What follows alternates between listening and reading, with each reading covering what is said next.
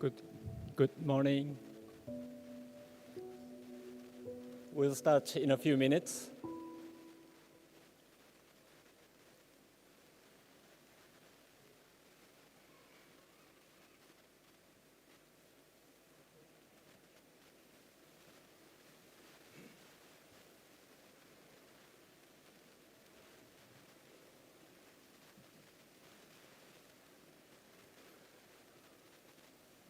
Is it okay? No. Yeah. Sound okay.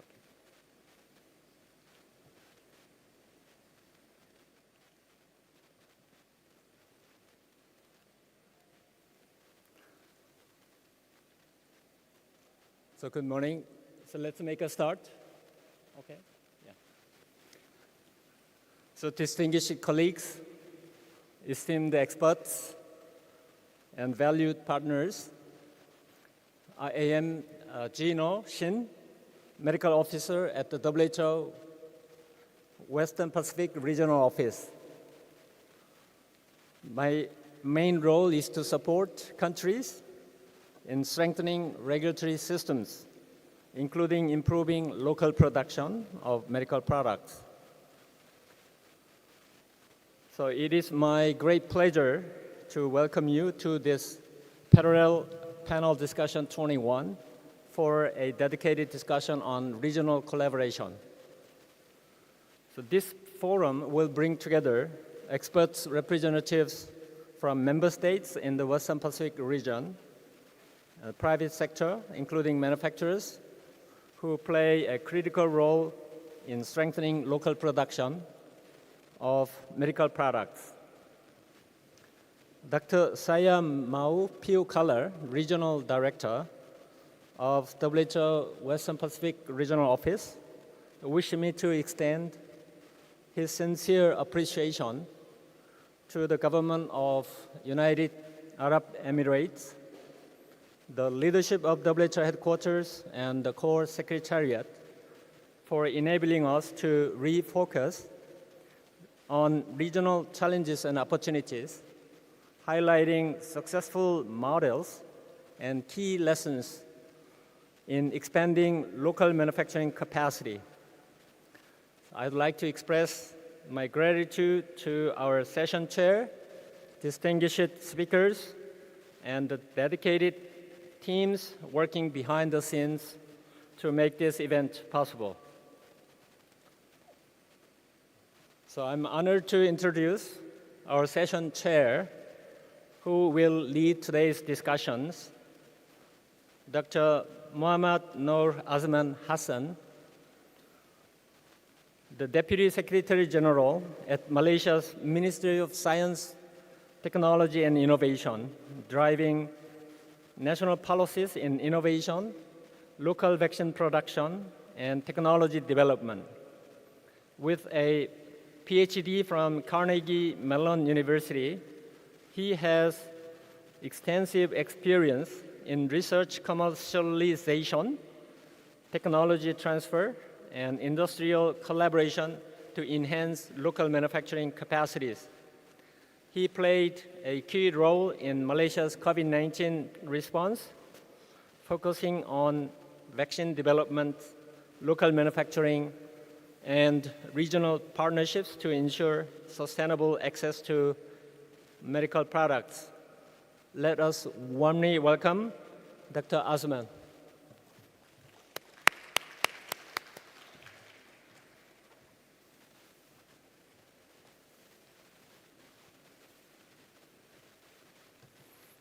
Thank you. Assalamu alaikum. Bismillah.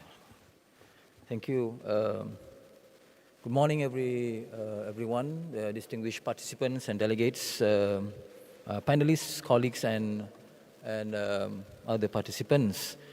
I'm pleased to welcome you to this important parallel panel discussion on strengthening local manufacturing, regional collaboration for sustainable access to medical products in the WHO Western Pacific region, or WPRO. The COVID-19 pandemic underscored the critical need for resilient and self-reliant health systems. One of the key features learned was the importance of strengthening regional capacities for manufacturing essential medical products to ensure equitably and timely access, especially during health emergencies. The Western Pacific region, with its diverse health systems and economic landscapes, has the opportunity to foster collaboration that enhances local production while ensuring quality, safety, and sustainability. Today's discussion is particularly timely as we work towards achieving universal health coverage, or UHC, and health security. We must address key challenges, including regulatory harmonization, technology transfer, investment in research and development, and sustainable financing models. To advance these efforts, establishing a regional collaborative platform is essential for sharing lessons learned, best practices, and success metrics in local production and technology transfer. Our esteemed panelists today bring a wealth of experience and insights into these critical issues, such as strengthening local vaccine production through technology transfer, workforce training, and robust regulatory frameworks. Advancing regulatory convergence and quality assurance mechanism by harmonizing regulations and improving good manufacturing practices, or GMP. Also, fostering private-public partnerships to drive investments and innovations, as well as enhancing supply chain resilience through regional procurement strategies and cross-border participations or partnerships. Last but not least, to also leverage technology transfer to expand domestic manufacturing capabilities. This session serves as a catalyst for strengthening regional cooperation for local manufacturing.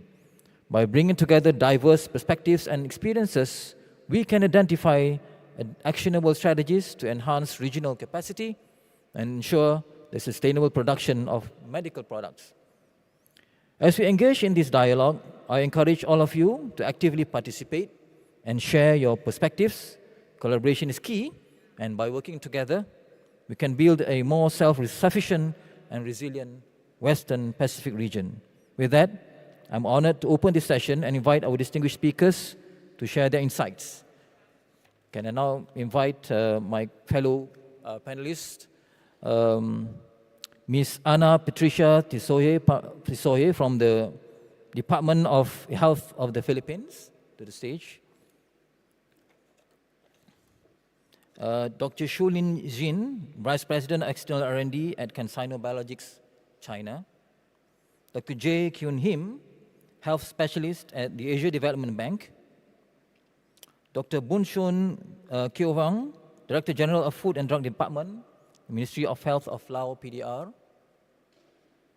Dr. Zhuang Kiu Li, an Associate Professor at Vanke School of Public Health at Tsinghua University of China. And last but not least, Dr. Jin Ho Shin, Medical Officer of the World Health Organization's Western Pacific Regional Office. Please give a warm welcome to our panelists. I now first invite Ms. Ana Patricia Tisoye for intervention, please.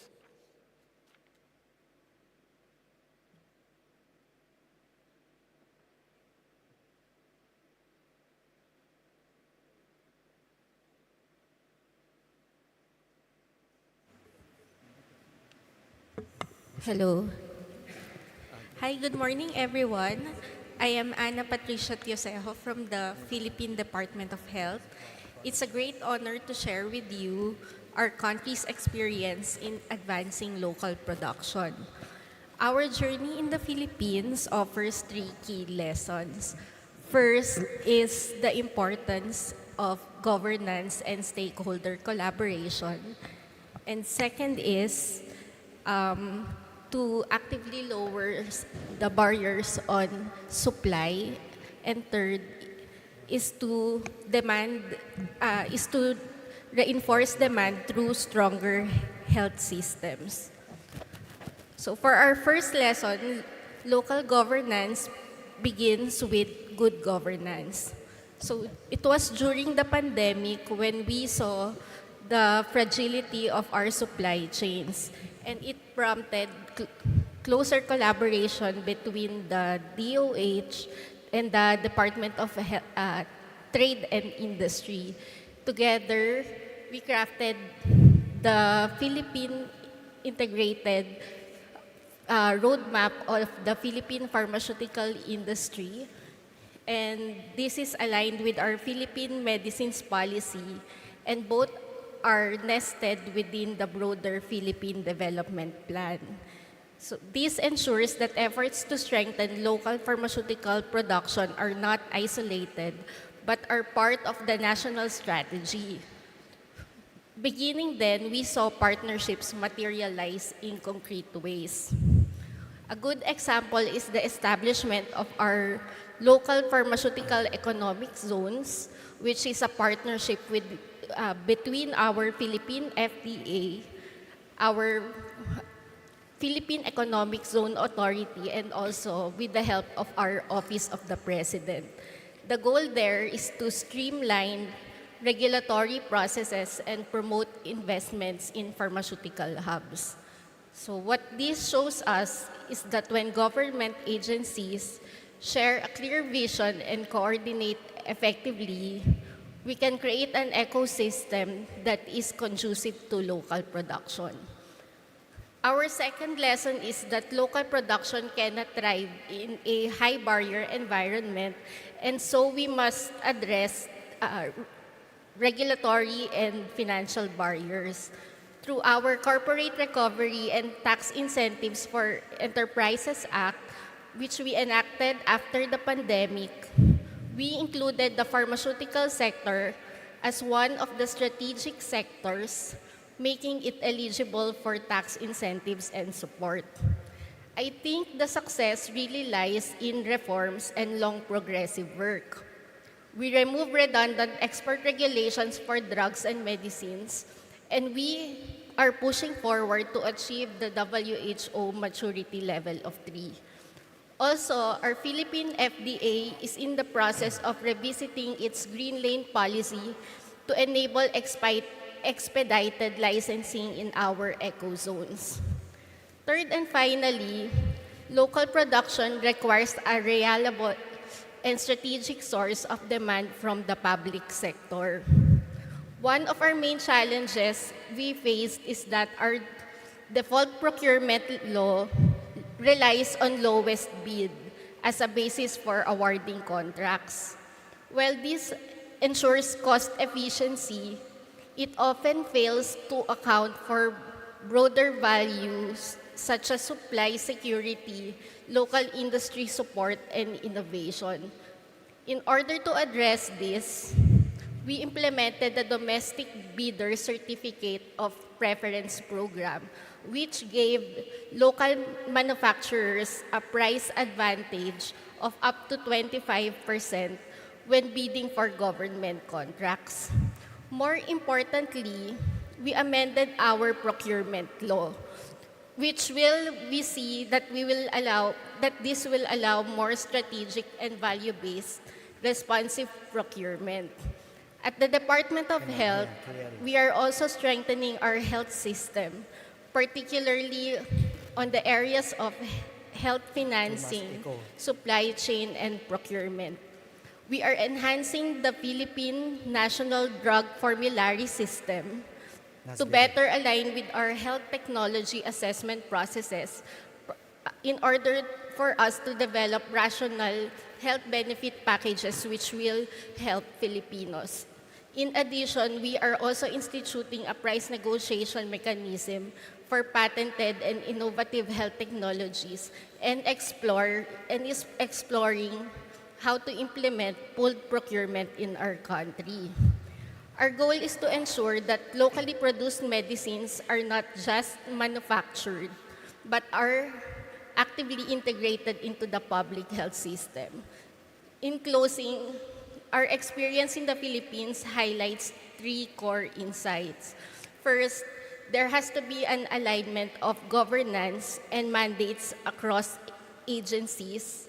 Second, we can lower supply barriers so that our local industry can grow. And third, we have to match supply with demand through health system strengthening so that local production becomes sustainable. Thank you, Ms. Ana Teosejo from the Philippines, with the intervention. Just to introduce again our flow of the session today, each speaker will elaborate on statements on their local production, national production efforts. And the second part, after each panelist intervention, I will ask questions to elaborate on their statement. And the third part, the session will be open to all participants, and we'll encourage you to participate to get more insights into the interventions. And the last part will be presenting a draft recommendations for member states and WHO. Now I'll invite Dr. Chunlin Jin, Vice President of External R&D at Consignor Biology of China, for your intervention. Thank you. Thank you for everybody. It's my pleasure to have this opportunity. My name is Chunlin Xin. I work in the Consignor Biologics. It's a vaccine company based in China, but established by all of the trainer. Actually, we have experience working in the vaccine company in the US and Canada. So we follow all of this technology. Actually, we learn our knowledge and share the experience in the North America, and then we bring back those know-how, hands-on experience working in China, developing the vaccine. So since the beginning of the pandemic, actually, I directly involved the research of the developed world, the first batch of the vaccine. We using the adenovirus vector as a platform to build up the first vaccine. And then since then, I'm actually sent out to at least 4 countries, follow the local production, fill and finish, and technology transfer, and approval for the local vaccine as well. So my expertise, actually, I want to take the opportunity today. I will share my real story, including we work closely with the Malaysia local partner and the government to how we're going to facilitate from the U.S. and China and also the West Pacific region local partnership. There's a really lot of case. Actually, you can have a really good plan, but down to the ground for the ground trooper, when you establish real case transfer, there's still a lot of gap which you really hard to explain ahead. But I hope we can have some opportunity to share with the real case, which facilitate our future planning as well. Yeah, thanks. Thank you, Dr. Chunlin Jin, for that sharing of experience in technology transfer and innovation especially during COVID-19 vaccine development. I'll now take a bit of a time for my intervention. Malaysia is honored to participate in this important dialogue on advancing local production in each region. I would like to take this opportunity to briefly share Malaysia's experience and efforts to strengthen local production ecosystem. To accelerate vaccine access during the pandemic, Malaysia collaborated with Sinovac Biotech Limited, for example, successfully establishing its first fill and finish facilities. Post-pandemic, our efforts continue.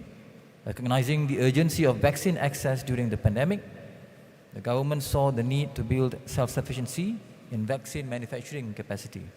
In response, the Ministry of Science and Innovation, or MOSTI, of which I am affiliated to, and the Ministry of Health of Malaysia were driven to develop the National Vaccine Development Roadmap to spearhead vaccine development in Malaysia. In this respect, we believe a whole-of-nation approach is vital and are actively engaging academic, research institutions, and industry to build end-to-end vaccine production capacity.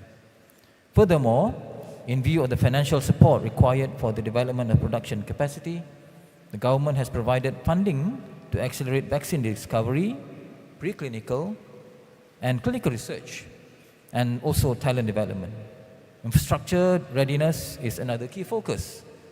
with the National Institute of Biotechnology Malaysia, an agency under the Ministry of Science and Innovation, we are developing our first facilities towards GMP and GLP compliance to be able to endeavor into this exercise. In addition, Malaysia is fully committed to regional collaboration, particularly through ASEAN. As ASEAN Chair this year, we actively support the ASEAN Vaccine Security and Self-Reliance, or AVSSR, initiative, and the ASEAN Drug Security and Self-Reliance, or ADSSR, agenda, where both platforms are aligned with our national vaccine development roadmap objectives. Malaysia has also engaged with industry players, internationally as well as locally, such as Consigno Biologics and others, for vaccine-related projects, including from China, of course, India, South Korea, Indonesia, and Thailand, amongst others. These partnerships, including technology transfer, are essential to long-term sustainability, particularly in human capital development. While we acknowledge the challenges of building a full vaccine ecosystem, Malaysia remains committed. We believe that by working together, collaboratively, and with good partnership, we can achieve shared health security and equitable access of vaccines for all. Now I'd like to invite Dr. Jae Kyun Kim from the ASEAN Development Bank to share your intervention. Yes, thank you very much, Chair, and very good morning to everyone. My name is Jae Kyun Kim. I'm a health specialist working at the Asian Development Bank. And before I start my statement, I want to give thanks to the World Local Production Forum and also with WHO on inviting Asian Development Bank in this very important session. And when I first saw the list of the panelists, I was very impressed because we have a very good mixture of the government, both from the Department of Health, the Ministry of Health side, and from the NRA, the Laos PDR, FDA, also the private sector and the academia, and also the donor here as a bank. And so I really think this is a good platform for partnership and collaboration. So in the Asian Development Bank, we see this local production as a part of a pandemic preparedness when you talk with our developing member countries. So we saw in the COVID-19 situation that I'm quite confident to say that there's no single country who has 100% successfully responded to COVID-19. But when you think of vaccine procurement, it's a different story. There were countries which had procured vaccine enough for their population because actually the vaccine production was enough for the whole global. But that wasn't the situation of all the countries, especially the LMICs. We saw very devastating situations, like they made negotiations bilaterally with the countries, and they have promised to supply vaccine to a certain country, but because of the different variants of COVID-19, the demand of vaccines changed, so they stopped supplying, etc.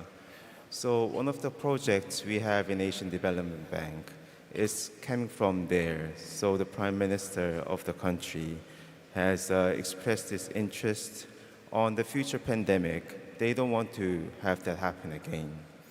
And the previous session, I heard from CEPI that they mentioned that for the countries which have this local manufacturing capacity, suffered less, but having this local production, without having this, the problem will enhance. So I'm very glad to see the other countries participating in this.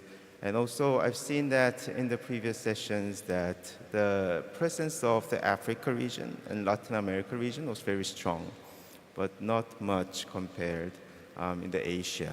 So I hope this kind of intervention and initiative goes much more enhanced in Asia because, well, we have the countries which has the most local manufacturing facilities in the whole nation, whole global. And also connected to this, in the Asian Development Bank, we have launched an initiative called the ADVANCE Network. It stands for Asia Diagnostic Vaccine Therapeutics Network for Counter Future Epidemics.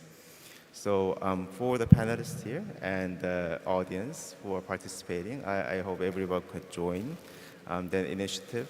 And that initiative is focusing on several areas, including regulatory capacity building, because we saw that regulatory capacity, regulatory system was one of the biggest bottlenecks on the COVID-19 response. And also, as elaborated by the Philippines panelists, pool procurement mechanism, we are also trying to see an opportunity to have that, because in Africa region, it's quite advanced. Of course, European region is like a EU, one kind of a thing, and in the Latin America region, the PAHO revolving fund and strategic fund is doing a really good job in it. And also, I think it will be coming up from the WHO side. The regional harmonization and convergence is also one of our focus areas. And expanding to that, I think this local manufacturing, local production should be also our focus areas. So very looking forward to this session and further discussion with the panelists and the audience. Thank you. Thank you, Dr. Kim, for the intervention, especially on coming in from a financial model or mechanism perspective. I would like now to invite Dr. Bonsho Kehavong from Laos PDR for your intervention, please. Yes, thank you, Chair and moderators, panelists, and ladies and gentlemen. Thank you very much for give opportunity for me to sharing our experience on the local productions from Laos PDR's concepts. Actually, our government really support to access to the medicine since the Alma Ata declarations in 1978.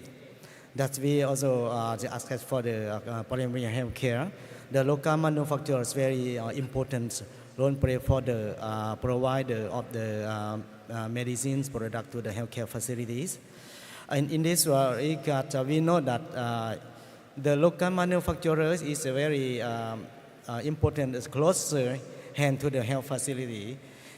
Based on the experience that COVID-19 outbreaks, lockdown situation, that if we don't have the local manufactured products, very stronger of the procurement and also supply. In this regard, we also have support and also establish of the local manufacturers. Currently in Laos PDR, we have 14 factories in Laos. That we also have promote and also how to raise up the international standard of the productions and promote good manufacturing practice in the local manufacturers.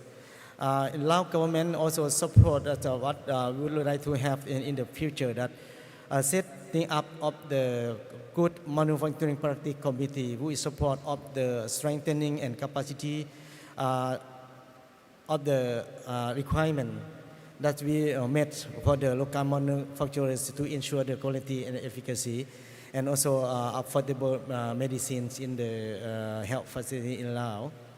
And our government also very keen that cooperation and also with the stakeholder, public and private. Even we have 14 manufacturers, we have 2 state enterprise that belong to the government of the Laos. And Ministry of Health, Food and Drug Department is the key agency who is looking at this and support for this activity. And we also have support and promote of the production line with here with the essential medicine list that we set up long periods ago. And now it's 10 editions come up with this. We are prepared to promote and also this medicine in this year. And this essential medicine is very important for our drug selection and production in local.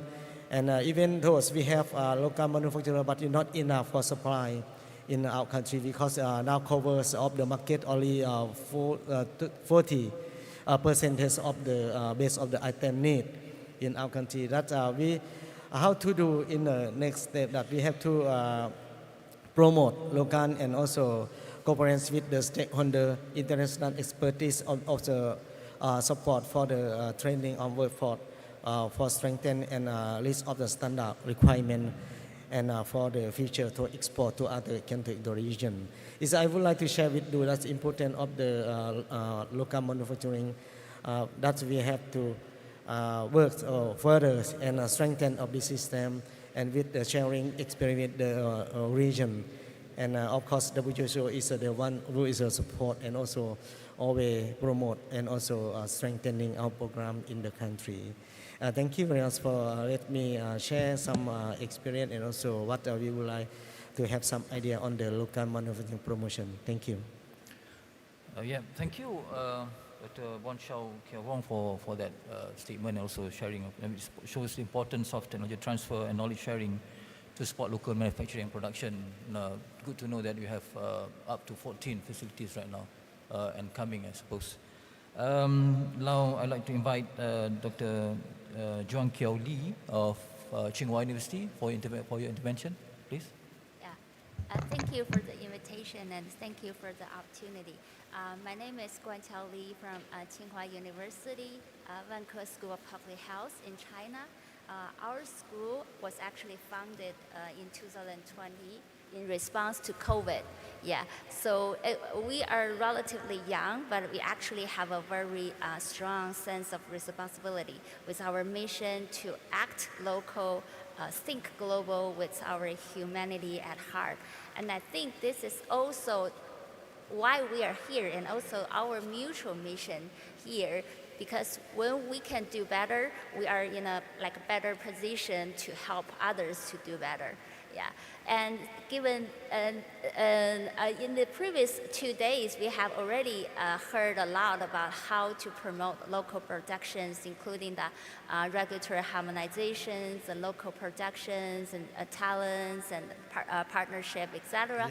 And I think as only one from academia perspective, today I would like to share that how academia would contribute to this dialogue and how we can promote the access to medicine as well as the local production.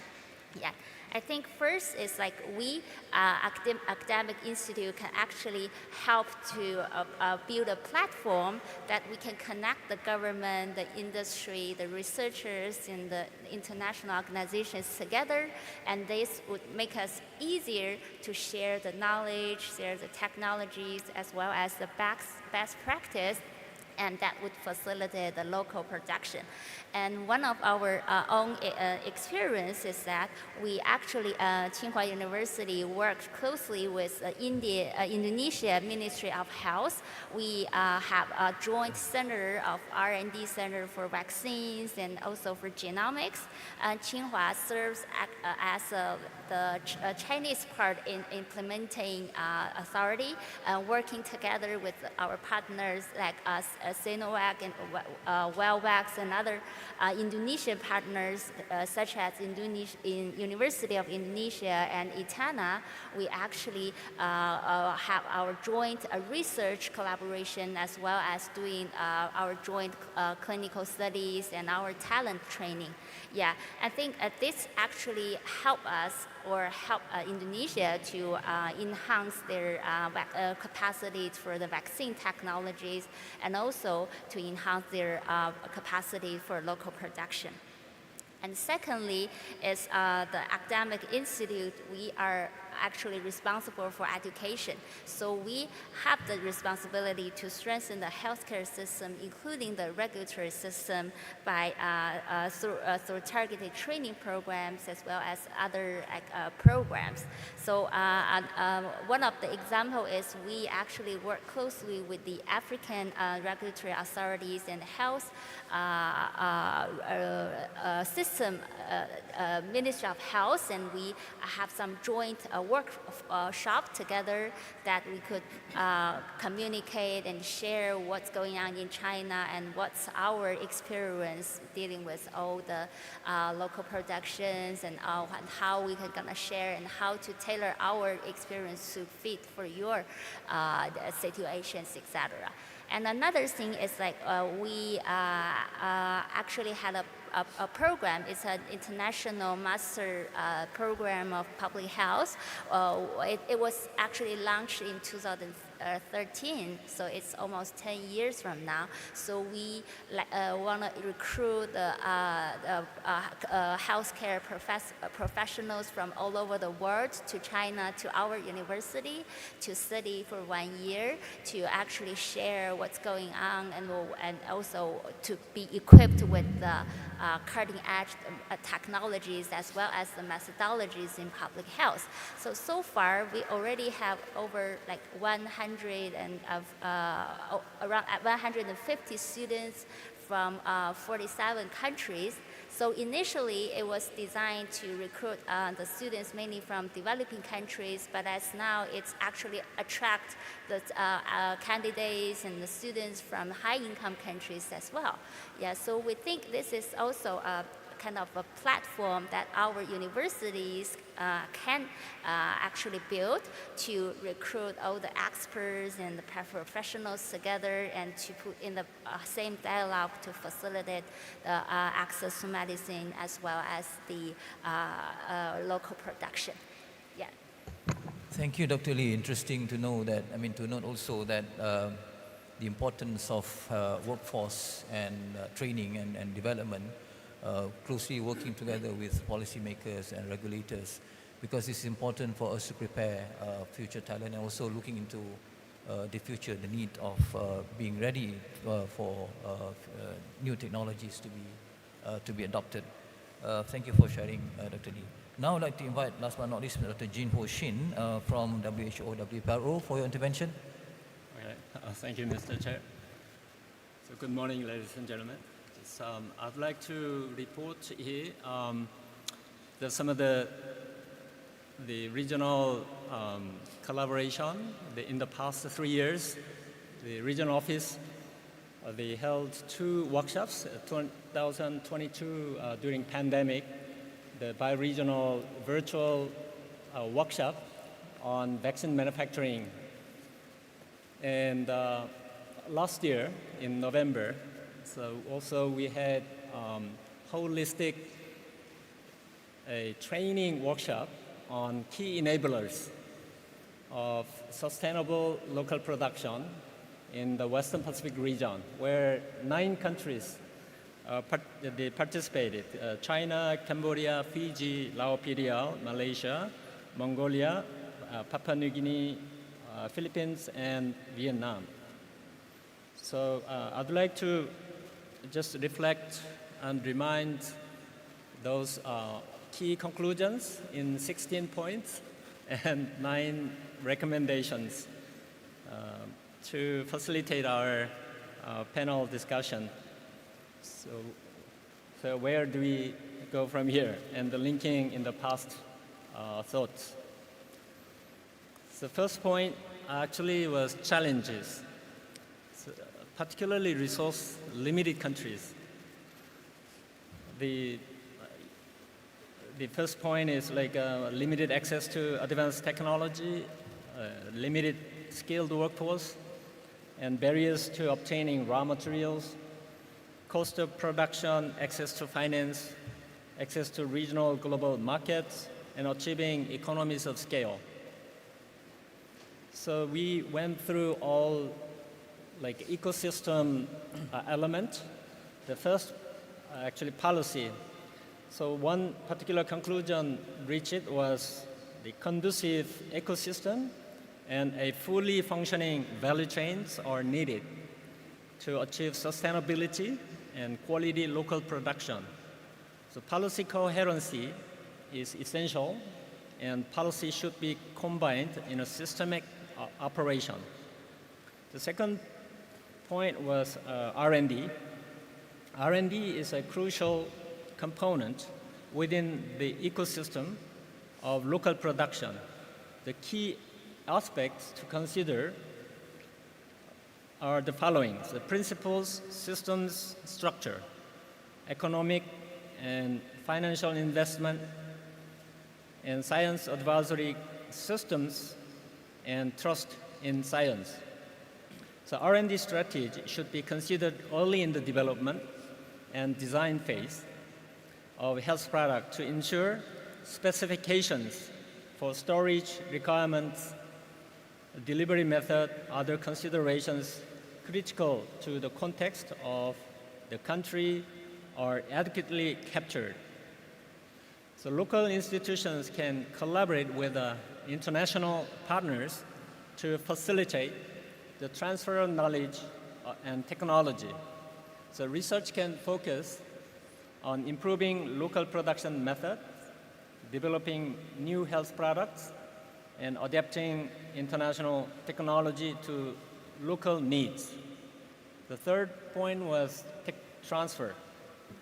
So tech transfer is a complex process with multiple different components, not limited to patents and other intellectual property, sustainable financing, workforce, and technical capacities, hands-on training, and access to regulatory dossier. For a sustainable industry, there must be sufficient workforce who are well capacitated with appropriate skills and expertise. The fourth was the regulatory approval. So reduction of timelines for product development and registration of COVID-19 vaccine was to address the pandemic rapidly. So the concerted efforts, alignment in common goals by the stakeholders had made the transfer technology possible. So the collaborative registration procedure promotes informed reliance. This is important globally as 70% of countries are at mature level 1 or mature level 2 of the regulatory authority.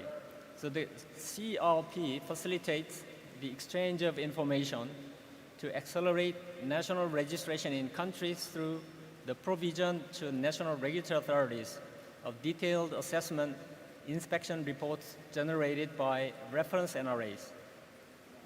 Fifth point was procurement. So emerging themes in procurement include increasingly complex procurement, strengthening emergency response procurement systems, the need for flexibility, increasing procurement of services, tightening fiscal space, and financial disruption across the procurement process. The sixth point was about supply chain integrity. So medicine shortages are high-level priority and global concern. Shortages are dynamic, can occur at any time for several regions. And seventh point was pricing. So pricing policies must be balanced against access to health product, the competing interest of local manufacturers to maintain viability and sufficient profits for the long term. So government policy should adhere to international trade rules, noting that World Trade Organization considers the government procurement agencies are exempt from non-discrimination practice in certain circumstances. Many countries adopt value for money principle to ensure that goods procured contribute to sustainable development, ethical standards, and equity. So the approach requires considering other factors beyond the unit price, such as quality and environmental sustainability. There is a need to promote economic equity, enhance procurement, management systems, and quality management, strengthen supplier relations, transparency, and risk management in procurement. And the last point was financing. So innovative financing solutions include public-private partnership, which are becoming more prevalent in lower middle-income countries to address funding gaps. So following recommendations to the member states of emerging economies made. So engage ministries beyond the health, such as finance, science, and technology. As today, also Dr. Osman, actually coming from Science Technology Ministry, to enhance policy coherence and agreement of shared goals in the design implementation of policy and strategy of local production of medicines and health products.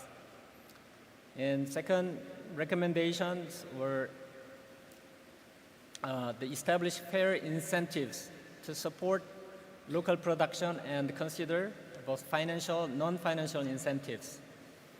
And third, ensure the government invest in regulatory system strengthening by adopting WHO global benchmarking policy and tools. So our panelists also from ADB emphasize this is a critical gap in the Western Pacific region as well. And invest in human capital to support sustainable production and implement policies to maintain human capacity within the country. So long-term strategic planning may involve partnering with the universities to establish the required courses beyond pharmacy. The workforce strategies are needed around recruitment, development, and talent management. So fifth, build an R&D ecosystem through national frameworks, designated coordinating bodies, clear national objectives, long-term planning, sustainable financing, and technology ownership. Include local academic research institutions in the R&D strategy for health products to ensure that the R&D innovations meet the needs of the local context. When considering a technology transfer initiative, evaluate all the relevant factors, patents, other intellectual property, sustainable financing, workforce, and technical capacities, hands-on training, access to regulatory dossier to understand the needs and feasibility of success. The seventh, engage with the WHO collaboration procedure to build reviewers' capacity for registration file evaluation. 8, adopt a strategic approach for procurement which includes strengthening relationships with the buyer, manufacturers, and other stakeholders, long-term forecasting, transparency, and adopting a risk-based approach. The last but not least, explore mechanisms for sustainable financing, including the engagement of public-private partnerships. Thank you, Mr. Chair. Thank you, Dr. Shin, for the intervention. It's important to note that the role of WHO, WPRO, in this case, is very important to foster lots of collaborations, partnerships, whether it's about innovation, about R&D, about training, and so on and so forth, including governance and regulation. So that's crucial because no one country can actually do it alone.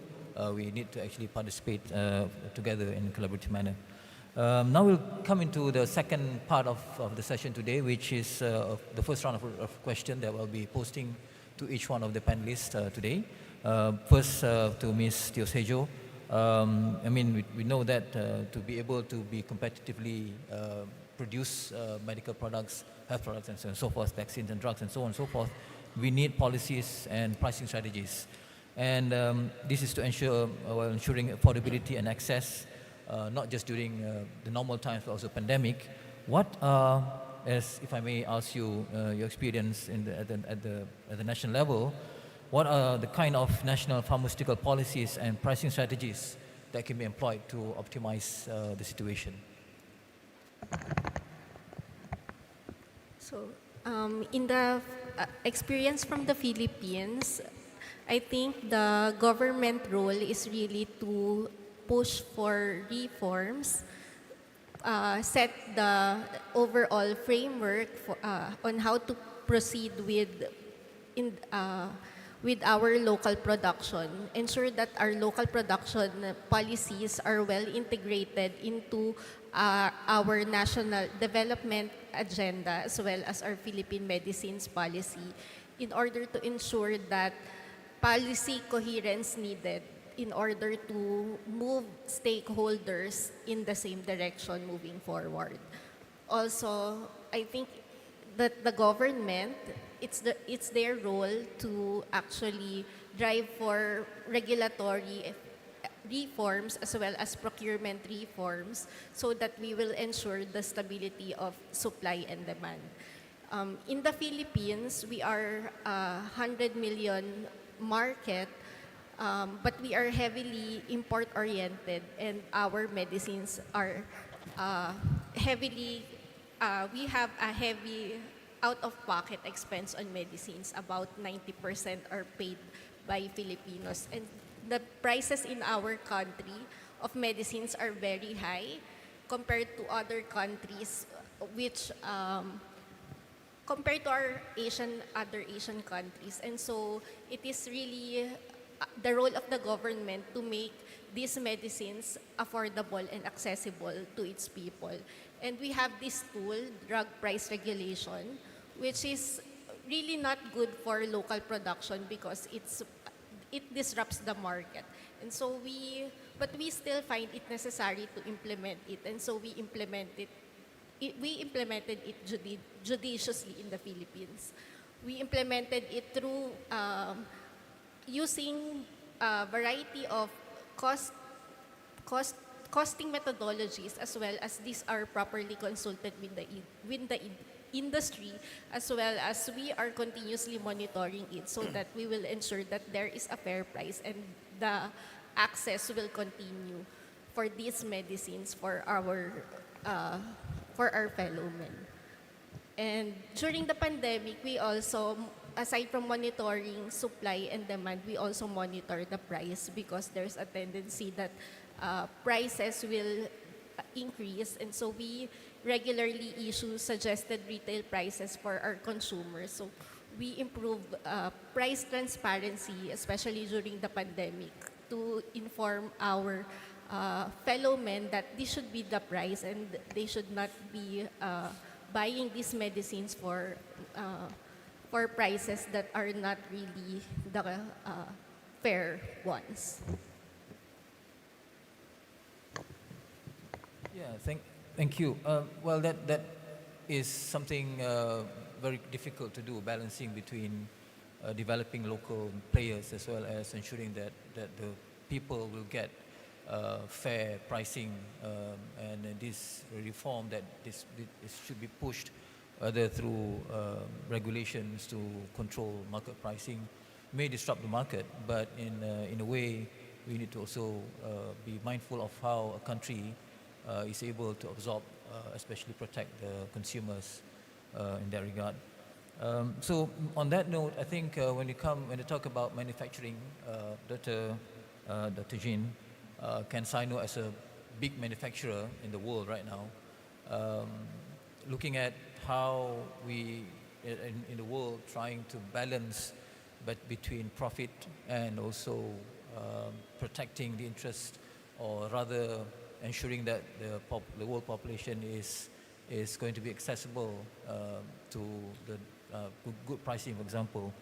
Maybe perhaps at the international agenda, manufacturing company like CanSino would look into developing partnerships in local infrastructure and workforce capabilities to ensure that, for example, sustainable vaccine production can lead to perhaps equitable access and good pricing strategies, for example. So what strategies can best align international technology transfer with local infrastructure and workforce capabilities to ensure the kind of sustainable vaccine production? There's a lot of I want to share to say, because I really built up a lot of cases in past the pandemic across the past years. But regarding the currently, we talking about what we need to do for the next pandemic readiness. Obviously, the cost and how we're going to feasible and reachable to the different population is quite a challenge. From my experience, I would assuming there's a lot of gap actually we need to think and feeling. So kind of proof of concept, we might set up something list on the paper for the demo case. I think it's the phase one. It's not really challenge, but still challenge. But when you do the manufacture scale up and then distribution, actually you do need to consider actually China in this field. In the past couple of years, actually we built up a very rich and intensively comprehensive ecosystem, including all the building block and the material actually we can make domestic made in China. But for bring this through the tech transfer and the supply chain to supply to the country they need. We do need to pay attention how we're gonna reach, how we're gonna build up case by case, because currently you can easily list all of the things you need to do, but when you build up case by case, for example, I do more role for the execution team. So for example, when I reach out to those countries in the pandemic, of course, this is a different situation, but it's more urgency. Even under this urgency, I still see a lot of difficult. For example, when I reach out, bring the technology to the, want to find local partner to the Malaysia, in that time, people dying outside. I do feeling obligation to quickly, bring the technology to the local people. This is a life-saving, the effort. I take my own life risk to, to take this the task. But when I cross the border, I do get special permit from the Minister of Health to enter in the country because the whole country is locked down. But unfortunately, the different departments have their different policy. When I landed your airport, I have to go through with the quarantine. I only get a visa like 1 month. 1 month is not enough for the tech transfer, but it's still good at the starting point. But when I actually enter in your country, I have to go through 3 weeks lockdown to quarantine. So I only have 1 week to do the tech transfer, of course. And then I bring the cell. I know this is a key point. You don't have the cell line, which is critical for us to releasing the product. And then the cell line, actually, I test that and see. I hand over the cell line to the local partner when I lock down myself. But unfortunately, I didn't realize you don't have any of the, the flask can growing up this cell line, which is a lot of detail challenge. You never even catch that when you list the things down to the paper. You have to build up the case, then you learn of the situation. So from my point of view, it's like, okay, so Malaysia is not really poor country. Your GDP is good enough to starting this tech transfer, but the reality is like your biomedical field is actually don't have the solid ecosystem to supporting to easily produce the vaccine yet. So, I mean, I won't expend too much time for detail, but the lessons to learn is like we have to build up the case and to learn exactly what we need. We have technology. China have the full reach of the supply chain, which can reduce the price as well. But how are we going to bridging all of this gap? It's quite challenging. I mean, yes, your local have the right personnel, right team, but we still need the finance support. And the other issues, like when we build up the case, we need finance support. And then, yes, I've been spent at least 2 years work with the Asia Bank in Manila. Now I even forgot what we really end up. It's actually, we keep very frequently, the discussion how we're going to help each other because they want to do the investment to help developing country, and we have the technology and the product, and then, but who is the partner we can bridging together? In the beginning of the pandemic, actually, it's really challenging to find even who is the right partner and the right person, because every country have different infrastructure and a different transparency of the internet or infrastructure. You can't even now find the right partner. You kind of gambling. Like whatever we bring the product, the showcase in the meeting, in the internet, and then who is willingness to, to collaborate with us, we're gonna try. Yeah. So that's the real situation. I would say the situation will be continue in the coming years. But we do need some mechanism and how we're gonna bring this information together. Of course, by the regulatory, government regulatory also is another layer of the challenge. We we successfully do the tech transfer. We launching the product, actually try to get approval in the local Malaysia government. And then it's end up with we using the not traditional technology, it's a really advanced technology.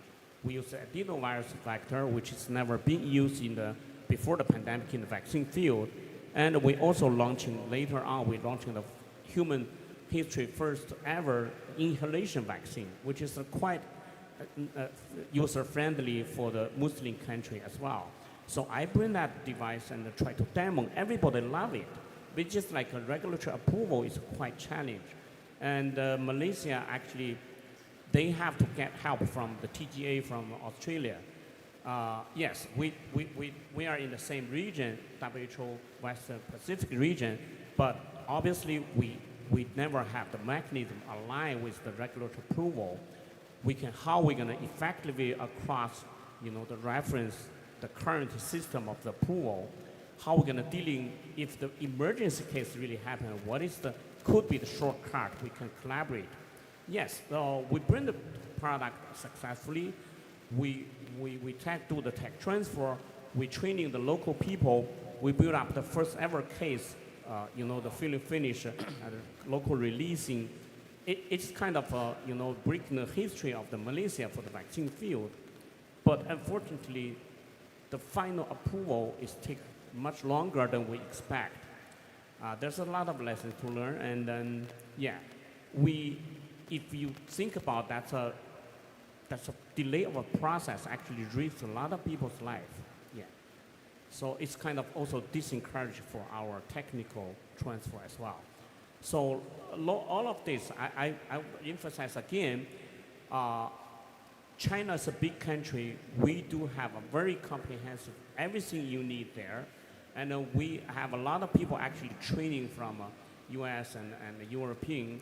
We really in the front layer of the technology and the supply chain as well. But how we're going to elaborate this, the aspect to the country really need, we still have a lot of things, effort, challenge to overcome. Yeah, thank you. Thank you, Dr. Shin. Yeah, a lot of experiences that we've encountered during the pandemic, and we have come a long way to realizing that we need to actually overcome some of the important hurdles like regulatory approvals and whatnot. But the important thing is that manufacturers are willing to take that step, important step in that situation of life and death, to actually work and moving towards transferring of technology and training during those difficult times. So I think when we move forward, we should also look into ways to improve on what we know that we should first improve, that is approvals, for example, and workforce and ecosystem, like you said just now, that readiness as infrastructure. But you also mentioned just now you talk about the importance of financing models. I mean, you discussed with ADB in Manila, who is sitting like next to you. And the next question, I suppose, to Dr. J is that as we look into this local production capacity to be improved amongst at the region, for example, WPRO in this case, for example, some of the key factors include also the need to understand a strong political leadership and targeted policies and ensuring good financing. So what are the key success factors that in your experience that we have seen so far that have enabled certain countries to strengthen their local production capacity that we may be able to duplicate? Yes, thank you very much, Chair, for the question. First, I would like to say to Dr. Shin that if you're looking for partners, here's Asian Development Bank, WHO, so we can work together on it. On addressing the question from the Chair, I think each country's context is very different. So for example, like big nations like Bangladesh, when we were discussing with the government, considering its population and birth cohort, for them, the domestic market is enough. And also the other convincing power we had is that Bangladesh will be graduating from Gavi very soon in coming years. So the vaccines that they have supported by Gavi, now they have to procure by themselves. So rather than importing from other nations, they have decided to have this local production capacity. But not all country is like Bangladesh, which has a bigger market size that has enough domestic purchasing power. So how would you think about other nations which doesn't have that market domestically? So the building of the ecosystem, I think, is a really key word. So for those kind of nations, I think the regional collaborations, regional coordination is really important that we have heard from the other panelists on the regional reliance, regional regulatory reliance, regulatory harmonization, and also on the pool procurement side. And there are currently very good platforms that we can tap on, like the NRA Alliance from the WHO WIPRO, AVSSR that the chair mentioned. So we should utilize that platform more and really seek, not just focusing on a single country, but in a regional perspective, how we'll be making this very more sustainable. And looking at the whole ecosystem, Dr. Shim mentioned about the case in lessons learned in Malaysia. So you can easily imagine if Malaysia is that case, how would be the other countries? Because Malaysia has a relevantly very strong health system already established. So building up the ecosystem, manufacturing facility, and also on the human capital, workforce development will be very important. Thank you. Yeah, those are some of the crucials, especially the ecosystem, especially local talent and workforce. But you brought on an important point when you mentioned that a small country, for example, to be successful in producing locally, requires them to be able to meet international standards. For example, in this case, WHO's ML3, for example, which is to ensure efficacy and also safety of products that we market all around the world. So looking at smaller countries in relative, Dr.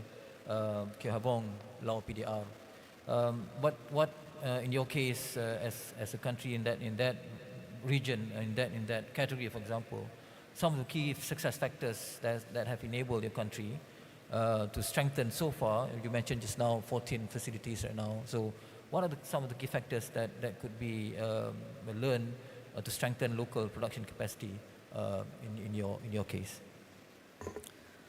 Thank you very much, Mr. Chair. For long period, Australia has various of the success for the key of the local manufacturing promotions. I would like to introduce for some the key of the success during this period of the promote of local manufacturing. Our government is strong commitment to support and establishment of the local manufacturers and also expansion of the local manufacturing practice that we adhere with the national medicine policy implementations. The national medicine policy we developed long periods ago that the promote of the local manufacturing is the one component of the national policies. Now we are support, as I mentioned earlier, that we have 14 local manufacturers and 2 of the private enterprise of the manufacturing. Now we have seen the steady growth of the number of local manufacturing factors complying with the good manufacturing practice. And in this, not only for the local manufacturing pharmaceutical products, we also need in the future, which we need some the consumable device is need for the health facility to use, it should have from locally supply. In this regard, we also have another to support is our government implement of the tendering practice is promote of the local consumption and local production based on the regulation from the Ministry of Finance. The local manufacturing product would be the first priority to be selected for procurement in the health facility in the country. And in this regard, we implement more than 10 years ago that the priority for the local manufacturing is success of the centralized procurement practice. With the practice of the procurement, we also have centralized of logistic method. It's a whole country. We have the point of the contact of the logistic and warehouse. What they are storage and receive and supply from the local manufacturer and support to the hospital. We have the provincial warehouse. It is a centralized logistic that we have done correctly. And as I mentioned, that the supply of essential medicines from local manufacturer is a higher quantity coverage year by year. Now so we stand up of the 40% of the local manufacturer, and our government to support higher and higher in the near future, and at least to have the local products consumed in the healthcare facilities. And then we would like to promote medicine availability and affordability in public and private sector in the reasonable price. We also have success of the pricing regulation in the country. We have to negotiate with the local manufacturer in a reasonable, even a little bit more expensive than the import product. We should be allowed to have the local manufacturer should be the first priority of supply. Thank you very much. I would like to discuss success for our government to do recent. Thank you.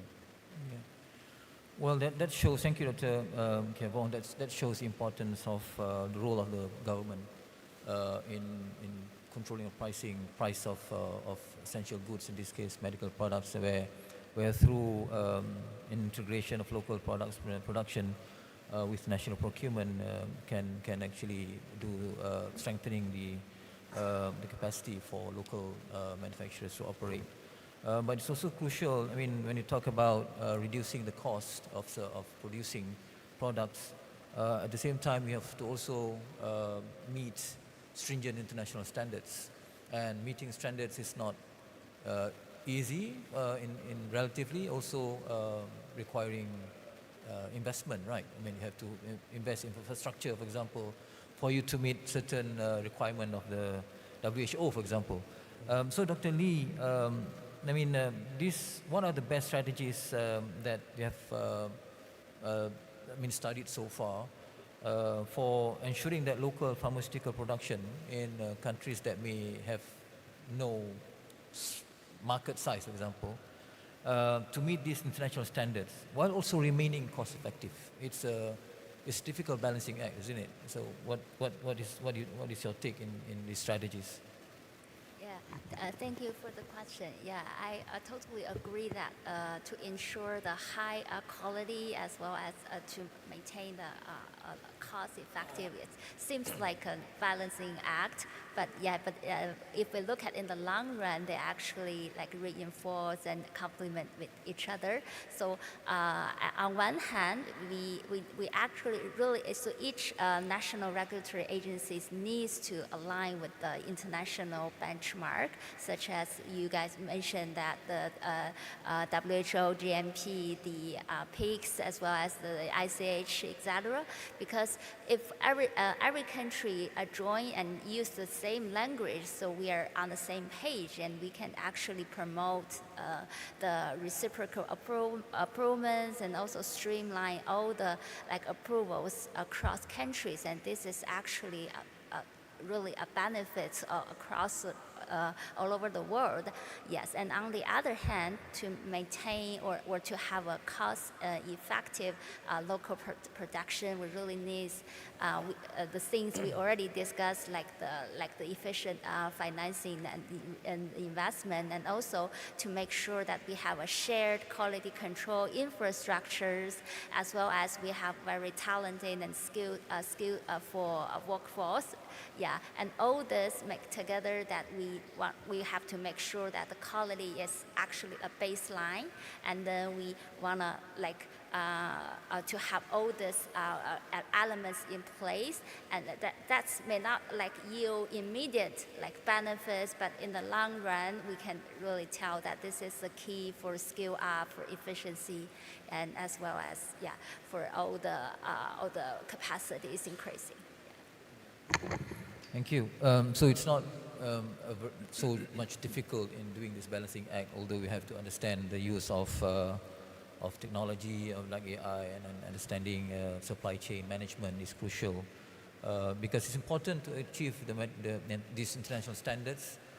Maybe perhaps people will say you're putting these standards as a non-trade barrier, for example, but it's not the case, right, Dr. Shin? Because, for example, in achieving maturity level 3, set out by the global requirement under the WHO, for example, it is actually going to be able to bring together players on the same ground playing field. So I guess in that regard, how does achieving maturity level 3 influence the growth and sustainability of local pharmaceutical and medical device manufacturing, especially in this region, as we're trying to be also able to produce and meeting the needs of the local, but also assisting, so to speak, by exporting to other countries. So, how do you see maturity level 3 influencing the growth and in this case? Thank you, Mr. Chair. Just maybe let me reflect, first of all, our peer panelist, Vice President Dr. Chun-Lin Shin's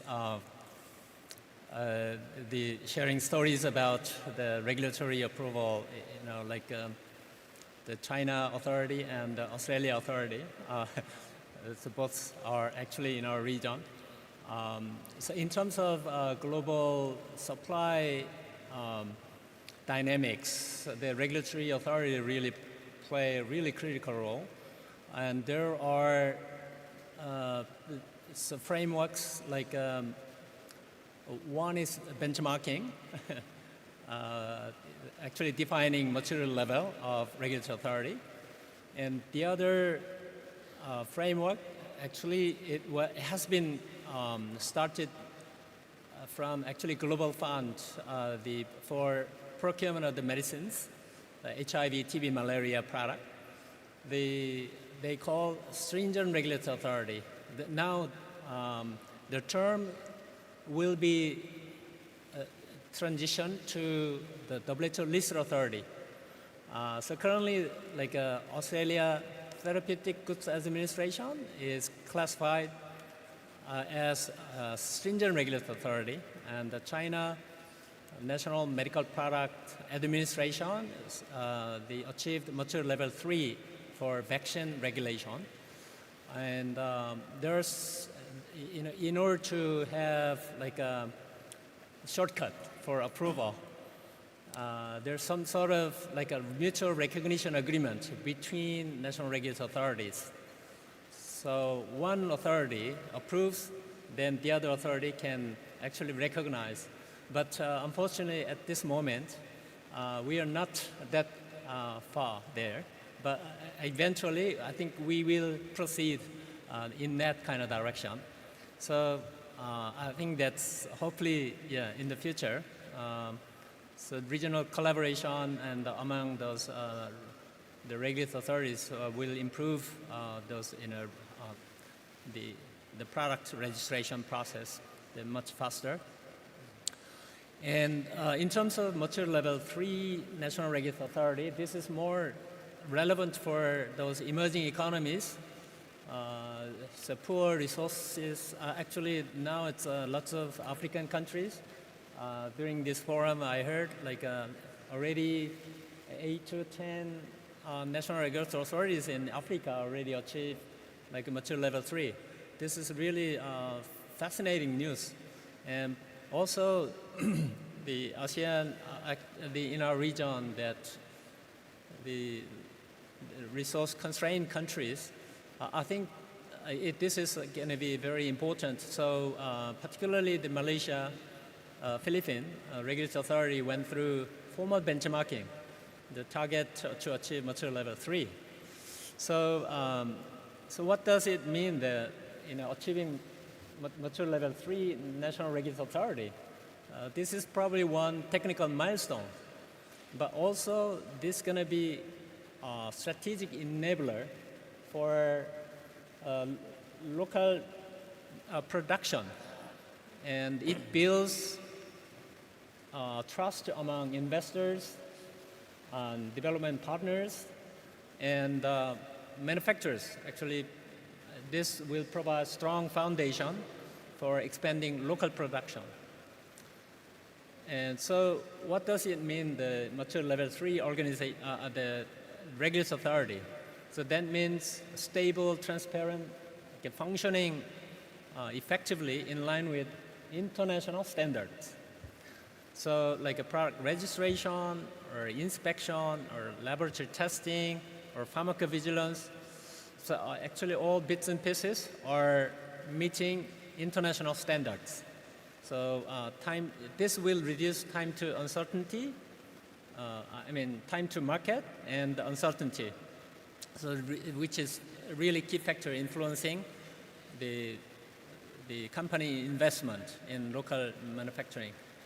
And also this mature level 3 will also strengthen the country's ability to engage in international market.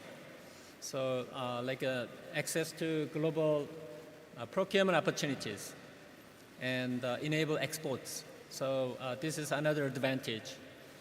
And last but not least, also mature level 3 regulatory authorities play critical role in regional cooperation. So they may serve reference authority for harmonization efforts. So I think this is important milestone and also enabler for local production. Thank you, Mr. Chair. Yeah, thank you, Dr. Shin, for that insight into the need for manufacturers or producers in certain interests to achieve ML3. Because as I see it, although it requires a lot of investment as well, and it will guarantee to the highest level that products are produced at the most effective and safe manner. It also allows for a faster, quicker development of products, because when you know there are already infrastructure that meeting certain standards, you're confident investors-wise to develop the product. So it's important in that sense. So we have gone through, ladies and gentlemen, the first round of questions that I've posted to each of the panel members. According to my notes, that we should be finishing up in a few minutes' time, I guess. Maybe we'll have another 10 more minutes for Q&A from the floor, from the audience. If I can invite questions, please state your name and affiliation, and maybe perhaps to whom you are directing your questions to. We have 7, so to speak, including myself, that can perhaps respond based on our national level commitments and strategies. Also insights from a manufacturer, a big manufacturer, also a financier in the case of ADB. I think there's a lot of money over there, and also WHO. If the Secretariat organizer can direct the microphone to anybody, the audience. Anyone?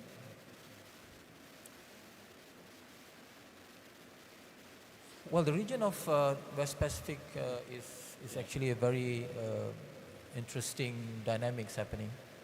It is a home to a lot of trade agreements, for example. The CPTPP is in that region, in this region, so to speak. And it's home to more than 2 billion population. If I just, on top of my head, calculate the total, maybe more than 2 billion. So a lot of opportunities, but a lot of challenges as well. So maybe perhaps I'll pose a question that I think would be able to be answered by a few of our panel members here today. Do we have a question? Yes. Can I invite, please? Okay, thank you. Good morning. My name is Santana. I'm come from Cambodia. So actually, after receiving your information on the local manufacturing, and as we know that ADB and WHO are working together to boosting this matter. And as we remember that Dr. Kim already mentioned about launching the advanced networks in Korea last year. And ADB, as we know that, support a lot of the human resources training in Korean K9 bird, I think like for 2 or 3 batch already. And for WHO, trying to promote this one. And one of the strategy is the pooling procurement. So this is like after, I want to say like after all the country, especially for the small country like Cambodia and other country that we are trying to catch up or establish the manufacturers. The main focus is the consumption. Within the local one, I think maybe not sufficient for the investor or for the local manufacturer to invest. As you may know that the investment in the vaccine manufacturer is high price. After that, after they can produce, once the profit, they not much their investment, sometimes it will be lead to the hesitation of the investor. So, I think in this recent year, not many countries in the Asian region can manufacture the vaccine. But imagine in the future, when many countries that can produce a vaccine, so what is the strategy of ADB and WHO in order to encourage them to invest? And for example, the pooling procurement. So how can you manage in order to share the consumption to each and other country in order to make them to willing to invest it today or maybe like in the next few years and to get more profit in the next futures? This is my first question. And the second one, regarding to the manufacturers, especially for the private one that cooperate or maybe support on the tech transfers. So for the, we can say like the existing of the disease that the research already been done and then we can transfer the technology to the, we can say like in Asian region, for example. It is not, maybe not so much different or we don't have much limitation. But in case, imagine like for the COVID-19, the new disease emerged and the research and R&D has spent a lot of the money. So for the manufacturing side, once doing the tech transfers, so what will be the limitation of that one? Or the manufacturer can only transfer for some techs or some of the training only? And how about the research or about the, we can say like the pre-final of the plasmid or some of the research, can it be transferred to the, can say LMDC country or not? So this is my question. Thank you. Thank you. Very interesting questions as we look into pool procurement strategies as well as the role of that transfer from a manufacturer's point of view. Maybe may Dr. Kim or may Dr. Shim, anyone, both of you like to, yeah. Either one can start off first to respond. Yeah, so thank you, Santana. Thank you for the question. The pooled procurement is a really hot topic. Actually, in the regional office, our leadership is fully aware the importance of pooled procurement like a pooled procurement at the level of healthcare facilities, maybe the different level of also healthcare, the system within the country and among those countries. So there are many like a different level of pooled procurement actually happening. I think can happen as well. And the global level, like the best example of pooled procurement, in my understanding, is like a UNICEF. UNICEF the collaborating with the WHO and actually the WHO, the pre-qualification is part of UNICEF supply division's, I think, pooled procurement at global level. And I believe your question is more about regional, like pooled procurement among those nations. I think some of the best example exist in Pan American Health Organization, the vaccine, the revolving fund, and also medicine strategic fund based. In order to do that, I think there must be legislative support. I think this is a must.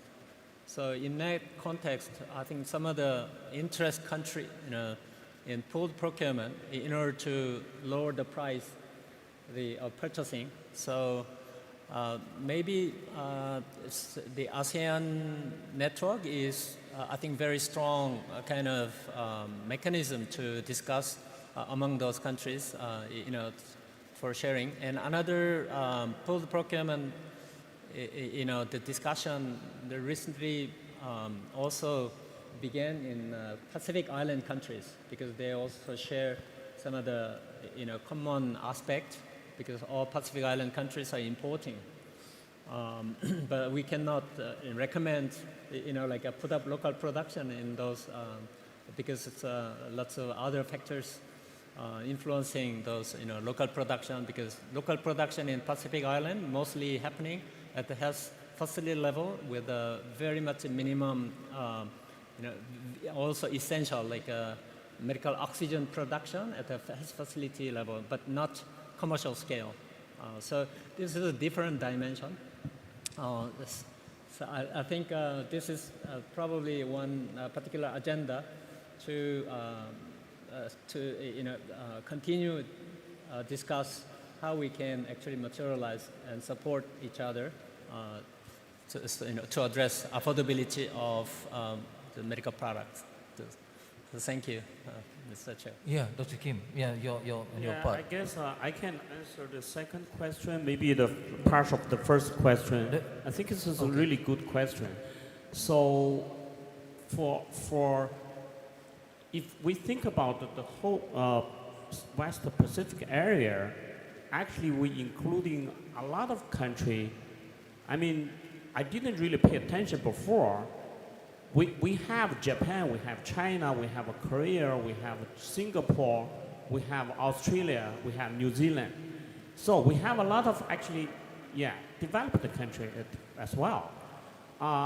In the past couple of years, for the collaboration, for the promote our, the innovative vaccine technology, also the product, I travel all of this country.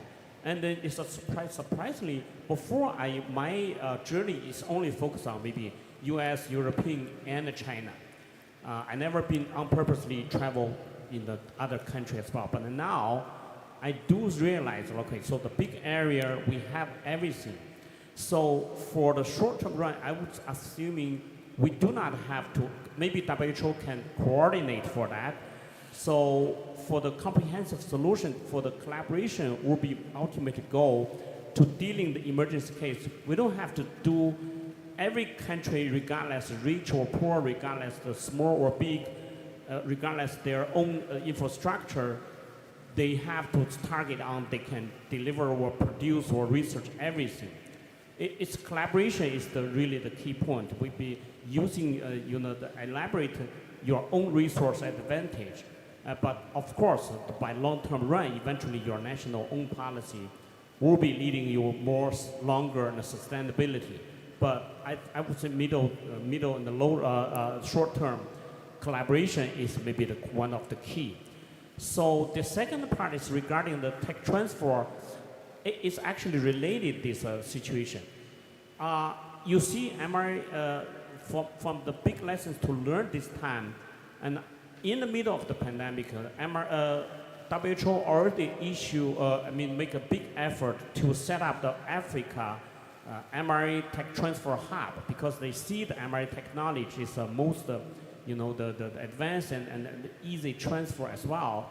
So they set up this hub and to try to standardize everything to transfer the Africa country or maybe all of they have I think now it's like more than 15 countries from different continents. They showed interest in to take this technology, but the concept design so far is just like try to standardize, regardless their own, the environment ecosystems mature level. I see a lot of gap between that. And because we build up everything by bare hand or by ourselves. And then the other things you can maybe thanks for the US-China trade war, starting with before the pandemic, including pandemic, even including now, make us no way we have to build up everything by ourselves, to deal with this situation, to deal with the global crisis short supply, and also to dealing with the trade war. So, but in the whole area, actually, you can take advantage for doing that because currently, for example, even MRE Tech Transfer Hub now is including 15 countries, 15 companies, but nobody know actually in China, we alone in the past 3 years, we actually in the same time to dealing with this technology, we already have more than 50 different level, mature level, the ecosystem built up, MRI related, the technology company inside of China. We have a very rich, IP portfolio built up, and also all the building block we sustainable can independently supply. We don't have to rely on Sartorius, GE, or Mercury, Millipore, all of this, leading company in the whole global, which is the model setting up now. I see the gap because I see they still rely on that for the mRNA tech transfer hub for the WHO. So for the rest of the country, if you really like to access this technology, you can start with the case built up by that. But I would warning you,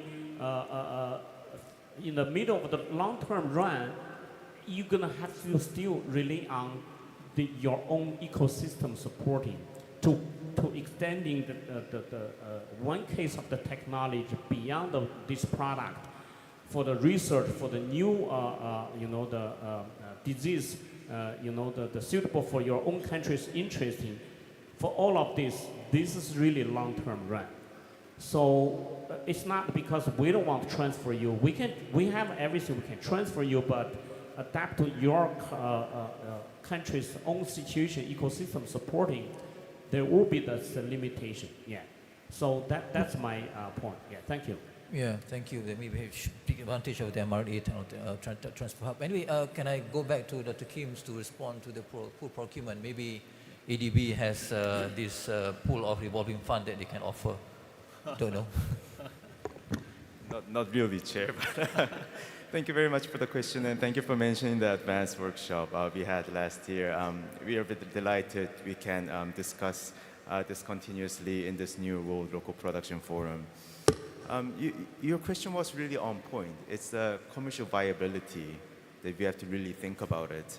And in this forum, I must say we are a little bit biased because we have full of people who has a positive view on the local production. And there are some negative view as well when I was talking with the manufacturers, with international organizations, with government as well. Because from the government side, in the end, the ultimate outcome is not having a local manufacturing in the country. It's having the population have better access to quality medicine. And the price issue has been coming out several times in the panel as well. But at the first stage, it's really difficult to have it in a lower price, better quality, comparing to other manufacturers. So in the government side, I think it should be really strategically roadmapped on the early stage, on the middle stage, and in the long run. Because in the short run, as mentioned, there needs to be some investment, as Dr. Shin also mentioned. And also on the R&D side, like would the LMIC have the R&D capacity to build novel new medication vaccines, it's a really long thing to do. But if we use tech transfer, like when we talk with the manufacturers, if we do just fill and finish, it's a little bit more easier to convince them because it's the market penetration for the big manufacturers as well. But if we talk about the drug substance technology transfer, that's another story. It's really difficult to do. So it should be really all connected on the commercial viability of local manufacturing in LMICs. So it's, again, coming back to building up the ecosystem, having regional harmonization convergence, local manufacturing, and pool procurement. On the pool procurement side, we have been doing some study, and there has been some attempt, actually a lot, in the Asia region, but wasn't very successful historically. There are a lot of reasons, but it's kind of not easy. So if we see in the other continents, like in Latin America, PAHO is really leading it. In Africa region, it's Africa CDC. So it's all different agencies which are doing. And in Asia, like who should do it? It's a difficult question to answer. So I think we have to work all together. But one of the strategy that we have identified that might be viable is that it should be really done in the regional cooperation. Because even in the same Asia, we are so much diversified. So platform like ASEAN, in ADB we have the GMS, the Greater Mekong sub-regional countries. In Central Asia we have CAREC. In South Asia we have something called SASEC. So this regional collaboration needs to be really emphasized, and for that we need to collaborate with WHO WIPRO and other regional offices as well, the governments, the private sector, and other member states as well. Yeah. Thank you. Thank you. Thank you. That's very interesting. I mean, it's not easy to address, but having a more than 300 million population in the region for ASEAN, for example, the purchasing power that should allow and could allow pool procurement to be successful can be explored and developed. Yeah, I was told reminded by the organizer that we have, so I'm extending the session until 11. We can now perhaps before we conclude and summarize on the recommendations, maybe allow one more question from the floor, from the audience. If you can raise your hand and the microphone will come to you, will fly to you. Anyway, are we seeing anyone? Yes, it's running, and it's reaching you again.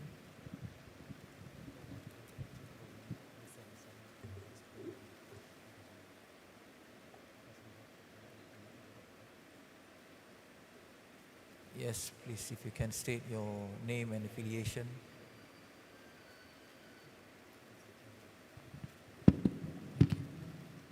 Thank you, Chair. I'm Mr. Siatol from Cambodia. Related to what the panelist mentioned about the vast disparity of the member state in the WIPRO. Like we have Australia, we have many countries that different capacity in the regulatory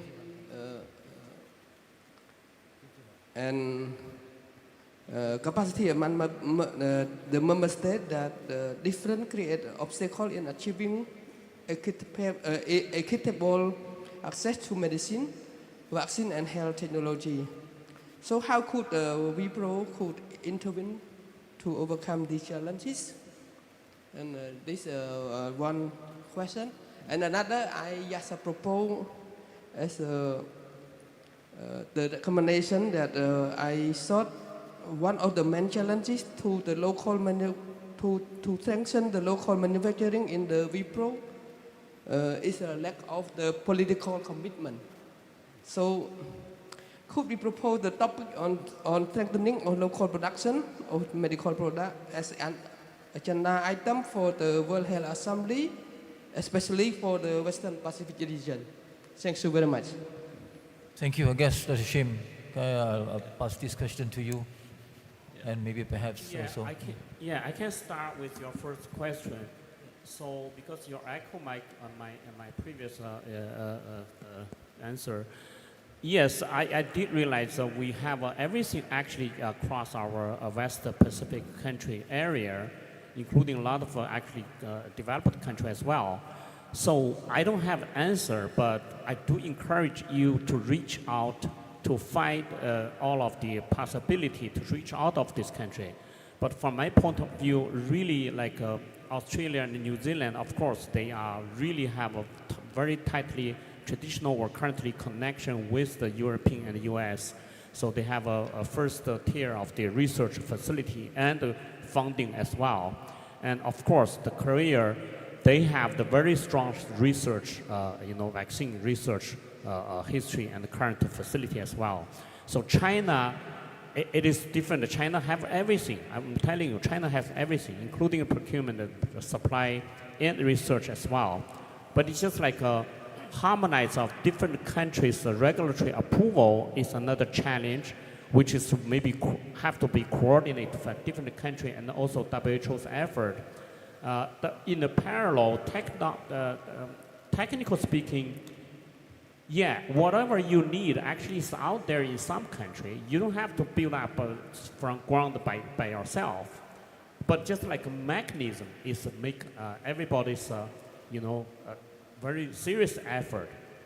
I mean, otherwise, everything is there, but it's just like you cannot put them together. Yeah. I don't have the answer, but this is a situation. But it's that reality as well. Yeah. But it depends on, let's build up case by case. We can always find a solution. Yeah. Thank you. Dr. Shim, WHO's perspective. Thank you, Mr. Sito. So the question was about how to how WHO actually support different capacities actually in regulatory systems.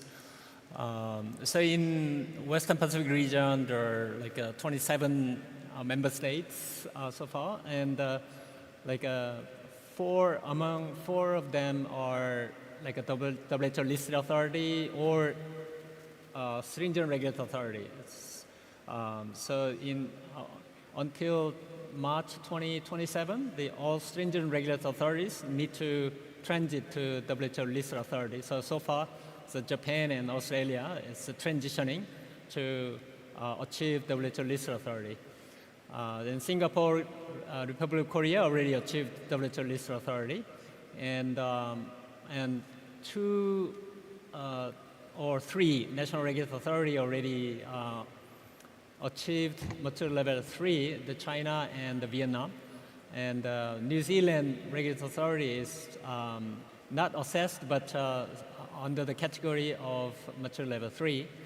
And also the Philippine and the Malaysia, it's in the process of the achieving mature level 3. So in a couple probably years, within a couple years, I think it's going to be announced. And additional 6 or 7 countries already they conducted the self-benchmarkings in order to set the roadmap to achieve the regulatory capacity. So the WHO is fully engaging those regulatory authorities to support capacity building. I hope this actually provides answers, and also the political commitment. I think your suggestion I'll relay to our senior leadership to consider regional committee meeting discussion for supporting local production in particularly the emerging economies. Thank you. Thank you. So I believe the audience, you may have some more burning questions, but I think we'll have to end at least the panel sessions Q&A here.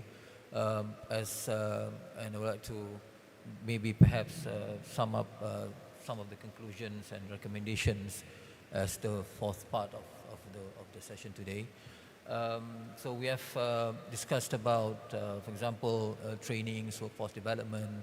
We also touched points on sustainable financing, the pool procurement, technology transfer, and so on and so forth. Some of the recommendations based on this very rich discussion could be divided into two. One set of recommendations is for the WPRO member states, and the other is for the World Health Organization themselves. Maybe perhaps ADB also could take into that account. First is for member states, for example, that as we discussed about the need to increase and strengthen local production capacity and capability, we have to also be able to understand where we're heading, and where we want to head to somewhere. We have to have a pathway, a clear pathway via a roadmap. So each national strategies and roadmaps could be developed by member states to enhance and strengthen an end-to-end local production capacity. Second is when we talk about the ability to nurture and enhance production capability, these are being played by manufacturers themselves. And we have to promote public-private as well as academia partnerships. This will enable us to drive innovation, also tech transfer, although then we have this network and hubs of tech transfer, for example, and workforce development. So we have to promote a good partnerships amongst public, private, as well as academia, as Cheng Hua's experienced just now, that by having a close partnership with governments and policymakers and regulatories, the academia would know how to train talents to be ready for this challenge.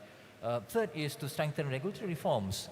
And as one of the questions just now, what is the rationale behind maturity level 3, for example? The requirement for each member states to try and aspire to achieve the ML3+, for example, under WHO, and align with international standards. Although we know that international standards, meeting them is difficult, but it's to also ensure at the end of the day we are on the level playing ground, able to develop and further improve on products quicker. Fourth, for member states is to prioritize locally manufactured products. In certain cases, this can be in many cases, this can be very beneficial to be done as we are able to integrate that with national procurement and emergency preparedness plans. Because when we have that local capability to produce, then when it comes to need to actually address or supply, then we will be able to just use those. The fifth recommendation for member states is to enhance supply chain resilience through local sourcing, because there are also opportunities for local players, research institutions to supply some of the ingredients, including also logistics development and regional cooperation and collaboration. Hence, the announcement of supply chain resilience could be very crucial in this sense. Also, talking about training just now, and also through training we can quickly and accelerate the utilization of emerging technologies, the use of understanding supply chain through AI, for example. So these are crucial for member states to also take on board. The second category of recommendation would be to WHO. This is very international significant platform that we member states should be able to utilize. But their role, recommendations to WHO, is to support member states in achieving regulatory maturity and advancing regional regulatory harmonization. The harmonization aspects is crucial. Then we should use WHO. WHO should look into these harmonization efforts amongst regulatory authorities in member states. Second, for WHO to facilitate technology transfer and promote adoption of flexible, innovative manufacturing models, including also sustainable financing. Maybe perhaps financiers and could work in terms of providing innovative financing models. Third is to provide policy guidance and technical support to foster enabling environments for local production. So the importance of guidance in terms of policy and technical support. The guidelines is important when we have, for example, in essential medicines being recognized under WHO, then we have to also be able to understand that there is these guidelines and technical support that WHO has been has made it prepared for member states to adopt. The fourth recommendation for WHO is to mobilize global investment and advocate for sustainable integration of local manufacturing into the health systems worldwide and globally. So it's important for global investment opportunities, the World Bank. I think it was yesterday when IFC was shared some G7 initiatives for public financing initiative. So WHO may be able to utilize this platform to help advocate for sustainable integration of local manufacturing into the health systems in WPRO. So, ladies and gentlemen, audience, participants, I would like to again thank everybody for attending this session. It's a very rich of discussion session that we had just now. Thank you again for all the 6 plus myself panelists, the participants again, of course, the organizers and the supporting sponsors out there, especially the host country, UAE, Abu Dhabi. And we should be able to recommend to turn these recommendations I've just mentioned just now as into actionable item or actionable plan. And we look forward to the next forum coming up maybe next year or somewhere in the near future to review the progress and to further refine the recommendations. Again, thank you very much, everybody. Please give a round of applause to our panelists here as a token of appreciation. Also, ladies and gentlemen, a last note from the organizer that I'm sharing to announce that the next session will be here in this similar room to start at 11:15, another 15 more minutes after the break. Yeah, thank you very much again, and until we meet again. Thank you.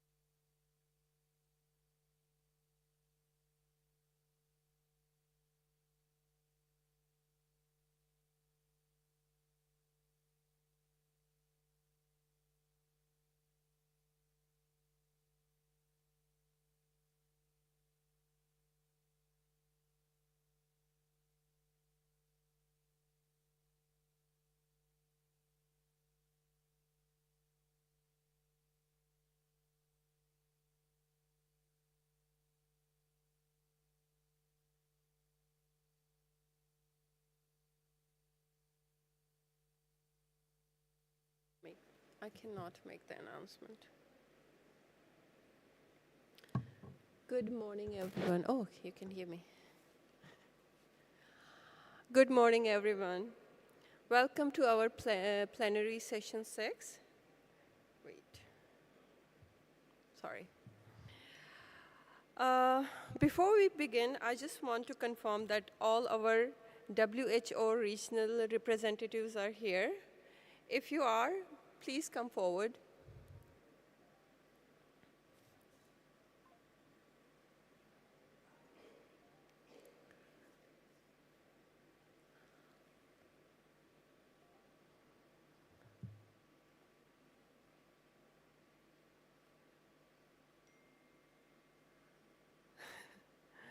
May I ask all the WHO regional representatives to please come forward?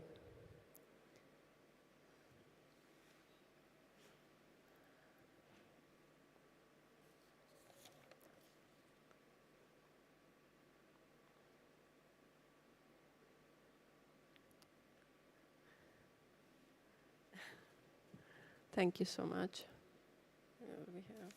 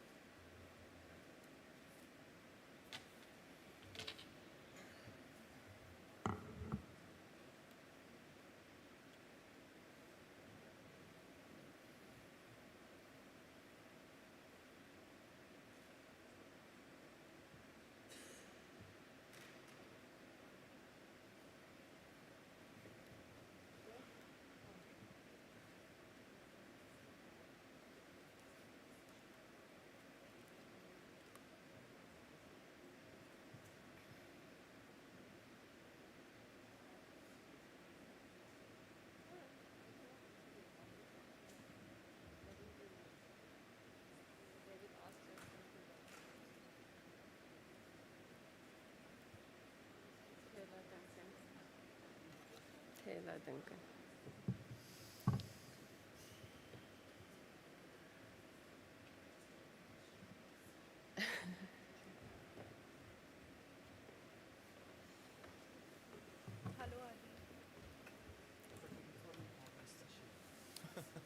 Actually, by surprise.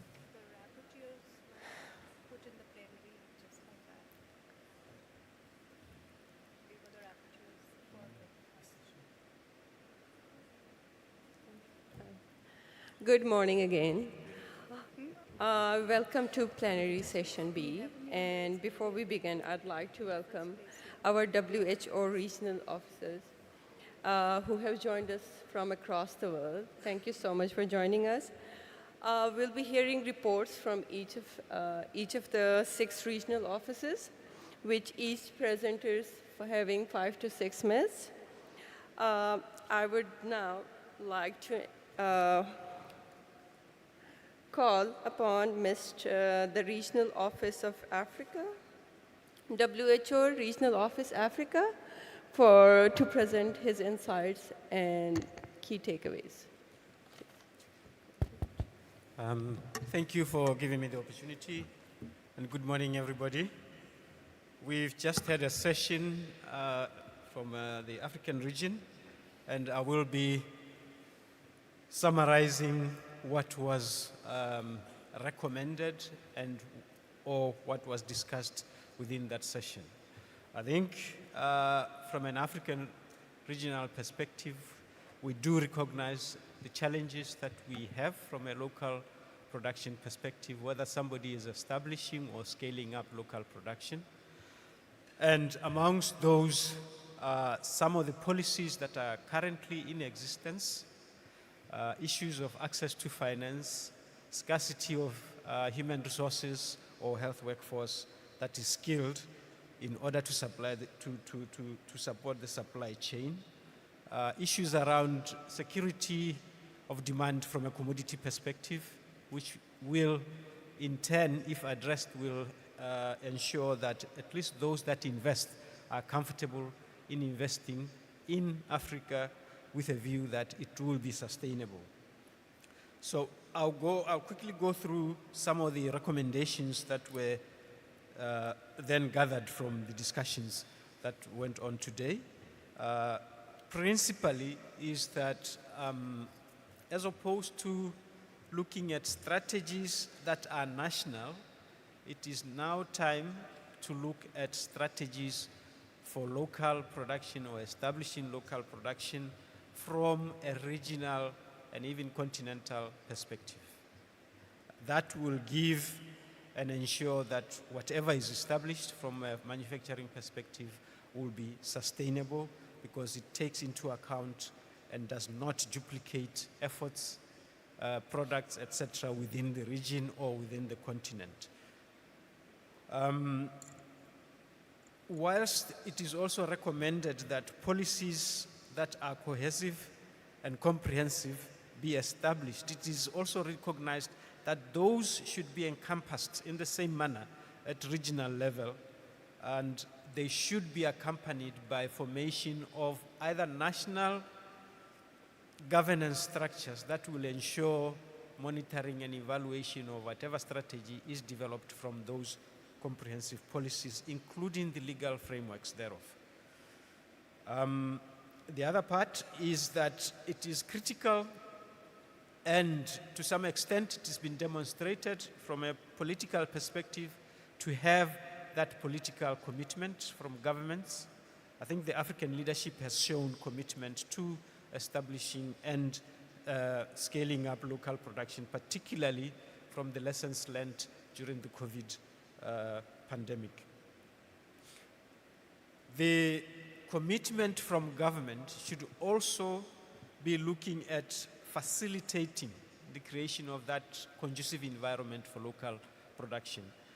That should include issues around demand, creating demand certainty, which will give comfort to investors, ensuring that from a perspective of the human resources that are required to support local production, those are produced and upskilled, produced by universities. In other words, that means increasing the numbers to ensure that the numbers are able to sustain the local industry that is established or scaled up. Looking and investing in strengthening regulatory systems. You will note that a lot of African regulatory authorities are still below ML3, but a number now are working at their IDPs to ensure that they develop towards ML3. Infrastructure, there is ongoing exercises or efforts to create special economic zones, some specific to pharmaceutical manufacturing or health products manufacturing, and that is what is being recommended. In essence, economic zones that are specific to the local production that we are here discussing about.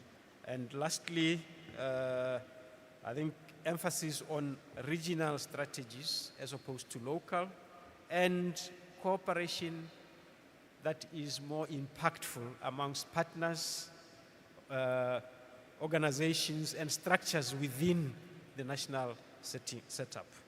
Thank you.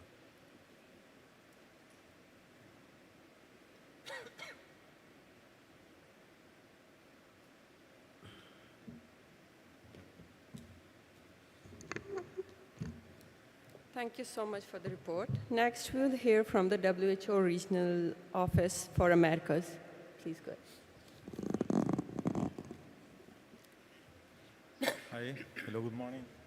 I will speak in Spanish, so I will let you have a couple of seconds to put your headphones on.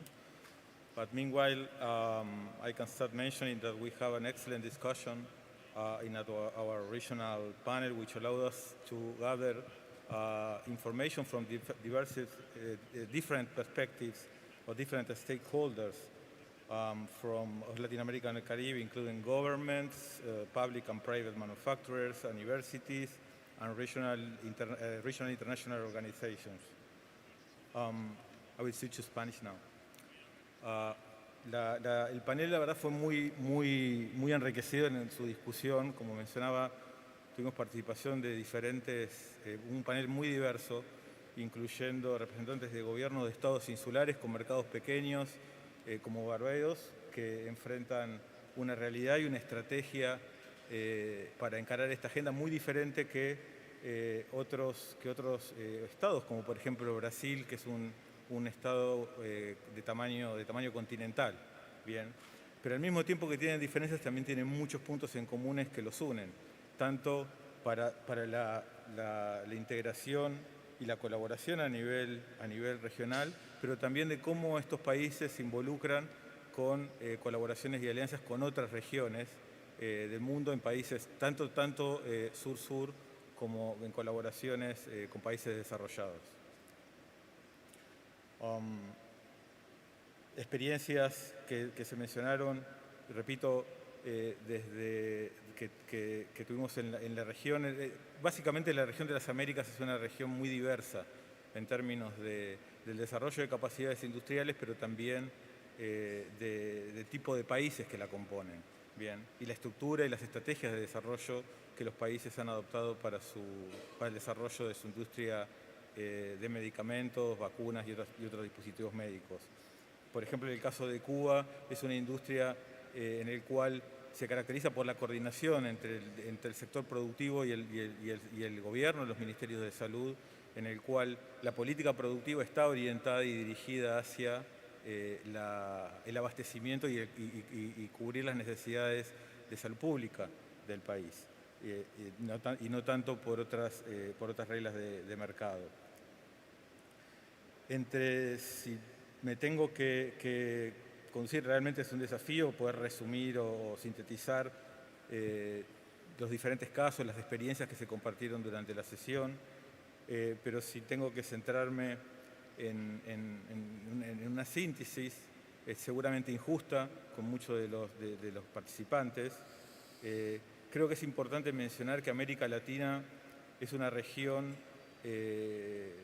muy heterogénea, muy diversa, pero que cuenta con muy importantes experiencias en términos de su desarrollo productivo. Hay varios países con industria farmacéutica, hay muchos países incluso con el desarrollo de industria biotecnológica que producen vacunas, como por ejemplo Argentina, Brasil, México, Cuba, Nicaragua, y otros países que están con una agenda con nuevas iniciativas y una agenda muy comprometida, como por ejemplo el caso de Colombia.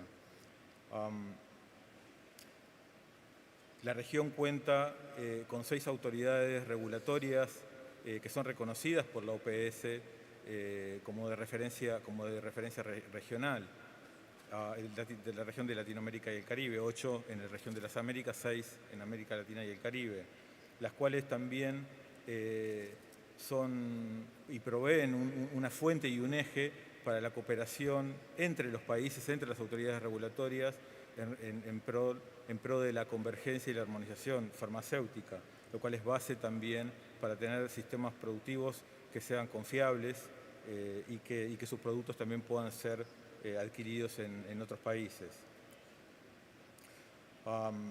Pero bueno, la región de las Américas también tiene desafíos, así como decía que tiene muchas capacidades. La región de las Américas es muy dependiente, sobre todo en productos innovadores, en medicamentos y otras tecnologías innovadoras, y también en la producción de ingredientes farmacéuticos activos. Y ese es un punto crítico que casi todos en todos los países de la región se da por igual. Y que es reconocido a partir de las lecciones aprendidas de la pandemia, ya que esto también fue producto de las disrupciones en las cadenas en las productivas, ¿no? de las tecnologías sanitarias. La región de las Américas también tiene una inversión en investigación y desarrollo relativamente baja, entonces ahí hay un espacio para crecimiento y también hay espacio para el crecimiento del desarrollo del mercado interregional, ¿no? Para que los productores, para que se integren más estos mercados y se ganen esas oportunidades que brindan estos mercados. Bueno, hay otras características que me parecen muy importantes de mencionar en América Latina, es que los desarrollos productivos en realidad están traccionados por la demanda de los sistemas de salud de los propios países. Es decir, son proyectos que se financian a través del financiamiento de programas que están autofinanciados por los países. Hay una muy baja dependencia de donaciones. Bien, la mayor parte de los proyectos productivos están traccionados por la propia demanda de los sistemas de salud que son autofinanciados.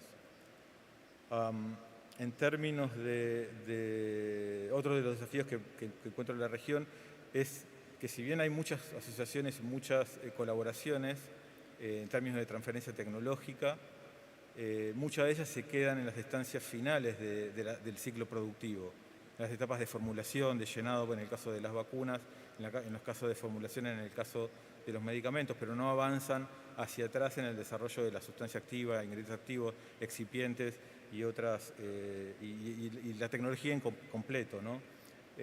También hay ciertas limitaciones muchas veces en estos proyectos de transferencia tecnológica para que los productos de esas transferencias tecnológicas puedan ser accesibles en todos los países de la región. Hay restricciones geográficas que impiden que estos proyectos, cuando se hacen estos acuerdos o estas licencias, de que estos productos lleguen a toda la región por igual. Entre las recomendaciones que encontramos y que fueron comunes entre los participantes es la necesidad de tener políticas multisectoriales que sean coherentes, en las cuales, y con organismos de gobernanza que permitan coordinar la acción gubernamental de los diferentes sectores de ciencia, tecnología, industria, salud, educación, con misiones concretas para justamente poder desarrollar esta agenda productiva adaptada a las diferentes tecnologías y a las necesidades de las diferentes tecnologías. Es muy importante avanzar en el financiamiento de sistemas de salud integrados que puedan consolidar, que puedan generar una demanda estable, consolidada y predecible, bien, lo cual puede permitir también que mecanismos de compras conjuntas como los fondos rotatorios que tiene la OPS puedan funcionar también como incentivos para la producción local.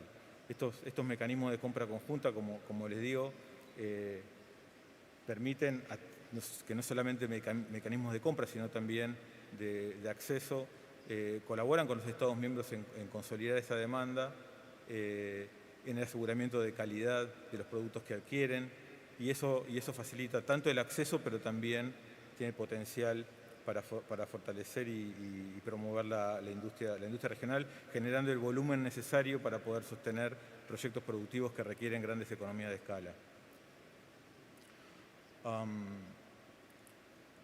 La formación de recursos humanos también se destacó.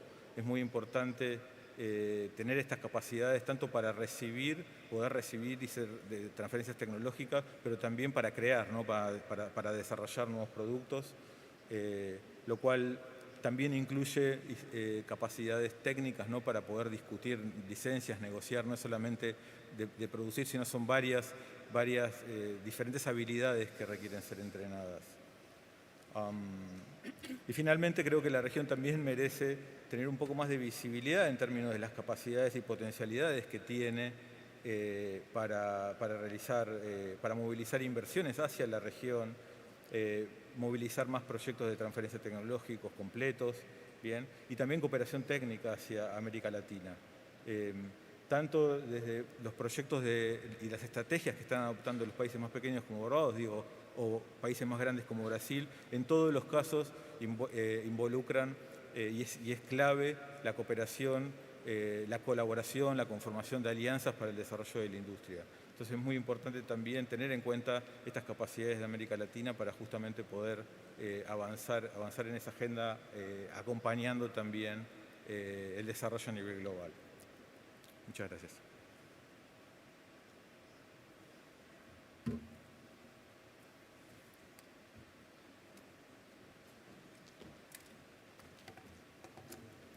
Thank you, Mr. People, for that. Now we'll hear from the WHO East Mediterranean representative. Thank you. Thank you, Madam Chair, and sorry for the delay. Actually, there was a lot of interesting discussion, and it took more time than expected. And in our session for the Eastern Mediterranean region, the focus was about the vaccine production. In our region, before the COVID pandemic, only 4 countries in our region were producing vaccines. However, after the COVID pandemic, more interest from the countries to produce vaccine, and now we are seeing almost 7 countries now they are producing vaccine. The focus of the discussion was basically on 5 objectives: how to build capacity for human resource, and how to strengthen the regulatory and quality assurance, and how to foster regional collaboration, and to promote research and innovation, and the last one is to strengthen local manufacturers. In the area of building human resource capacity, there was a discussion on investing in education and training in pharmaceutical sciences, biotechnology, and regulatory affairs, which many countries have lack of this capacity, and also to foster knowledge and exchange through academic and through technical collaboration between even the member states. The second one about the strengthening regulatory and quality assurance system. And the discussion was about harmonization regulatory standards across the region to streamline approval of the process and reduce the delay of entry of these vaccines and medical products.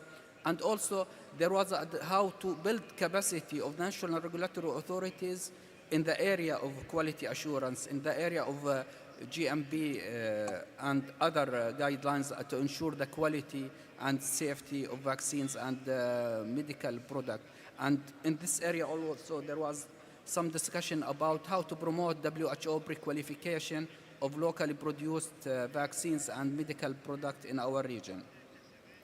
For the area for fostering regional collaboration and integration, the discussion was about to establish a regional platform for knowledge sharing and coordination of manufacturing priority, and establish network between the locally producers. This is very important, how even to know, because the market may be different from country to country, the sharing information and collaboration is very crucial in this area. For the area of promoting research and innovation, discussion was about that these research and development needs funds, and there are many of this institution, they have lack of these funds, and some of them needs more support. And the discussion was about how to support research and development tailored to the regional health priorities, that we want these vaccines and medical products relevant to the need of our region, and how to invest in the innovation to develop locally relevant vaccines. For the last one, about to strengthen local manufacturing capacity, to advance vaccine and medical technology in the region by encouraging the technology transfer from global manufacturer through partnership, through licensing agreement. And this was the summary of our session. Thank you so much.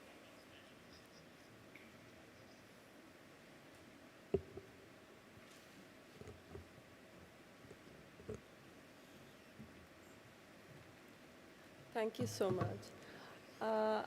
Our next speaker will be WHO European region. Please keep it to 5 minutes so we can get to lunch. I will try to make up some time.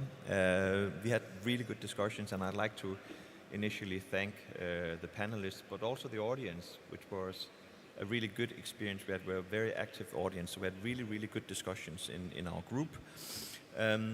We started out by having some country examples, particularly from Kazakhstan, from Serbia, and from Turkey, each representing different markets, but also having different stakeholders from these markets representing it. So we had representation from government sector, we had representation from academia, and then we had representation also from the industry as well. So moving from a status of affairs, so to speak, in these countries, which were quite different, I would say, but also with some key elements that are similar, as you can probably hear also from other regions across, and what you've learned from the other days. I mean, each country is unique, but there are also a large group of problems and that are very, very common. So what we then moved into is to discuss how was this then being approached at different country levels. What are the approaches, what are the barriers that they're facing, but also what are the solutions that they have looked into. One of the, I think, from my perspective, very interesting sort of themes that came up in our discussions was the focus not only being on getting funding for setting up production, but also looking at the entire ecosystem, going backwards, also saying we need also to have funding for API manufacturing, but also looking towards the other part of the commercial aspects of this, ensuring that we don't end up with a lot of locally and regionally produced medicines and vaccines, but that are coming out at a cost that is much higher, so that the local payers in the end will go and then buy whatever is cheapest in the market, and then we are not ending up in a very sort of good solution for local manufacturing. So we addressed these issues as well, that potentially looking into some of the financing mechanisms should also look into this sort of kind of market failure, and ensuring that there would be both push and pull incentives for manufacturers to invest, because these are rather large investments, and there needs to be certainties that these can be paid back over time. One of the instruments that we heard presented was government contracts up to the extent of 10, even 13 years, giving quite a lot of certainty for some of these local manufacturers as well. Other aspects we talked about was on a lowering barriers that could be on a trade level with more free trade agreements, exemptions for VATs and other taxes for the companies, but also the importance of harmonization and mutual recognition from a regulatory perspective, so that you don't end up with a local producer that will only then be allowed to basically sell in their own markets, but having access to much larger markets via mutual recognition procedures and harmonizations. So that was also an important aspect we looked into. Another topic that we touched upon was also creating more transparency around what are the pooled needs. So there would be a better idea of what is the market size actually, what is the attractiveness if we are to attract investments into it, that there is a bigger certainty from the producer side that there is actually a large need, and therefore coordination across countries and regions on what are those pooled volumes that you could look into. Then when we looked into the final aspect, when we discussed solutions and collaborations, we also touched a lot upon the sometimes overlooked relationship in public-private partnerships, but which here is academia and industry, where we saw some really interesting, I would say, examples of how this has been carried out, and that is something that we can only therefore, kind of saying we want to keep promoting that as well. And with that, I think, a lot of the other topics that we discussed are actually quite similar to what we have heard, and potentially also from some of the other regions as well. So I will not go in and just make duplications of those, but these are the ones that I've pulled out that were, I think, more specific to the ones from our regional perspective. Thank you very much.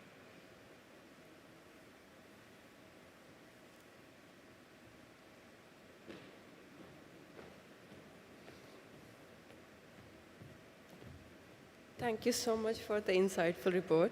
I'd now invite the WHO Regional Office for Southeast Asia to please present your report.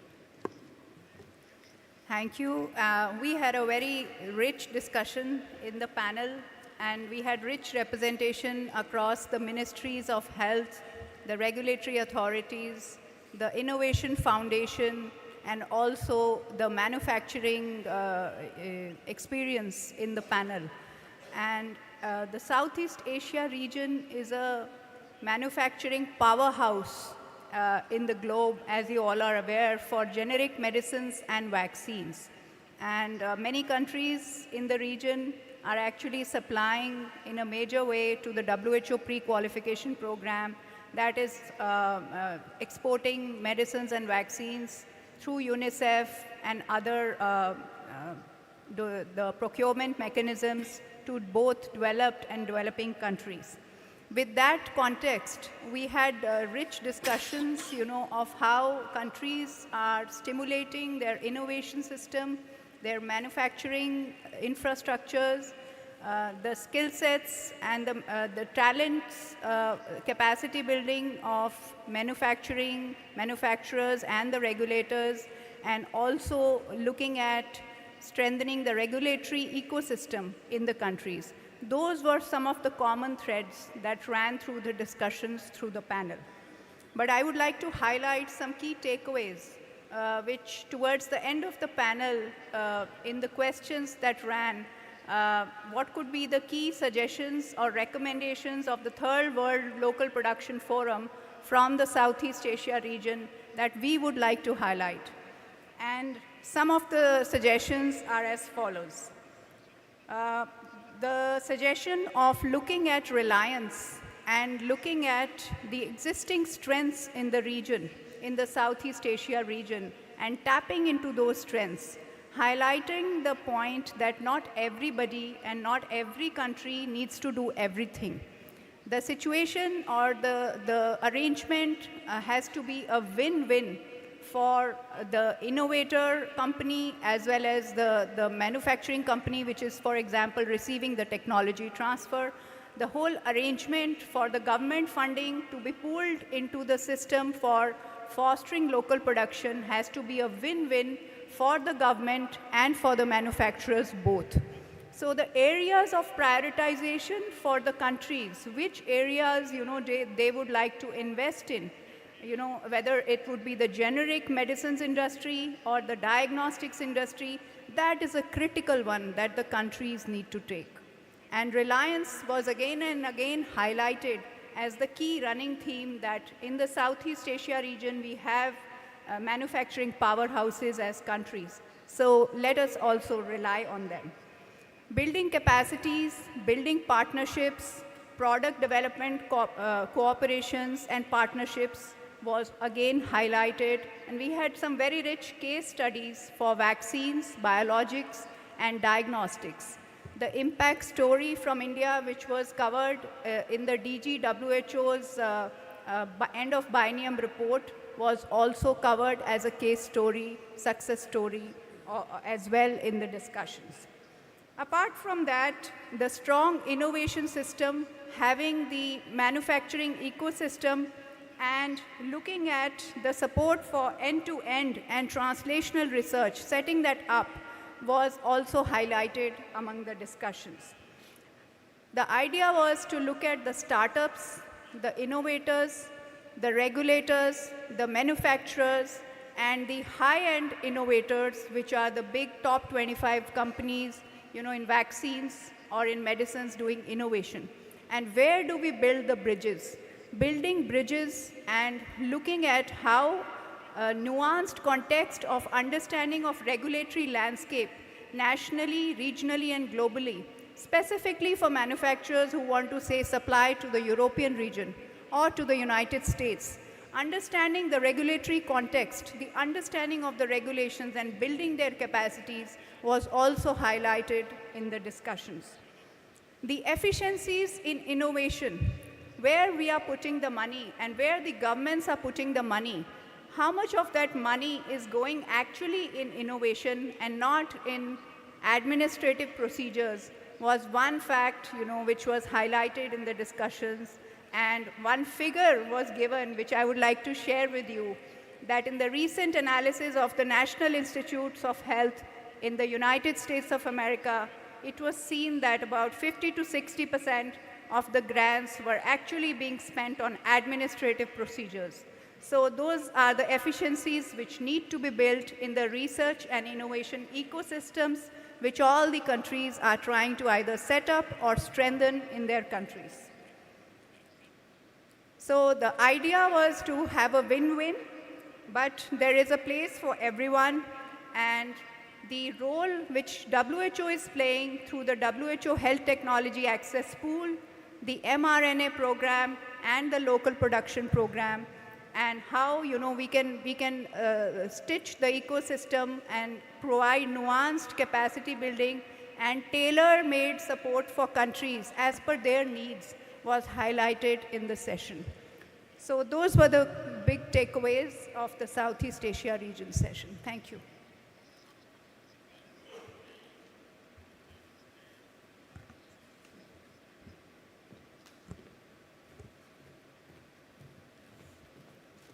Thank you so much for the insightful report. And now, finally, we'll go to the WHO regional representative for Western Pacific. Thank you. Thank you. I will report back from the session dedicated to Western Pacific Regional Office of WHO. So our panel brought together a diverse group of experts from government, industry, donor and investment institution, and WHO as a regulatory agency and academia. So consistent theme throughout the session was that leadership, partnership, and regional collaboration are fundamental to achieving sustainable local production. So we heard from Malaysia their regional cooperation through ASEAN to promote vaccine self-reliance. So Malaysian collaboration with CanSino Biologics of China was presented as a concrete example of international technology transfer. So from China, CanSino Biologics shared the company's experience in development and transferring adenovirus-based vaccine technology. So however, they also highlighted the critical cross-border challenge. For example, while China has the technology and Malaysia has the manufacturing capacity and demand, the biomedical ecosystem necessary to support the technology transfer is still under development. Chinese academia reinforced the importance of building scientific and regulatory capacity in LMICs, sharing their experience in supporting education and knowledge sharing exchange through an international master's program that aims to expand access to medicine and regulatory science across the world, not only the Western Pacific region. The Philippines presented important policy perspective highlighting the critical tension between ensuring the affordability and sustainability of local industry. So while pricing regulation has made medicines accessible for the population in the Philippines, but still it has also created market environment where it's hard to sustain viable domestic manufacturing because of the high pricing. Lao PDR highlighted the national efforts to integrate local manufacturing into the essential medicine list and strengthening production aligned with international standards. So key challenges were noted from Lao, that including financial constraints, limited technical expertise, and competition with the low-cost imports. Asian Development Bank acknowledged that Western Pacific region has become a leading example globally in advancing local production and capacity, and that is progress deserves greater visibility. So ADB also emphasized the importance to access the long-term capital, regulatory maturity, and coordinated regional strategies to sustain and scale the momentum. WHO underscored that achieving maturity level 3 is not just regulatory milestone, it's a key enabler of local production. So ML3 creates a trust that country's national regulatory authority is functioning effectively, which in turn attracts investment, accelerates product approvals, and facilitates technology transfer. WHO also referenced by a regional vaccine manufacturing workshop, which convenes stakeholders across the region to discuss shared challenges and opportunities. Also, the last year's discussion identifying key enablers of sustainable local production from the local production workshop, Western Pacific region. So despite the progress and shared success and case scenarios from the Western Pacific, several cross-cutting challenges still remain. The resource-limited countries face significant barriers, including limited access to advanced technologies, skilled workforce shortage, and high cost of production. Access to regional and global markets remains difficult without strong regulatory approval systems and international recognition. Technology transfer must be coupled with regulatory capacity and workforce training to be effective. Challenges in pricing, procurement, and financing continue to undermine the competitiveness of local manufacturers. Promoting regulatory reliance and harmonization in the light of these challenges was recognized as the key pathway to reduce duplication, accelerate the access, and build regional trust. Allow me to share some key recommendations emerging from our session. So, there is recommendations developed for member states and for the World Health Organization. So for member states, develop and implement national strategies and roadmap to strengthen end-to-end local production capacity. Promote public, private, and academic partnership to drive innovations, technology transfer, and workforce development. Strengthen regulatory system to achieve WHO maturity level 3 align with international standards. Prioritize locally manufactured products in national procurement emergency preparedness plan. Enhance supply chain resilience through local sourcing, logistic development, and regional collaboration. A set of recommendations for World Health Organization is to support member states in achieving regulatory maturity and advancing regional regulatory harmonization, facilitate technology transfer and promote adaptation of flexibility in innovative manufacturing models, provide policy guidance and technical support to foster enabling environment for local production, and mobilize global investment, advocate for sustainable integration of local manufacturing into health systems.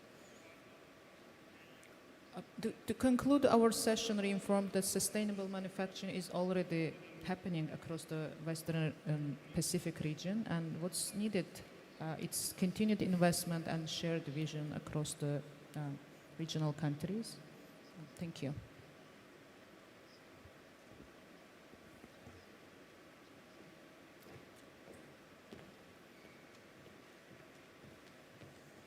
Thank you so much for all your insightful reports. Please give them a round of applause. Thank you so much. Before we conclude, I have a couple of announcements. Someone left their fast-track glasses, sunglasses at the desert safari last night. So if they're yours, okay, we found the owner. So please collect them from me. Also, we'll have now lunch break, and please return at 1 for the CEO forum and special sessions that will follow. Please have a bon appetit. I'll see you after the lunch. Thank you. Please, you can go for lunch.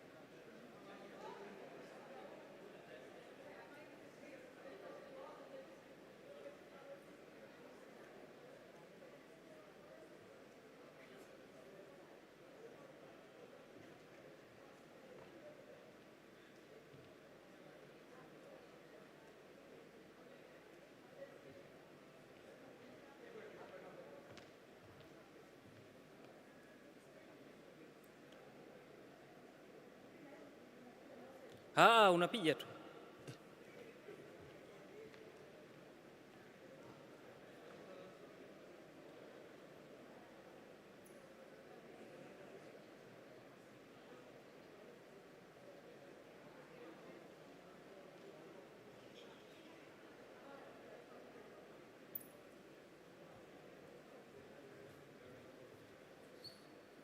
Madhur.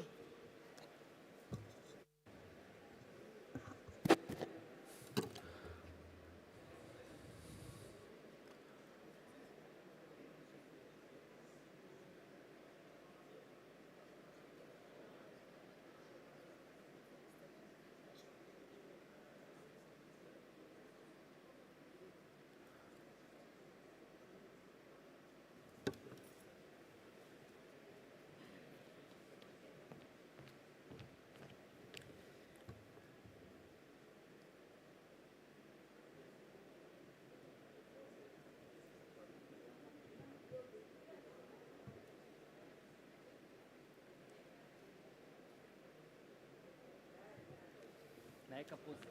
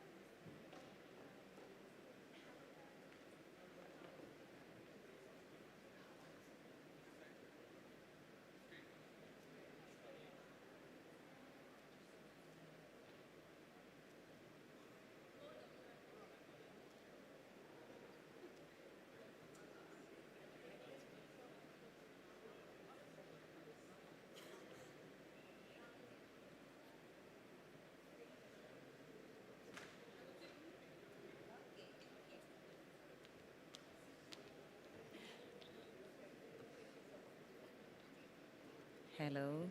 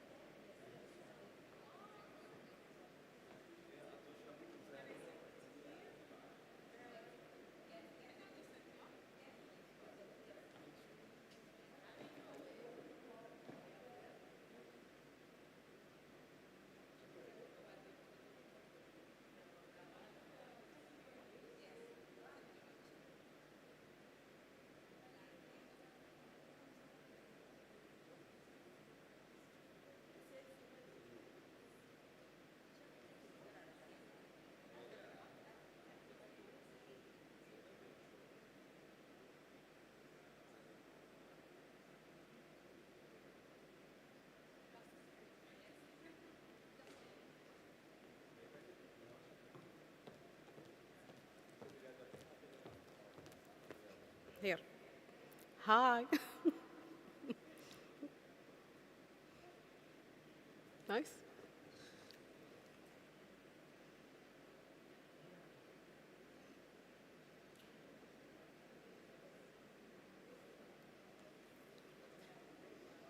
Okay, thank you so much.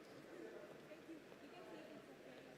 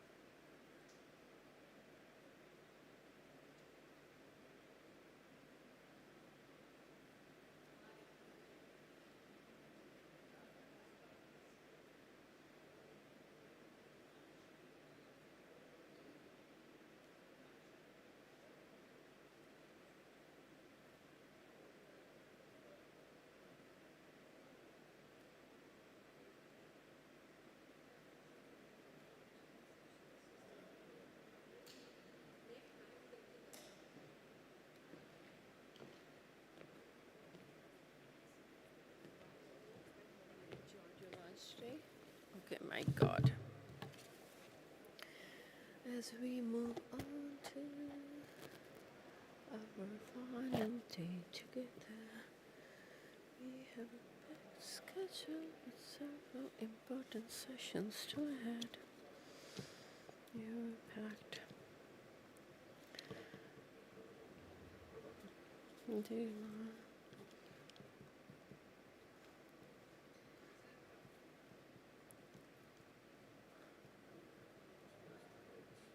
Are they coming? We have to start at 1. All right.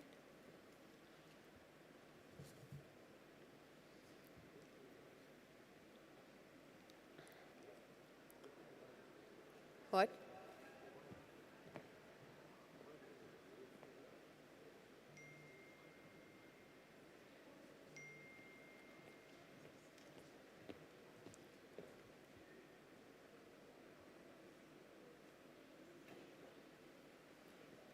Oh, no session. Final. Packed schedule with several. We have a packed schedule with several important sessions still ahead, including our CEO forum. Also, I want to be mindful of our time together today, so we can make the most of these valuable.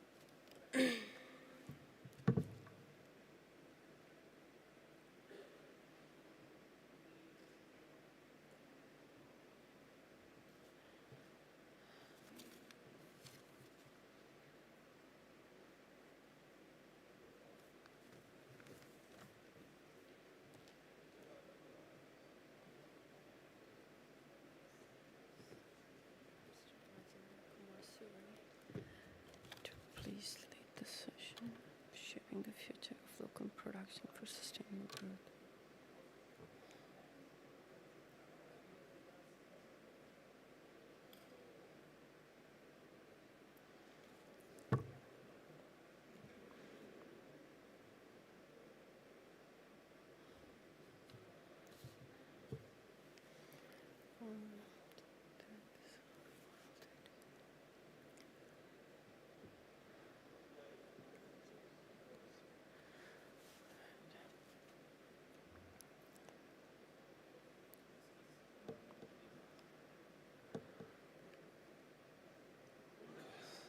I'd like to gently ask everyone to be mindful of our time today so we can make the most of these messages. Now let's CSR discuss.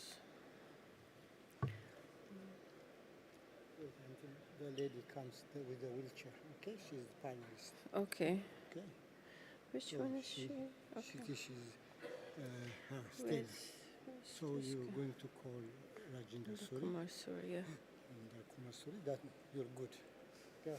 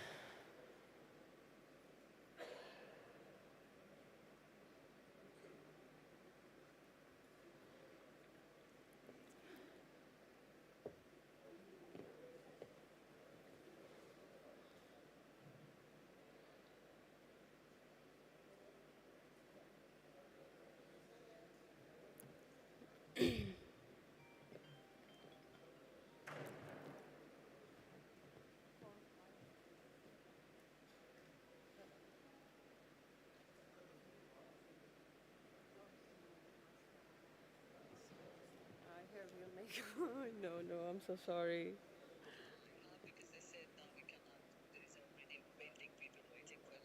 Okay. I have the key with me.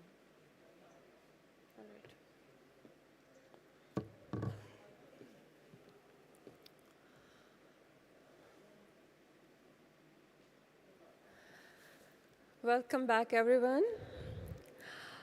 I hope you all enjoyed your lunch and had a chance to connect with each other.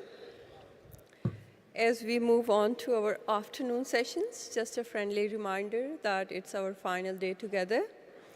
And we have a packed schedule ahead of us with the really important sessions. And I'd like to gently ask everyone to be mindful of our time together today so we can make the most out of our sessions. Now let's begin our CEO forum. I'd like to invite Chair Mr. Rajinder Kumar Suri to the stage so he can lead the discussion on the shaping the future of local production for sustainable growth. Mr. Rajinder Kumar Suri. Thank you. Thank you very much. It's such a proud privilege to be here. Thanks to Dr. Jikui for inviting us and giving this opportunity to express thoughts and opinions with you all. You know, the title is Leading Successful Industry with Public Health Impact. All of you are fully familiar what happened during COVID-19. And I am very pleased to share with you that during COVID-19, while every agency, every organization was involved at one or the other step of the value chain, but it was the industry which was involved right from inception to conception and delivery. And I think this is very important. Other important factor is that when something went wrong, industry was a very easy target to become the scapegoat. So all the blames came onto the industry. Today, I have an elite group of speakers, the CEOs from various organizations across the world who have contributed immensely to the mankind by helping them produce not only vaccines, but several other products which have been used effectively against various infectious diseases to protect millions of lives world over. So I have the pleasure of introducing the topic today, Shaping the Future of Local Production for Sustainable Growth, and who can be the best articulators of this session other than having the privilege to invite, first of all, Dr. Esper George Callas. Dr. Esper is an infectious disease specialist. He is full professor at the School of Medicine, University of Sao Paulo, Brazil, and currently the CEO and director of Butantan. Dr. Callas has contributed immensely not only to the public health, but also to the industry. So welcome and give a big hand to Dr. Callas. I'm very pleased that today we have the honorable presence of Mrs. Stella Okoli. Dr. Stella is the CEO of Amzor Pharmaceutical Industries, a leading pharmaceutical manufacturer in Africa. With over 40 years of experience, she champions innovation and sustainable local production in Nigeria and beyond. An advocate for healthcare access and industrial development, Dr. Okoli has received numerous accolades for her contributions to Africa's healthcare landscape. Let us welcome Dr. Stella Okoli.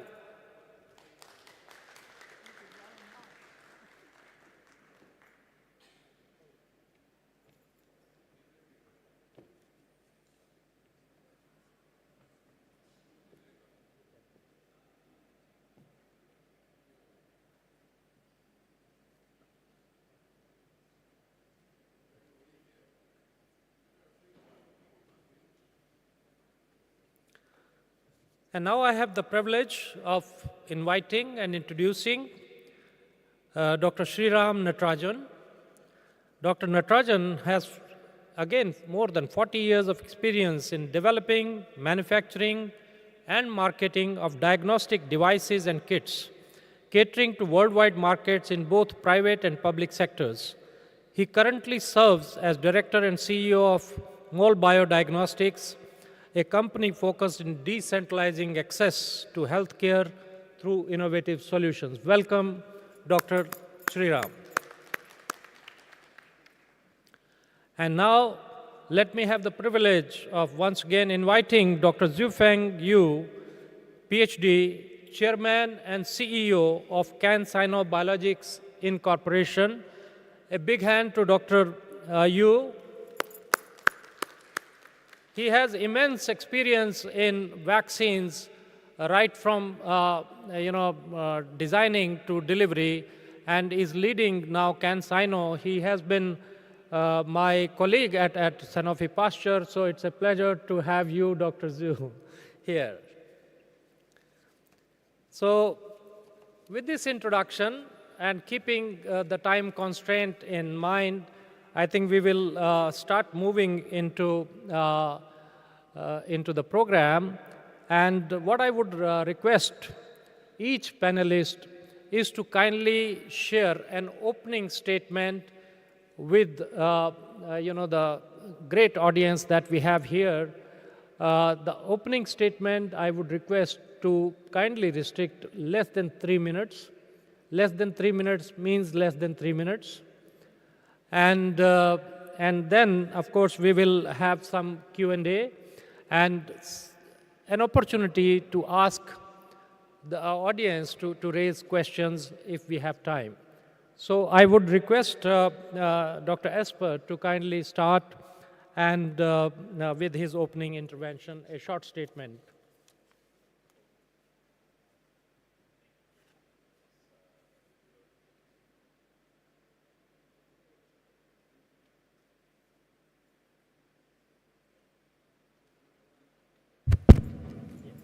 All right.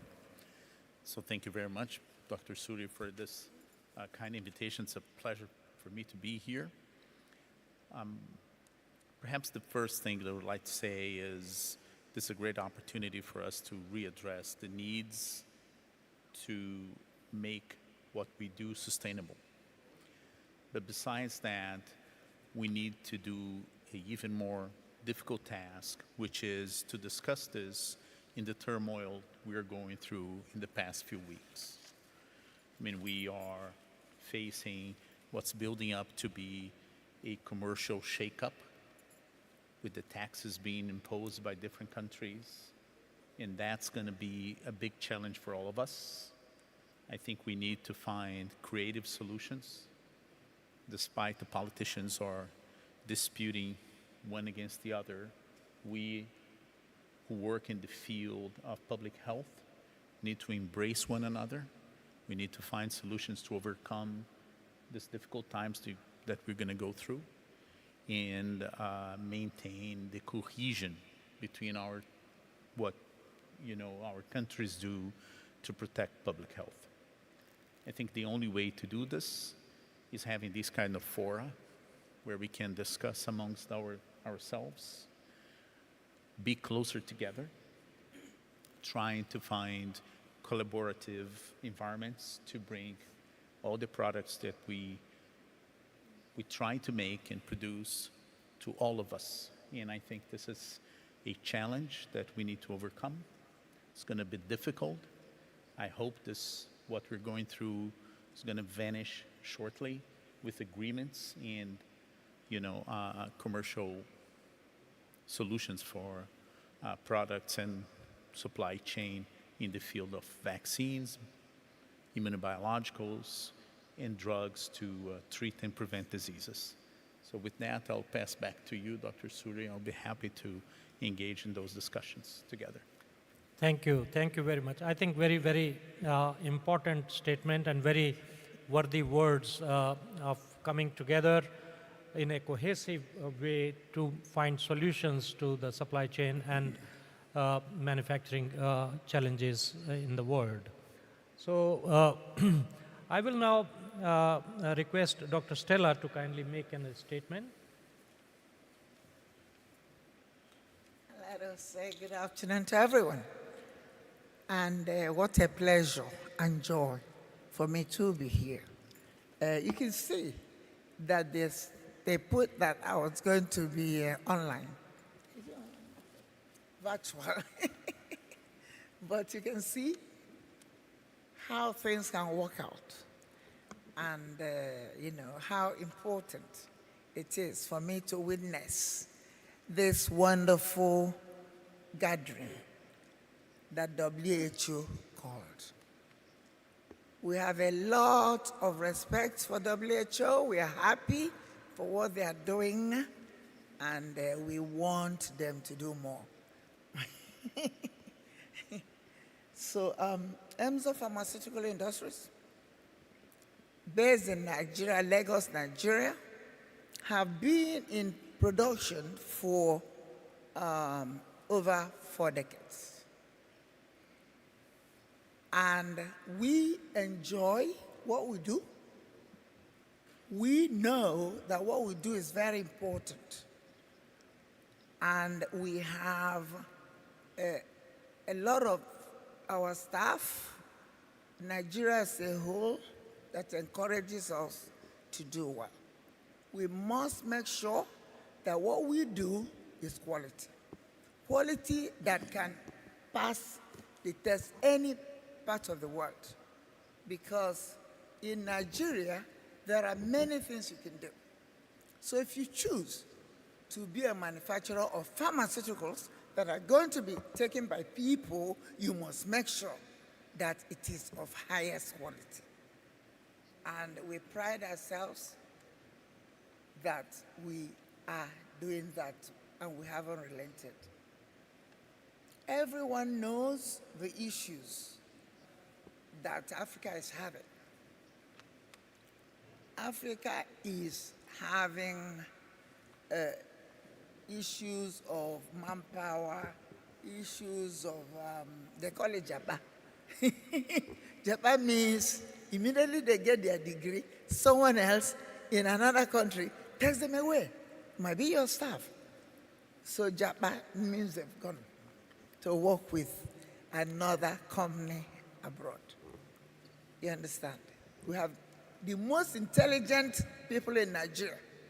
Yes. Especially the young people we have. So, we try to encourage them. We show them the factory. Some of them, you know, refuse to leave. They want to live there now because they haven't seen this in their university. So it's a thing of joy for us, a thing of joy that we have brilliant, very brilliant young Nigerians. And, you know, so the future is actually very good. Future is actually very bright, but we need a little help from our friends. You know who our friends are? All of us. Wonderful. Thank you. Thank you very much, Dr. Stella.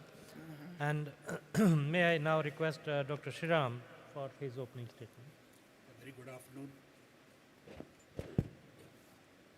So very happy to be part of this third meeting on the Local Production Forum, World Local Production Forum, and must say that this is an apt time to discuss these kind of topics because we have been seeing a lot of inequity in access to healthcare, especially in the global south.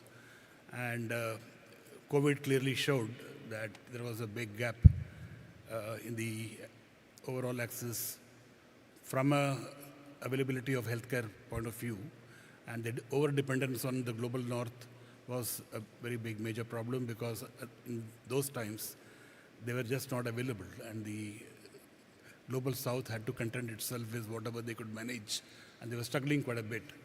So it's extremely important that this has to change and it has to become more equitable. And this can only happen if regional capacity building happens. I completely endorse this.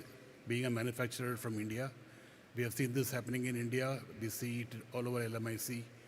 And we really wish this momentum takes over and we are able to create more and more regional capacity as a global objective.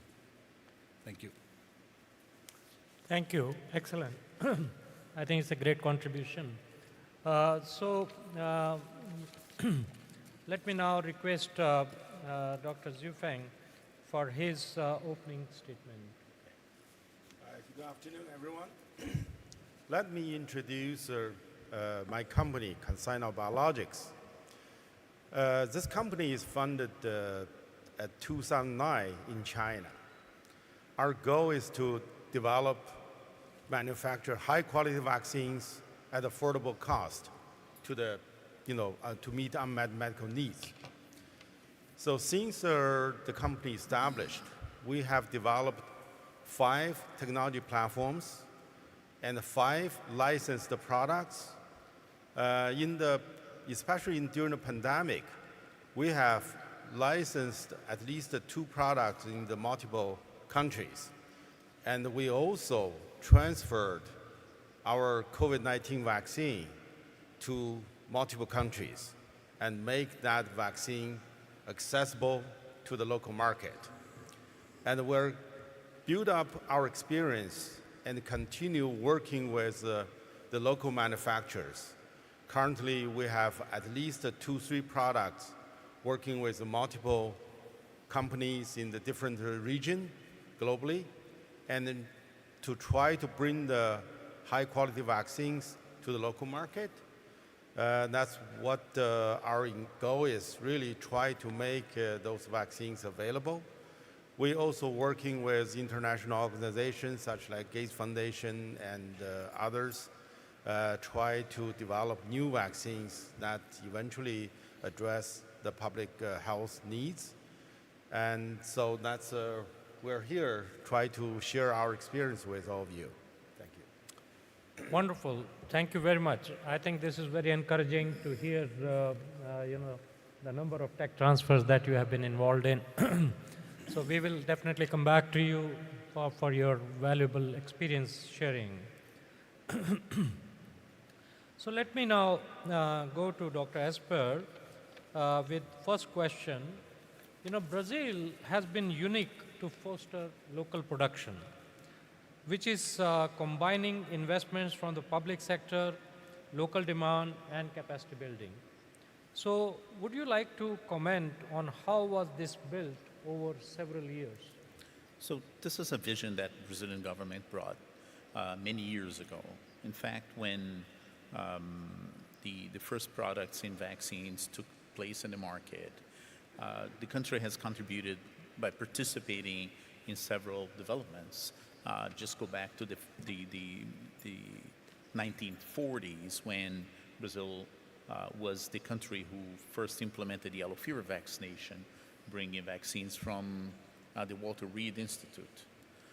So that created this culture that vaccination is a key tool to bring public health to people, So that was the basis to also, after the 70s and especially the 80s, the country decided that needed to incorporate a local capacity for vaccine production. In the main token that the Brazilian government utilized was its purchase power.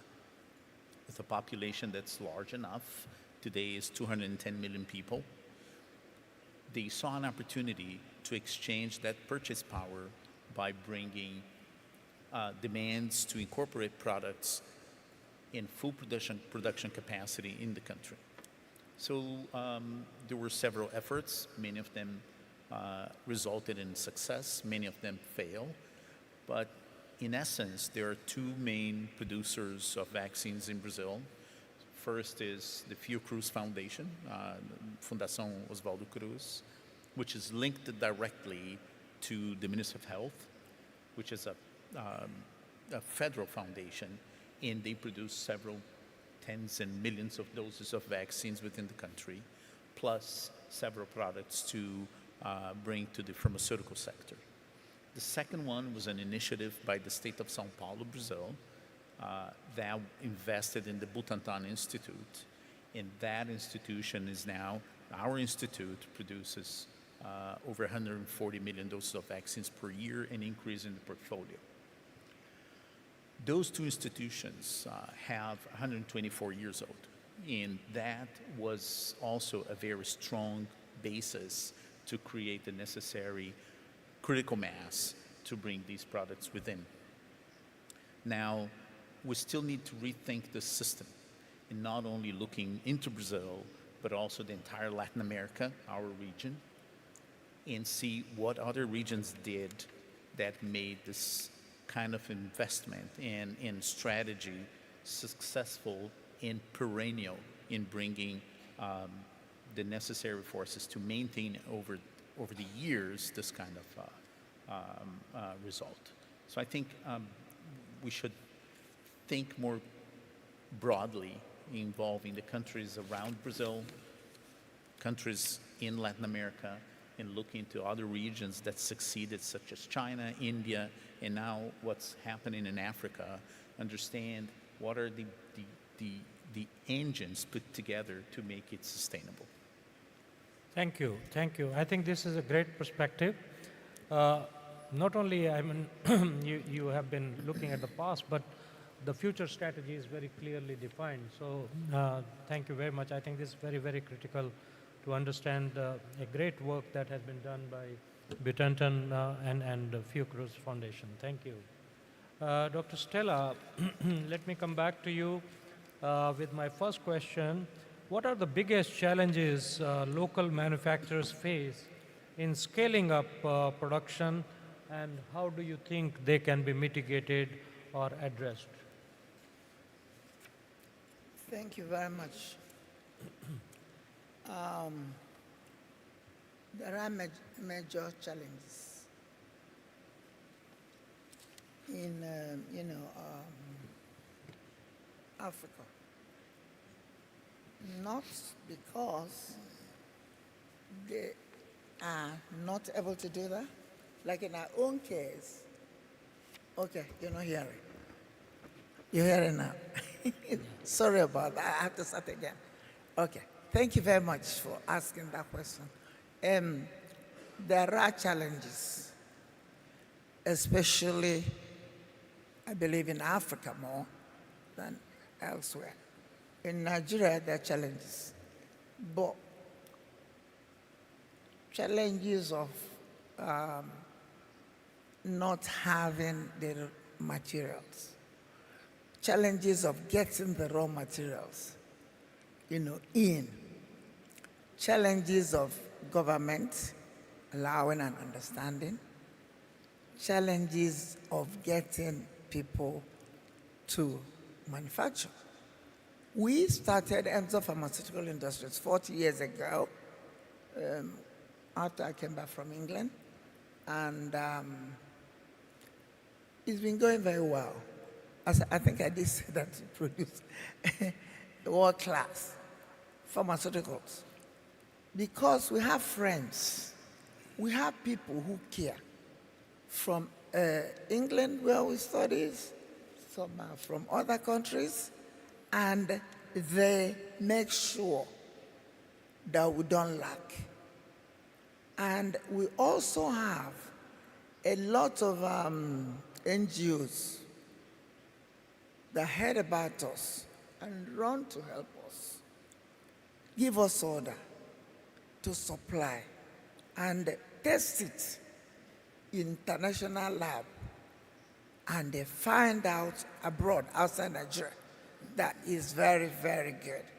Like we have about 250 products, and our R&D department are having, they're having kind of competition who is going to do the other, which is great. And we now said, especially after COVID, when we couldn't get, some of the materials, these good people that know and think that what we're doing in Nigeria in terms of pharmaceutical industry is great. They transfer technology to us. When they saw me, I think I'm changing somehow, you know. So he said, "Is that Stella?" I said, "Yes, it's Stella. I used to say chloroquine to you. Are you still in the business?" I said, "Yes. I have a gift. I'll transfer technology." And now we are in the process of finalizing the manufacture of API, and that is for malaria. And someone was asking me the other day, "Is it just a small plant?" I said, "No, it's international plant. Donated, no, not donated, tech transferred by a major company with people that have experience in that. And as soon as we finish this, we are going to continue to, develop a lot of raw materials API, because that's some of the issues. This is obviously something we have to sell to the government so they can be easier on manufacturing. I think our Minister Mukhtar spoke earlier in the day and said, all the good things Nigeria is preparing for Nigerians. So I know they're doing well, and I said to my colleague, immediately we get back to Nigeria, we're going to run to government and make sure that we are beneficiaries of those. Because we believe in leadership. Because once you have a leader, once you train your people, you'll be surprised what they can do. I don't want to hear, nobody wants to hear you're a lady, you're a man, no. Everyone can achieve equally. So, everybody learn together, work together, get access together. If it comes that we have to do the whole weekend, we do the whole weekend. I may be wrong, but I tell them that China and India, they work around the clock. I don't know. But when I went there, before we started, that's what I noticed. If they have to deliver, they will stay and work overnight, weekends, and deliver. Then after that, they can rest. So that's how we're bringing our people up. And it's known that you are there to work, and work is fun. And when you deliver the right products, you will ever be grateful to yourself, and the good Lord will bless you. Because we have someone who came to us as a cleaner. We don't look down on anyone at all. And after about 5 years, they noticed he had talent. And by now, today, he's one of our best engineers. And he's working like, So there's so many things we can do. So it's very, very important that, WHO, we are undergoing WHO pre-qualification and all that. And I believe that WHO could assist more. However, they want to do it because we need WHO pre-qualification. If they want if you want African standard, whatever, but we need it. That's the best way to encourage us, because our people are working, they're following the processes and everything. We do need it, and I hope that we get it. Thank you. Thank you. Thank you, Dr. Stella, for sharing personal experiences of leading the people, leading the talent into what they are today and becoming the best. I totally get your point that WHO's continuous guidance and support would be always welcome. Thank you. So I will come back to you, Dr. Natarajan, and considering your company's experience, what specific leadership strategies have proven most effective in fostering a sustainable local production ecosystem, and what do you think are the biggest cultural or regulatory hurdles that you have had to overcome during this journey? So I think Dr. Stella hit the nail on the head. Local production is a very intensive and an expensive process. You speak into the microphone. Yeah, sorry. Yeah, I was just saying that as Dr. Stella has mentioned, local production is a very intensive and expensive proposition. And it's important that before somebody ventures into it, they have a very clear, thank you, clear understanding of what they're trying to do and the kind of objectives they want to achieve. Is it that they want to just replace an existing imported product? Is it that they're trying to fill a specific gap in the healthcare ecosystem? Is it that they are trying to find a completely innovative solution which can completely do a paradigm change in the way healthcare is being delivered? And then once you do that, you also have to be sure that you have a clear idea about the market and the demand that's available, and then go about setting up your processes and your systems and your capacity, keeping in mind sustainability. Because if you're going to exceed in terms of your expenses, then if you don't meet the kind of numbers, then it's going to directly have an impact on your sustainability itself.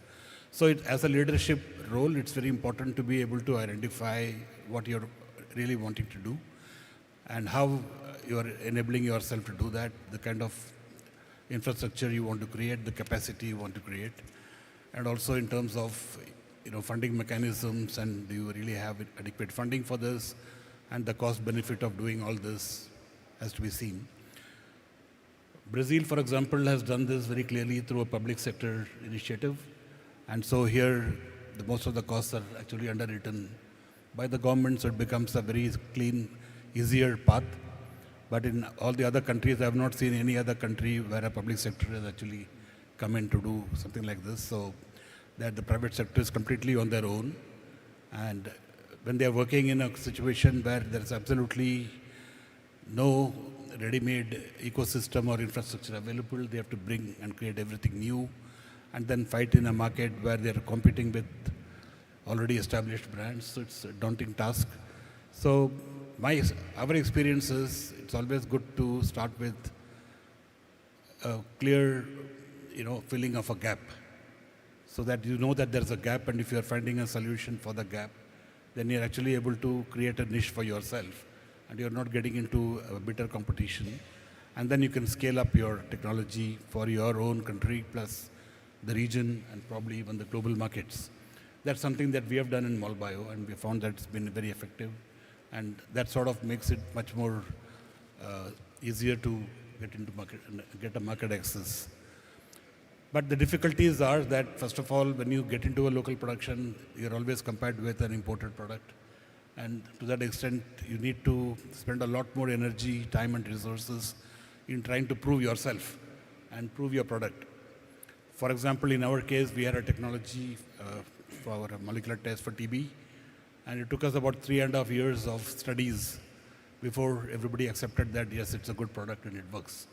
And that's a lot of time, and it's not that easy to sustain for that long without having any business, just waiting for your technology to be adopted and accepted. Similarly, funding is another big issue, and it's not very easily available. For startup companies, very small early stage funding is now becoming available through the governments, but that's really not enough. That's a very, very small pittance.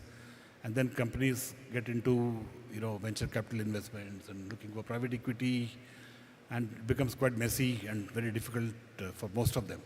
So a lot of innovations really don't see the light of the day, only because they just couldn't carry it through. Funding was a big issue for them, and they just couldn't sustain. So that again is something where one has to be careful, be clear how you're going to get your funding done, and decide your operations and scale based on that, and be probably a little bit more organic in your growth and not try to overreach yourself. Some of the things that we have learned from our own experience. Thank you. Thank you. Very, very helpful. In fact, I think you very rightly said to identify priorities and enablers, including funding for creating capacity. I think that is that's the key message that you're delivering. Dr. Zhufeng, again, I will come back to you because you have been involved in several technology transfers, not only today in CanSino, but way back in Sanofi Pasteur. So with your rich experience of several years leading the tech transfers, what do you think are the key challenges that you have experienced during your lifetime, and how do we mitigate them? Okay. Thanks for the question. Yes, I have been experienced a lot of tech transfers within the company, outside of company, different continents. Well, I think we have talked about quite a bit in the past couple of days. For example, the finance situation, regulatory challenges. I more would like to thinking of others that we haven't talked that extensively. For example, we actually touched base this morning about the ecosystems. Well, when we transfer a vaccine production process to a local manufacturer, it's not just in the manufacturer itself. It's not just in the product itself. It actually involves much more beyond that. I just talk about one of our experience during the COVID pandemic time. We transfer one fill finish process to a local manufacturer in Latin America. Well, we thought it's a simple process, just formulating and fill, right? Pretty straightforward. But the release testing, that country has no experience with. The regulatory agency cannot handle it. Well, during that time, there's a limited supply of the taste reagents, everything. So we have to pretty much build really from the scratch, using local materials, repeat that release testing. It's actually quite a challenge. Of course, during the normal time nowadays, maybe it's easy. At least we can ship the material, we can send people. But at that time, it's a limited, I guess, transportation. And the time is urgent. So it's quite a challenge. That reflecting multiple things, like the utilities, the supplies, the consumables. We also had experience in Asia. Even disposable bags is become limited. Then you have to find a way, find a source, right? I think the ecosystem in that country to build up, to support that sustainable local production is quite important. Of course, it takes time, but we cannot really ignore that component. Secondly, I would emphasize on the skilled workforce. Often we talk about the local manufacturer. We are building up some capacity which has not existed in the past. Nowadays, a lot of countries really look at the vaccine manufacturer capacity to support a local need. But making a vaccine, you need a special expertise. Some countries have well-trained people with biotech engineers, but they have no exposure to the industry. Conceptually, it's a good starting point. But when you're dealing with vaccine special requirement, the quality attributes, the GMP requirements, you need a lot of experience. So during the tech transfer, that is a critical success factors. You need to really transfer not just over the phone. Really, you have to build the experience hands-on, right? I think this is something we have experienced in the past. So we learn that process now. We are also doing the tech transfer. We bring people to our shop, actually embed with our teams and work together for a period of time. Then we send our experts to the local site, try to work with them, really, to understand the process, not just how to do it and why we do it that way. So it's a lot of communication, expertise building, special training. That's I think the skilled workforce is critical. We had experience during the COVID-19 time. I mean, it sounds very simple task. You have to explain a lot because people don't understand why you're doing it that way, right? It's a very, very challenge. Thank you. Yeah, and I just add one more point. Really, I think we normally say the devil's in details. It's really in the very nitty-gritty details that could really make a success or make a failures. I mean, this is very important. The team has to really well communicate it and take the ownership, really get things done. That's all I would like to share with. Yeah. Wonderful. Thank you very much. Very, very pragmatic approach. You very well captured ecosystem as the biggest challenge, and I fully agree with you. The workforce development is one of the key cardinal principles for vaccine manufacturing. We saw during COVID-19 what happened that, all the tech transfers which were done only to the experienced vaccine manufacturers were successful. There was just one exception to the rule, but and that was Moderna. But otherwise, all over the world, we have seen that successful tech transfers happened where you had the trained workforce who could absorb the technology and reproduce the technology. So very well captured, Dr. Zhifeng. Thank you. And now I will go to the second round of questions, but I have a request to all my honorable panelists that this is a rapid round of discussion. So please stick to just 1 minute rule. Don't go beyond 1 minute. So whatever answers are there, they should be crisp and clear what you want to convey to our worthy audience here. So let me get back to Dr. Esper first. So Professor Esper, how do you foresee the sustainability of the Brazilian model, and how Butantan continues to invest in research and development as well as local production? So thanks. And it's easy to talk after Zhifeng because he made a great introduction about the first item that we need to do, which was to build local capacity and build collaboration. I mean, it's so important to have, to construct a good base to what you're putting forward. But the second thing is to rationalize, because the size of Latin America, for example, in Brazil, and I would convey this to other areas of the world, is not too big. And we need to understand what is the best way to balance between what we do and other players in the region do. So I think this is something that we've been discussing, and we need to focus more on that. And finally, we need to take the current opportunity to bring talents to our countries, bringing talents that were trained outside, including Brazilians to Brazil, Argentinians to Argentina, Colombians to Colombia, and so forth, trying to root them into the origins and help them building the future. So this is my minute contribution, Dr. Suri. Fantastic.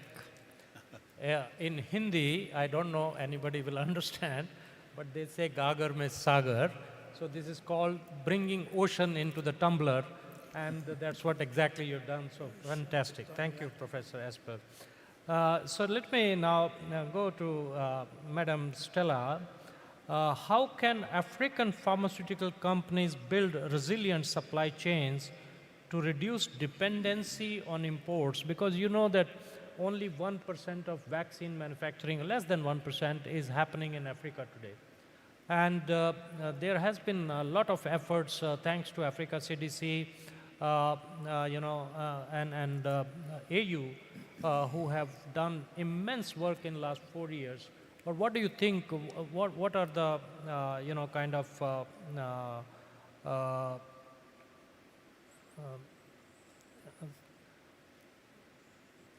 what are the kind of efforts or initiatives that can help African vaccine manufacturers? Thank you very much. It's on, right? We can hear you. Yeah. Okay. Thank you. Thank you very much. What can we do in Africa to make sure that we are ready to start vaccine manufacturing? And obviously train the people.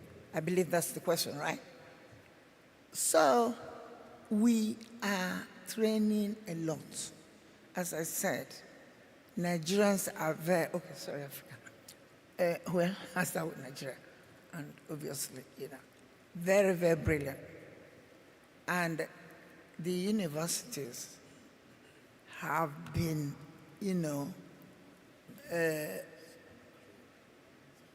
asked to ensure that they take seriously training of the students, because there are things that, the vaccine manufacturing during COVID, we also look at it.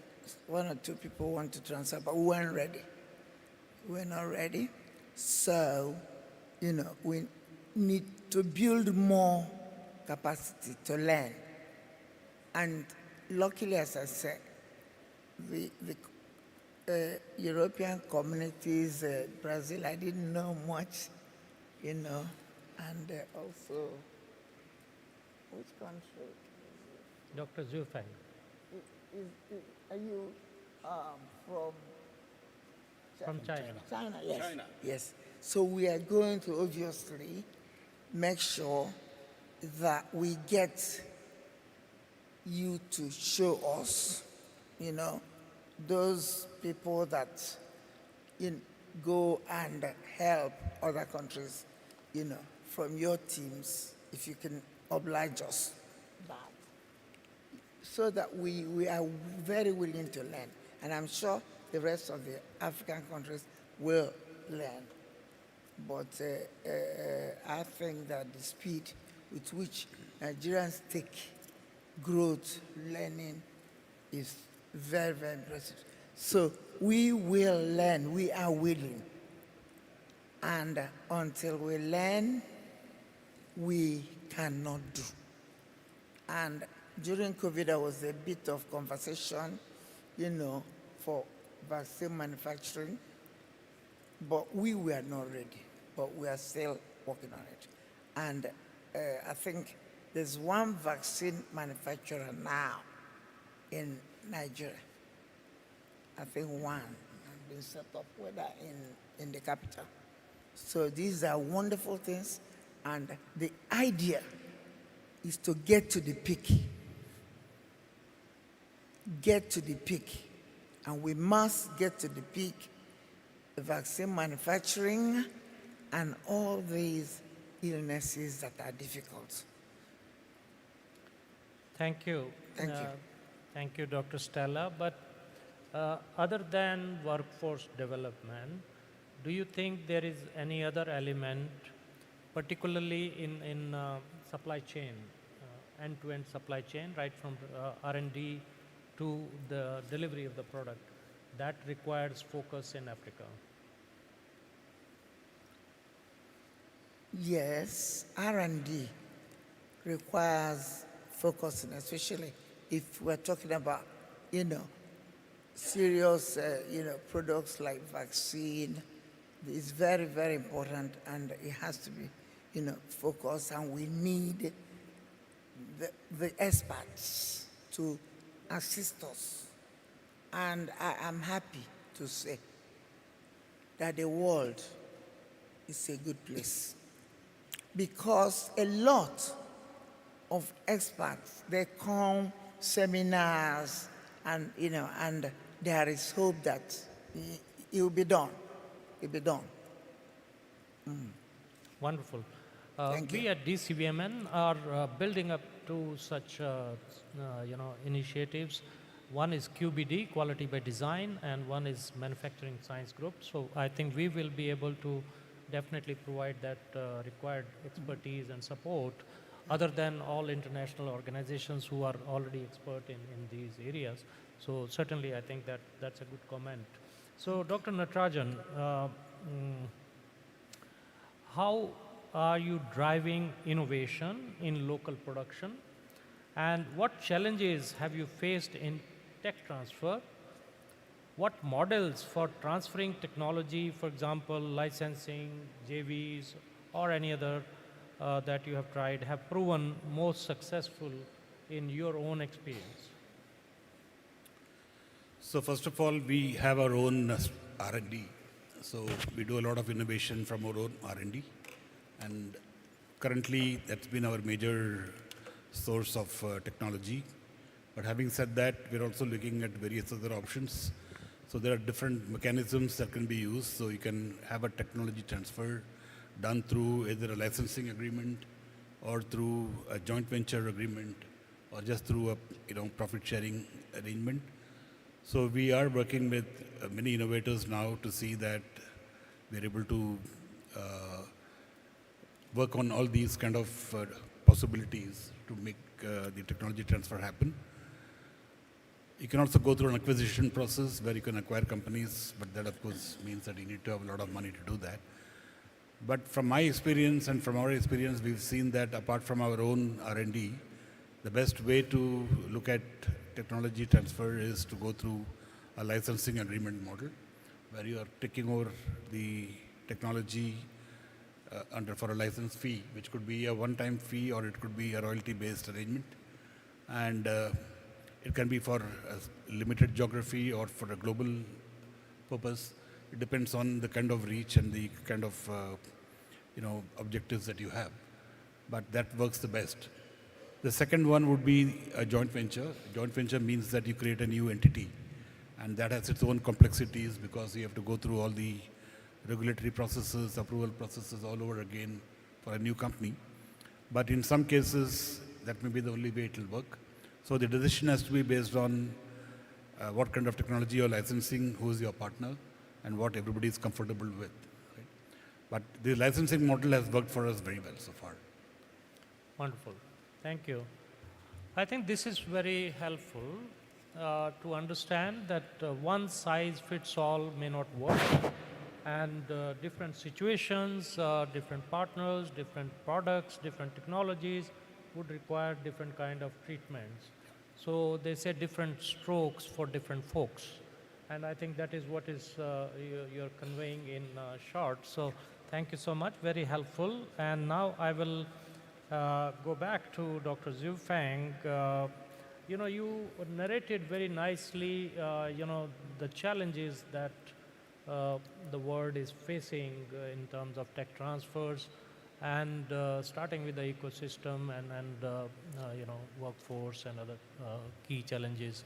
But what do you think have been the key success factors, KSFs, in your case or your learning, which you would like to share with all of us? Well, I think we have a live demonstration here.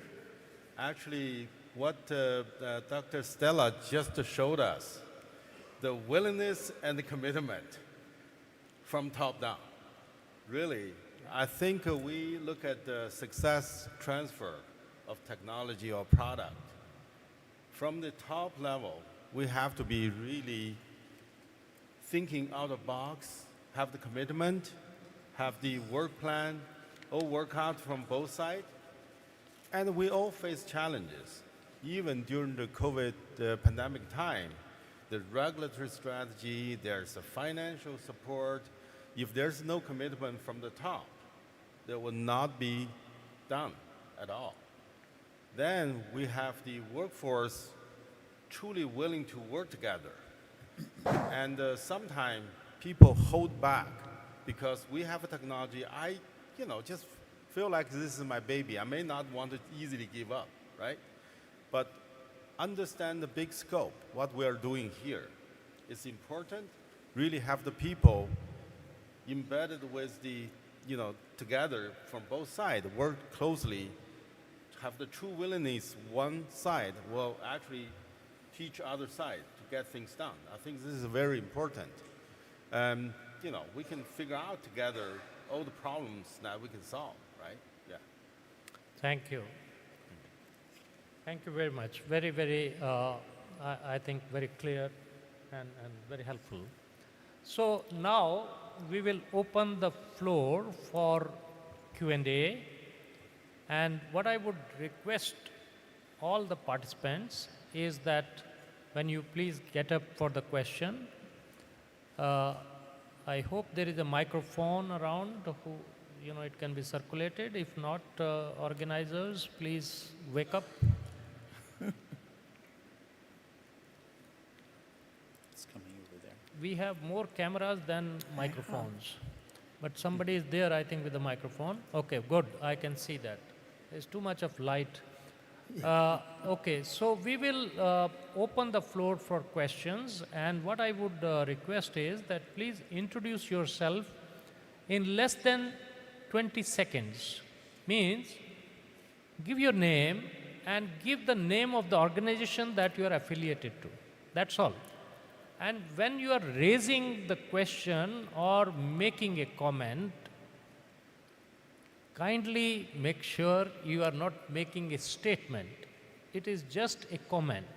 And comment or question should not exceed 45 seconds so that everybody gets an opportunity to seek clarifications. And yes, so we are now open for questions.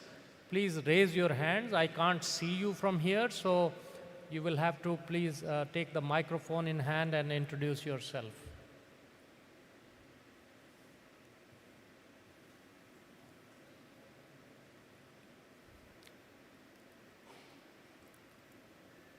So we have a question here. Okay, done.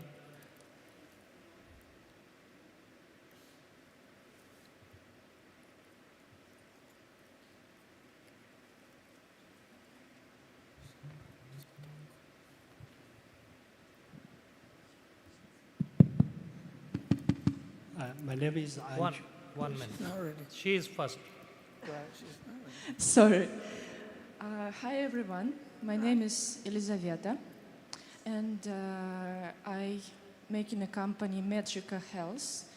Is it a website where you can order the lab tests and consultation with nutritionist and see your analysis in a dashboard? And my question is, what do you think about the future of digital health in your countries, and what do you think about the connection of every countries in the one chain for health care? What do you think about it? Thank you. Excellent question. Who would like to attempt first?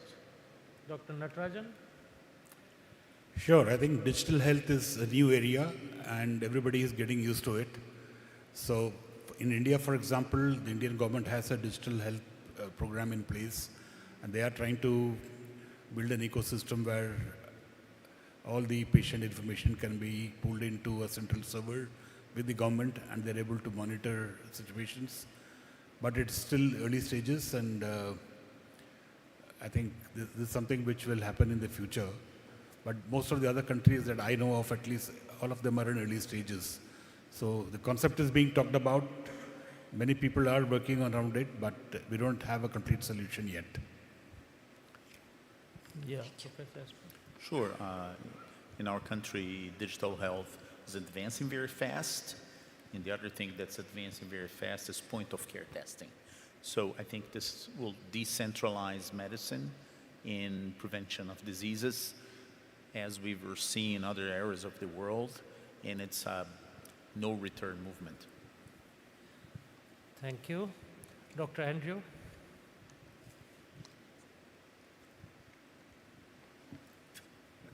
Take the...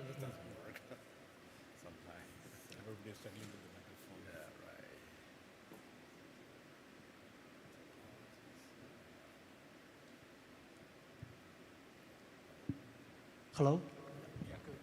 My name is Andrew Wang. I'm from OX in China. Thank you all for this excellent panels. I think for the panelists, you are all industry veterans. You have lots of experiences. So during the COVID, there's a lot of local manufacturing initiative and also players, and for the newly entered for the startup. What one advice each of your panelists can give for the new startup or the companies for the new getting into the business? What one advice you can give to us? Thank you. Excellent question. Excellent question. I will start with Professor Zhu Feng. Well, we all know the health, public health is really important. Everybody, is very keen. But I would say, if you want to start up a company, you have to truly understand the market situation, the landscape, and still, business is business. You really want to build up a sustainable business, right? I think do a full evaluation and truly understand the situation is critical. Yeah. Wonderful. Dr. Natarajan? Yeah, and just add to that by saying that it requires a lot of commitment. So you need to be completely committed to what you're trying to do and then take it through. So everything is not going to be rosy, I can tell you clearly, so you have to be prepared for it. And just keep going, and as long as you are convinced, you must keep going and pushing it as much as you can. That's the only way you can come forward. Dr. Stella? What's the question, actually? To be sure I got it right. What's your advice? Sorry? What's your advice for newcomers? For new companies? Hello, thank you very much. Sorry about that. I just want to make sure that, advice for newcomers into the health industry, right? My advice is go for it now. Get people that know the world need help. Health is very important. If you're not healthy, you cannot do anything. Most of the people that are in health, you find out that it's more or less sacrifice and love for the people. So go for it. From what I'm getting here, there's a lot of help, which I'm going to seek also to make sure that what we're doing is better. Go for it, because it's a good thing to do. It's the best. Thank you. Thank you, Professor Esra. Well, my advice is talk to the community, understand what the expectations are towards what you're proposing. I think this is very important, not to be frustrated once you come with a solution that nobody understands. So, excellent. I think you got the answers. Thank you all. All solved. Please go ahead. Thank you. My name is Eluemuno Blyden. I'm the founder and CEO of Avril Biopharma. My question for the panel is, there are a lot of new technologies that are coming almost every day, new things, AI, single-use technologies, different molecular technologies. You've built value chains in a variety of different ecosystems. In your individual experiences, looking at the world today, what are the enabling technologies that you see that will make a difference to the future of biomanufacturing, particularly relating to localizing that manufacturing? Thank you. Okay, Dr. So I think, first of all, from the public health point of view, I think the focus would be more going towards decentralization and going more towards patient-centric approach and community-level engagement. Those are the kind of technologies which will have a lot more value and a lot more uptake as we go along, because that is where the big gap is right now. And artificial intelligence and other upcoming technologies will only add to this capability, so that even at very, very remote places, you can do high quality healthcare through a remote operation also, through AI. So these are all just going to be adding value to it, but I think the focus is definitely going to be towards decentralization and towards a patient-centric approach. Wonderful. Any other questions? Yes, please. Thank you. My name is Farhan Ahmed Khan. I'm from the DEK vaccines in Ghana. But my question is for the products. Africa keep on depending on importing the raw material, especially active pharmaceutical ingredient in the in countries where the manufacturing is happening. So what is the best solution, or what is the landscape we can define to make at least a couple of APIs which are widely spread within Africa? Thank you. Dr. Stella? Hello, good afternoon. Thank you very much. Maybe you're just coming back from lunch.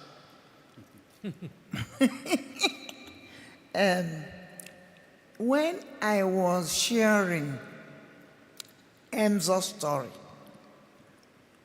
I shared that one of our customers for a period of 40 years was selling chloroquine powder to us to make chloroquine liquid 40 years ago. And he came back to Nigeria, and in a forum like this, he saw me, and he said, "Is that Stella?" I said, "Yes, that's Stella." He said, "Wow, do you remember me selling chloroquine powder?" I said, "Yes, I do." And he said, "Now, we're going to give you a gift. We are going to transfer technology of API." And that has been done. Right now, we're finalizing production of API, anti-malaria, in Lagos, Nigeria, by Emzo Pharmaceutical Industry. The factory is in Ogun State, and it attracts a lot of visitors, lot of expatriates, and we are thankful. And we now realize that from that, we are going to grow. And we have seen what has happened in China and India. I know when India started, because before we started, I went to India. And the speed with which they have grown, obviously the Indian government is excellent. They helped them, they funded them. So that is what is going to happen in Ghana. In Nigeria, we're talking about funding. We're still talking about funding. But the international community are helping to fund. So in Ghana, I believe that, are you Indian origin? Can't see very well. He is from Pakistan. Huh? Pakistan. Well, Pakistan and India. So your government, there are lots of API in Pakistan, right? Yeah. So when you go to Ghana, you do tech transfer, and you talk to the government and people in charge, and obviously it will happen. So we'll be coming to Ghana to buy some, and you come to Nigeria to buy some. What do you think? I think he got the answer very clear that tech transfer is the right answer for building up self-sustainability in Africa for APIs. So thank you, Dr. Stella. Yeah, that was very helpful. If there is any question, please let me know. Or anybody? Nobody? Okay. There is one. This is the last question we are taking. So, okay. Thank you, Dr. Suri. And my name is Roger Kamp from the World Trade Organization. I was just interested, given that technology transfer absorbs also a lot of capacity on behalf of the providing company, when do you actually consider a technology transfer project to be done? Or is it, do you see this as a continuing process of cooperation? That I think would be interesting to hear from the company representatives. Thank you. Okay. Sure. I guess I can answer the question. You know, for tech transfer, we normally build up the partnerships with local company. So we kind of leverage each other's expertise and strengths to build up the capacity and the marketplace. I think this is a long-term relationship, and we are expecting to go forward from a beginning of establishment and forward. Certainly, this is you know, it's a long-term relationship. Let me add to that the fact that the effort in the resources by the provider is very big, as you mentioned, but for the other end is also very big.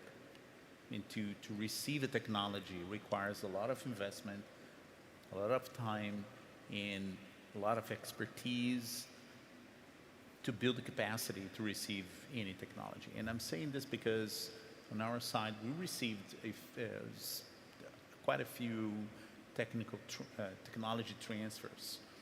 They came over the past about 15 years to be incorporated locally, and some of them failed because we did not have enough capacity to receive it.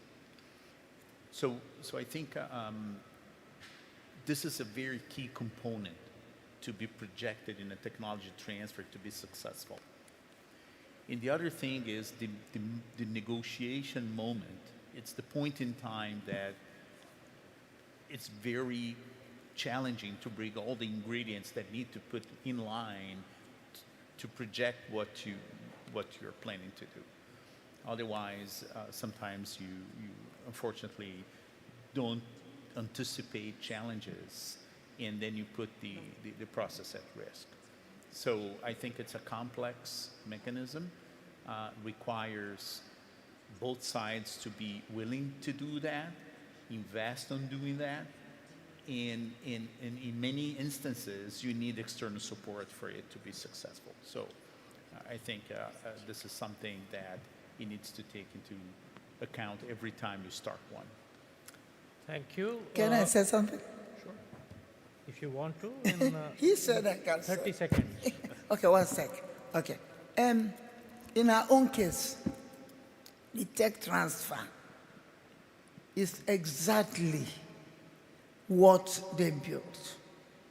That's what they are transferring to us. There is no change. So it's absolutely world class. And they were already certified by WHO. So that's what they are transferring. So after that, and they're there, coming, going, everything is imported. Vessel, whatever, is imported. So it's a replica of what they have. So anyway, maybe because an old molecule. When you're talking about new molecules, it might be different. Thank you. 30 seconds are over. Sorry? I'm joking. Dr. Roger, I think it was one of the excellent questions, and I I'm inspired to speak something. I will speak not the technical language that my friends have just said, but I think technology transfer is more like a wedding. It's a marriage of two parties. It starts before marriage and it ends only a divorce. So I think throughout the life cycle, we have to be fully equipped to handle each other, understand each other, and help each other to progress together. Because any incremental, any implemental technology part has to be always passed on to them. And it is hand-holding which is more important rather than only the IP transfer. So thank you very much. It has been very, very productive session. We are nearing the end of the session now. And of course, I mean, you have heard the experts speaking about, creating the ecosystem, including technology transfer and the funding requirements, as well as the workforce development, which are emerging as the key areas for the whole thing, so that there is a, public-private partnership, and we can create a healthy impact on the society going forward in the future. So with these words, I would like to thank all our panelists for excellent discussion, and would request you for a big hand to all the panelists. Okay, photographers, can you please take one photograph of my panelists? I think I gave you my card. I'll give you again.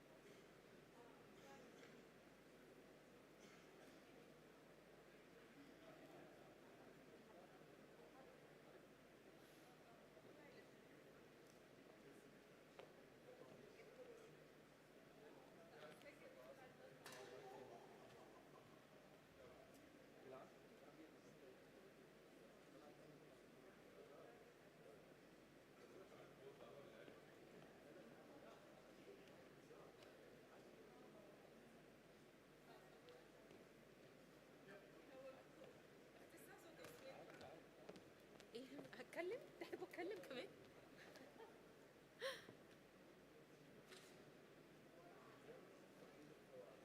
اوكي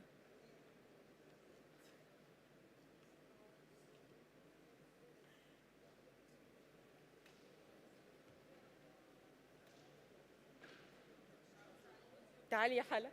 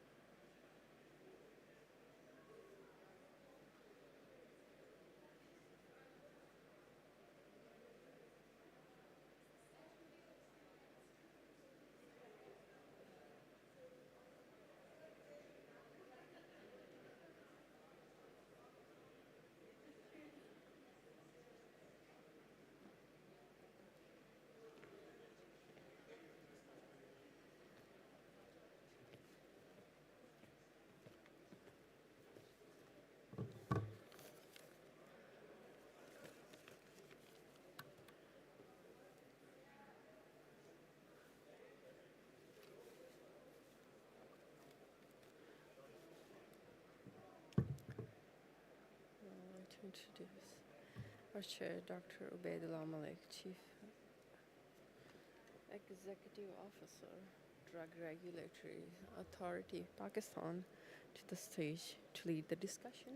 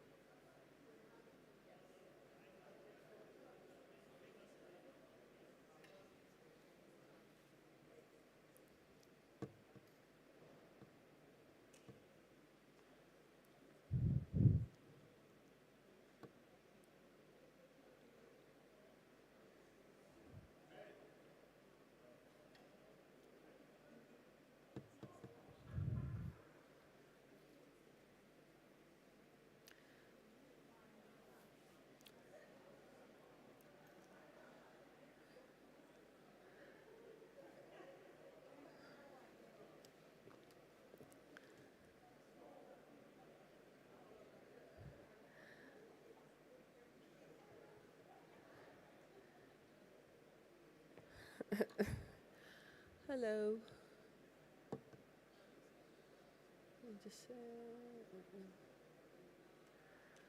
Thank you so much, everyone. Hello. Thank you so much, everyone, for the insightful session. As we are moving towards the next session, I would really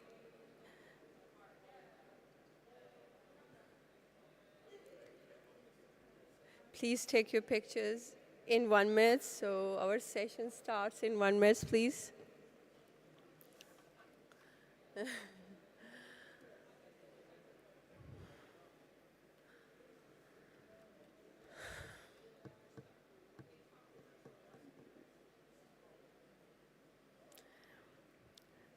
Thank you so much for all your attention throughout today's session.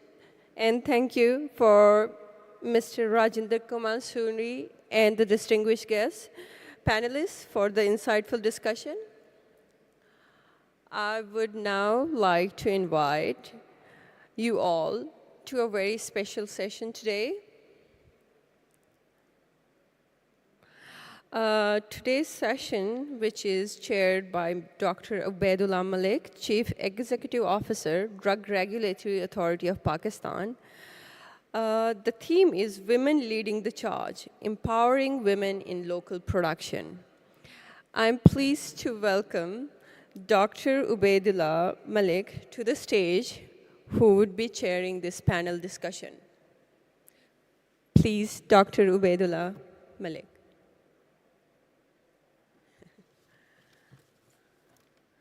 The floor is all yours. Thank you. Thank you very much, and good afternoon, all the participants, and very warm welcome to the Parallel Panel Discussion 22, and the title of this session is Women Leading the Charge, Empowering Women in the Local Production. I'm privileged to chair this session in Third World Local Production Forum in Abu Dhabi, and what I believe that during this session, we will put light and shine on the inspiring stories, achievements, and challenges by those women who have made a very proactive role in the local production, manufacturing, and innovative health solutions. Our goal is not only to celebrate their leadership, but also to explore strategy for advancing gender equity across the sector. So we are pleased that we have a very diversified panelist during this session who are not only experienced, but their insight will help us to understand how to build more inclusive, empowered, and resilient health production ecosystem. So I will invite the panelists. So first panelist is Ms. Gulsa Somnes. I will request her to come on stage. She is the managing director of Bomi Tributon, a leading in vitro diagnostic company in Turkey, where she has developed a pivotal role in transforming the company from a trading entity into a local manufacturer of various diagnostic products. A significant highlight, which is emphasizing her involvement in the Turkish Ministry of Health National Newborn Screening Program, which has screened more than 25 million newborns. And now she has successfully initiated the local manufacturing of screening kits, replacing imports to ensure cost-effective and sustainable diagnostic for the nation. So welcome. Second panelist is Dr. Nibal Dahaba. With over 20 years experience in global pharmaceutical companies, including Sanofi Pasteur, Abway, and MSD, where she played a key role in expanding immunization program and market access across the emerging markets. She is the co-founder and general manager of Genex and Genvex, and she is right now spearheading efforts to enhance vaccine availability and self-sufficiency in developing regions, notably Egypt. Dr. Daba remains dedicated to ensure life-saving vaccine reach to those in need, while inspiring the next generation of healthcare professionals and entrepreneurs. Welcome on stage. Our third panelist speaker is Ms. Viman Sentilan. She is the regional director for Asia of Novotech International and chair of the ISPA Women in Pharma International Steering Committee. She spearheads initiatives promoting diversity, inclusion, mentorship, and professional growth for women in the pharmaceutical industry. Her leadership reflects a commitment to equitable access to education and global collaboration, advancing both ISP mission and support for the women in the industry. So all the panelists are on the stage.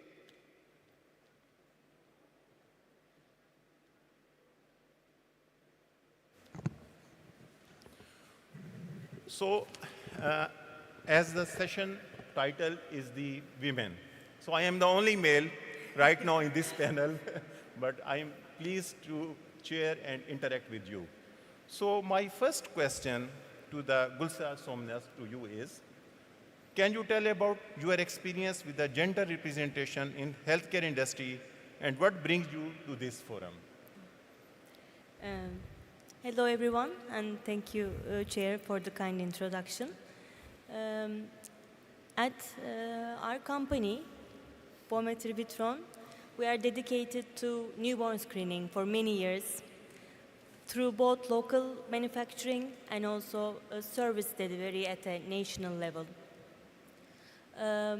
Our focus is to give good quality yet very cost-effective solutions so that these life-saving tests can reach to many more babies all around the world. Therefore, I'd like to thank local production and assistant unit for creating this platform where equal access to healthcare, inclusion, and local production can be explored all together. And I'm very grateful also to share today this stage with these inspiring women colleagues because being in a room like this with women leaders still feels a bit special. Because honestly, it hasn't always looked like this for us. Just to show you what I mean. You can go over there. Yeah. I'd like to take you back in time. This is a photo taken early in my career. It was taken in a distributors meeting in Turkey. Can you spot me? There. Yes, much thinner, I know, but let's not dwell on that today. As you see, I stand out in this photo for only one reason. because I was the only woman in the whole meeting.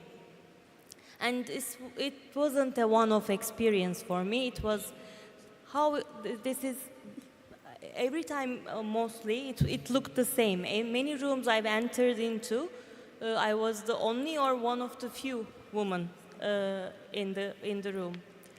And now we are in 2025 in the World Production Forum.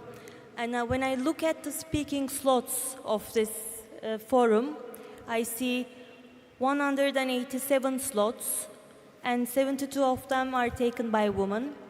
I see progress, definitely. But still, 2 out of every 3 voices on this global stage are male. Please do not get me wrong. I'm honored to be among experts, men or women alike. And this isn't about a numbers game. It's not a score, I know. But this is about awareness, this is about visibility, and this is about noticing the patterns. And representation isn't a numbers game, as I said, but it is a message. And when it comes to the message of this very panel today, this is a very important one. We need more women in healthcare industry. And I hope this panel will become a space for learning, sharing, and also, more importantly, triggering action for all of us. Thank you for now. Thank you very much, Gulnaz, for your sharing your journey from where you have started and where you have reached.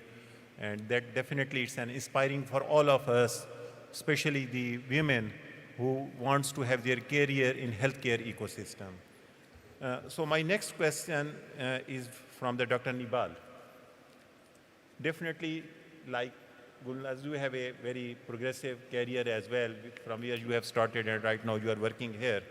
So my question is, what motivated you to start your own business in local production? Because now you are an entrepreneur working in the local production and healthcare system. And when you have started this, what are the various unique challenges which you have encountered during activity? Thank you for the amazing introduction, Dr. Malik, and thanks for the WHO and everyone behind the World Local Production Forum for inviting me for such an inspiring session. Well, coming from a corporate background, as I was heading Sanofi Pasteur and previously AbbVie, MSD, and Novartis, and moving to localization was such a big decision. That was backed up since then with the shortage of vaccines during the COVID times across our region. Here I mean Egypt and Africa. And since then, there has been a growing push for local vaccine production in emerging markets to reduce the dependency on global suppliers and ensure timely access to life-saving vaccines. This shift has been especially critical in regions like Africa and the Middle East, where supply chain disruptions, regulatory challenges have historically hindered the vaccine availability to our kids. As a result, industry leaders have stepped up to build sustainable, self-sufficient manufacturing capabilities to strengthen our healthcare national security. My advice to other women leaders would always be, step up, don't be afraid from leading a change. That's only when our dreams can come true. Thank you very much, Dr. Nibal, and definitely this talk and this journey is a motivation for all of those women who want to have their career in this very journey. So my question to the women is, so we know women since long, and she has 2 feathers in her cap. She is basically regional director of Asia Novatech, and she's also the chair of ISPI Women as well. So my question to you women is that what unique perspective or approaches do women bring to local production that contribute to its innovation and success? Thank you, sir, for the question. And first of all, I'd like to thank the organizer for the invitation for this very important forum. And as mentioned by my colleague here, this is an opportunity for us to discuss the women's perspective and roles in the pharmaceutical industry. And to address the question is what unique perspective of women bring in to the local production, to the local pharmaceutical production. So Women bring transformative perspectives and approaches to the pharmaceutical local production by driving innovation and success in several impactful ways. First is empathy and leadership. If I ask you, the audience and my colleagues here in the stage, when I say the word care, what comes first? Who is the first person that comes into your mind? Of course, it's My guess is your mom, women. your sister, your grandmother, your daughter. And this is where empathy and leadership comes in. So women brings in this unique perspective where we can focus on prioritizing patient care or patient-centric approaches. So ensuring that pharmaceutical products address real-world needs and efficiency and effectivity. We also collaborate problem solving. Women excel in terms of creating inclusive environment that encourages unique and diverse viewpoints. So this collaboration leads to innovative solutions and improved production processes. Women also has attention to details. So attention to regulatory compliance. Our meticulous nature ensures adherence to stringent pharmaceutical standards, enhancing product quality and safety. We also are advocacy for sustainability. Women often champion sustainable practices. We also promote diversity as well as cultural sensitivity. Women bring unique insights into local cultural contexts, enabling the development of products that resonates with the specific communities. I'd just like to mention that in 2024, Deloitte came up with a survey, with a study, they call it the Women in the Boardroom 2024, and one of the unique perspectives that women bring into the local production is there's better diversity and gender equality once it comes into senior leadership positions, shown to improve productivity and profitability as well, and return on equity for the companies. And this greater innovation creates more effective or creative solutions to the problems and challenges. So I guess this is where women come in and where we play an important role into our society. Thank you very much, women. And by this, we concluded first round of our question. And if we summarize, that we can say that in every case that we have discussed, it is rightly hard work, it is the passion, and it is the right approach where our three panelists are right now. And right now, they are at the stage where we can say that they are the role model for the other genders as well to excel in local production and specifically about the healthcare. So I really appreciate your answers as well. So let's have a second round of questions, which are specifically related to the challenges which has been faced by you to reach at this level. So my question to the Gulsha is, what are some key barriers that women face in reaching leadership roles? And how can organizations work together, gender equity? Thank you. I had a slide. Please switch over the slide.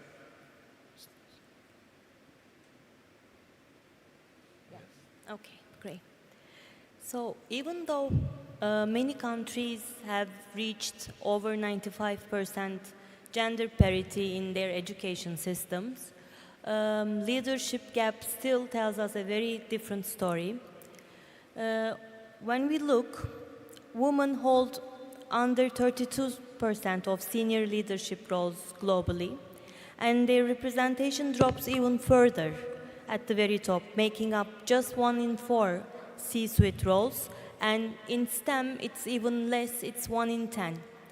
And it's decreasing in the recent years. So why is this drop to the top? I mean, At the back, you'll see that there are many terms that illustrate the challenges that women face in the workforce. We begin with the sticky floor. There are many cultural and structural conditions and lack of support systems, especially caregiving support systems, that hold women at the entry-level positions. Then there is this broken rung, which is about that very first step to the first management role, which simply isn't offered to women because of many biases. And then we all heard probably this famous metaphor, glass ceiling. People talk a lot about it, and there are many invisible barriers to the top leadership. And even when the women get to the leadership roles, then they find themselves on a sticky floor, on a glass cliff, and they are put in a high-risk roles, especially during times of crisis, where their chances of failure are higher, and unfortunately they don't remain in those positions for long. So whatever the names are, the pattern is the same. Obstacles at every level. Our journeys are shaped by gender bias, both explicit and quiet, by unequal caregiving responsibilities between men and women, and more importantly, the self-doubt that makes many of us question all the time our abilities, even though we are really good fits for the jobs. So, getting through this labyrinth of leadership takes more than only resilience. It requires systems in place truly built for inclusion. And some countries are proving that this is possible. According to the 2024 report, a global gender gap report from World Economic Forum, the top performers like Iceland, like Finland, have closed more than 80% of their gender gap in total. And in that list here, we see, when you look at the top 10 countries, you see that this is not limited to the wealthy nations.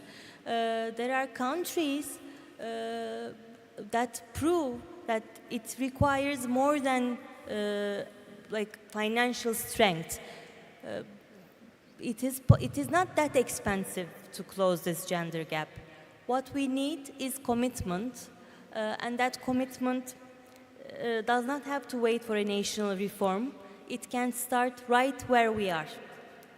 And at our company, we chose to take action. We have set a minimum 51% women workforce target, and just not like a symbolic number. We chose this because we believe that gender-balanced teams are much better in decision-making, and eventually the outcomes are much better.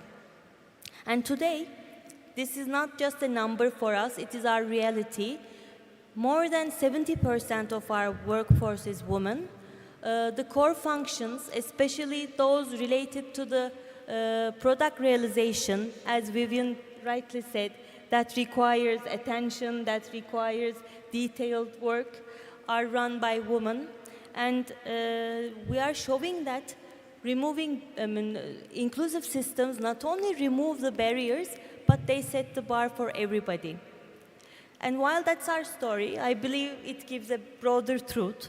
So meaningful change does not require major resources. It requires really solid and genuine intent and action. So I'd like to end by three practical steps that every organization, no matter how small or big, can take. First, ensure equal hiring at every level, not only at the entry level, please, but every level. Share the caregiving responsibility, because as long as the caregiving responsibility is seen only private to women, then we cannot talk about any gender parity. And support women in our networks. opportunity often flows through connection and not only by competence. So we all have a role to play to lift each other. So I'd like to end now. Thank you. Thank you, Gulnaz, and I really appreciate that in your organization you have established such an ecosystem where women can work from at all levels, starting from entry position up to the level of manager and managing director, with 51% representation in your organization. So next question is from Dr. Nival. Again, question theme is regarding the challenges and barrier. What specific policy changes or industry initiative have proven most effective in dismantling barrier in fostering an inclusive environment for women in the manufacturing? Because we understand that in most of cases, manufacturing is being considered as a male-dominated area. Definitely. But in your organization, what steps you have taken to divert that culture to that women can work easily in the organization in the manufacturing sector? A great question, but let me rephrase it a bit. I'm a live example for the barriers and the challenges that face women. I was a big target for a very well-organized social media campaign attack that was attacking me only for being a female leader in a male-led industry. Also, I was one of the youngest and very few GMs across the region.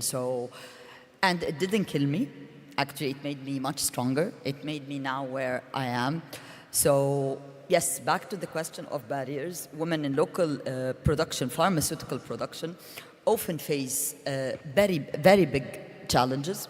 One of the most important initiatives that we have been seeing, actually what is Egypt and UAE and Saudi Arabia in specific are doing now.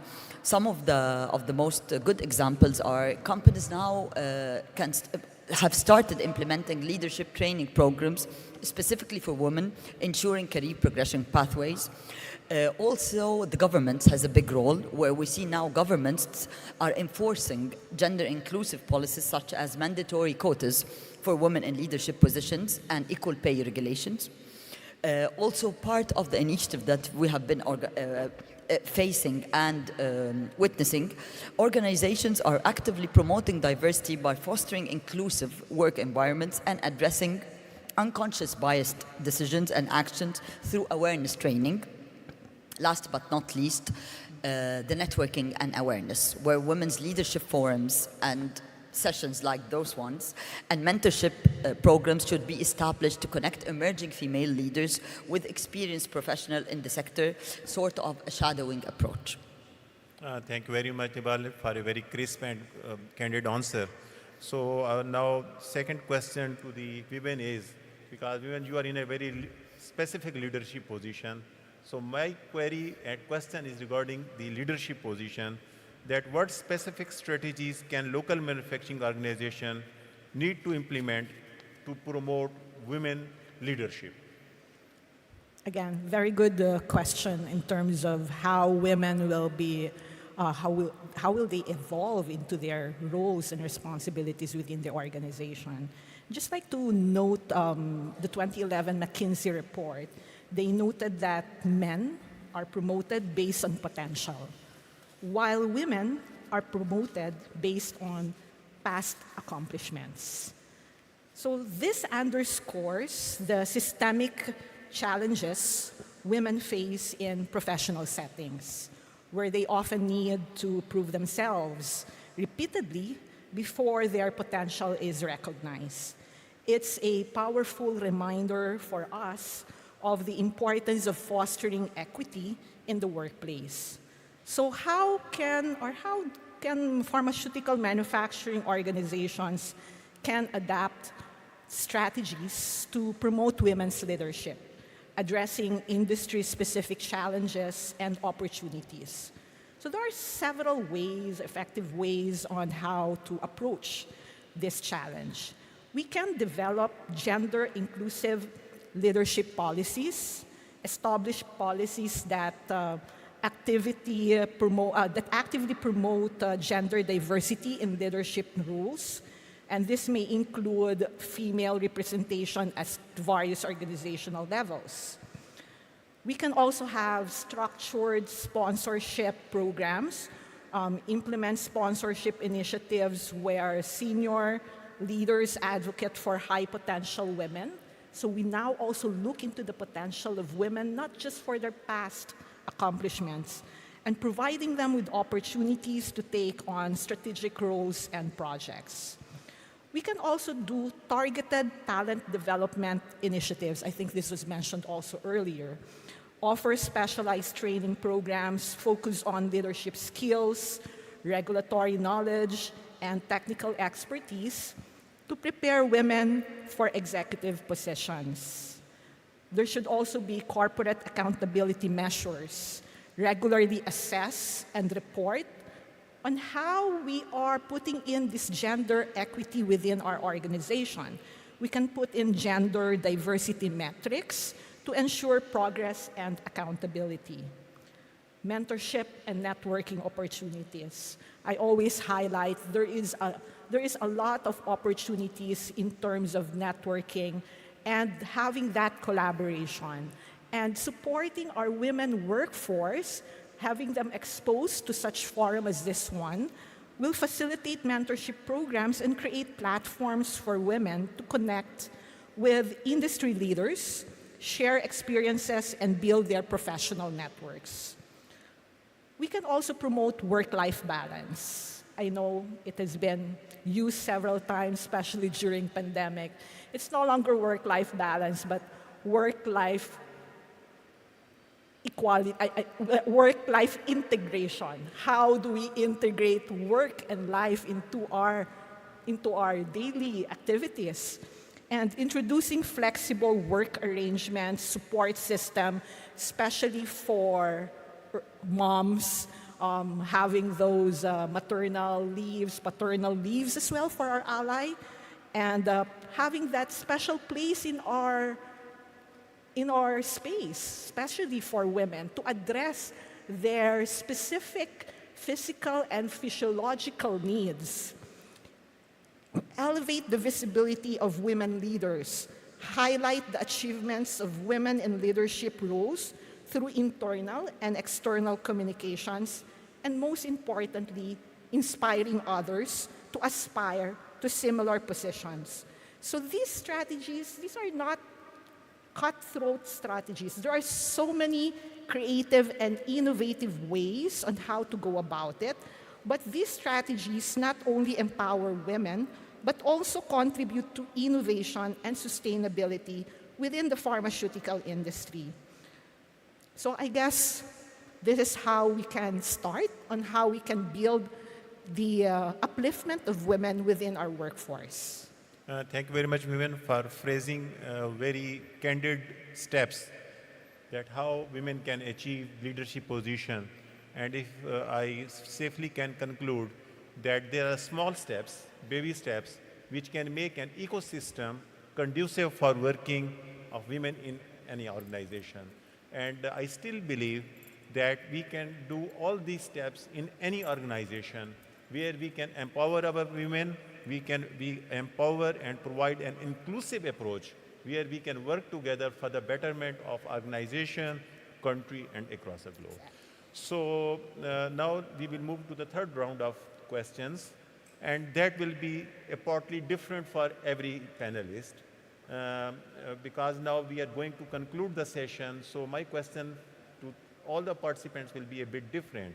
So first question for the Gulsha is, what unconscious biases make it harder for women to advance in leadership, and how do we fix them? Because we understand that biasness is always there in our society, in our organization. So what different steps you have taken or your organization has taken to avoid these biasness? Thank you, Chair. It's a very good question. Yes, there are many biases, actually. And I would like to explain this very simply. There is a very good study that simply shows this. There was a study in Boston University, probably many of you already know, I just want to repeat. Some college students and school-age children were given a scenario, professional scenario, and the scenario goes like this.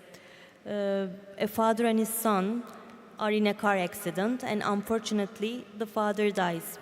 The boys rush to the hospital, and just before the surgery, the surgeon comes out and says, "Stop, I can't operate this boy. He's my son." And they ask how this is possible. Yes, the mother was the surgeon. I mean, the surgeon was a woman. But yet, in this study, only about 14% of Boston University students and 15% of children were able to give the answer at the first time. It's interesting, and it's a very good example showing even those children whose own mothers were doctors couldn't reply this question. So it shows very simply, it's a very good example how actually hidden those biases are within us. And just in my previous talk, I said we need a total approach at policy levels for sure, but also at the individual levels. It is up to our everyday decisions. We make decisions every day. So we make decisions about who we hire, who we promote, who we listen to. So these decisions make a difference. And I think change will come with these small decisions. Thank you. So my next question to Dr. Nibal is, again, I will focus on some challenges. But previously we discussed the challenges for women to work in the industry.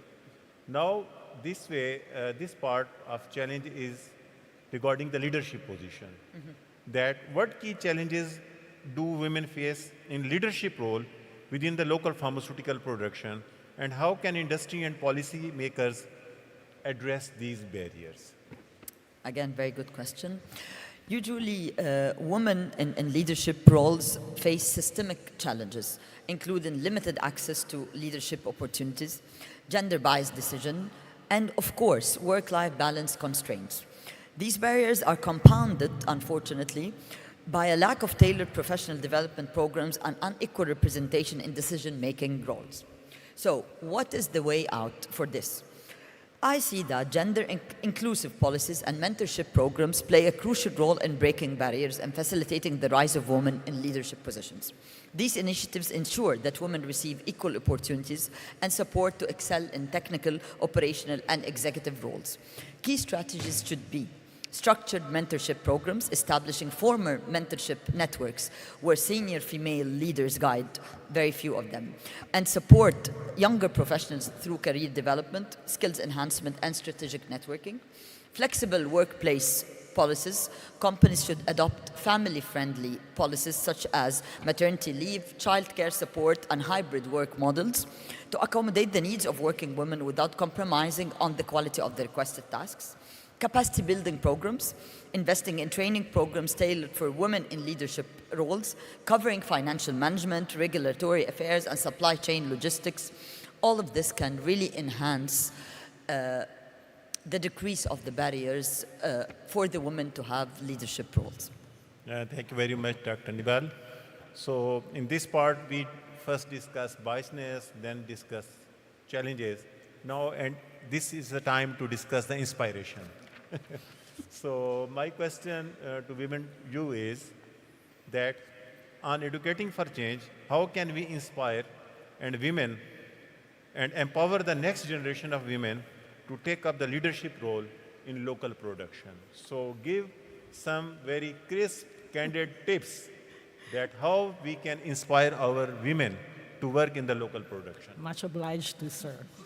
So advocating for change and empowering the next generation of women in our industry, of course, it requires proactive and impactful strategies.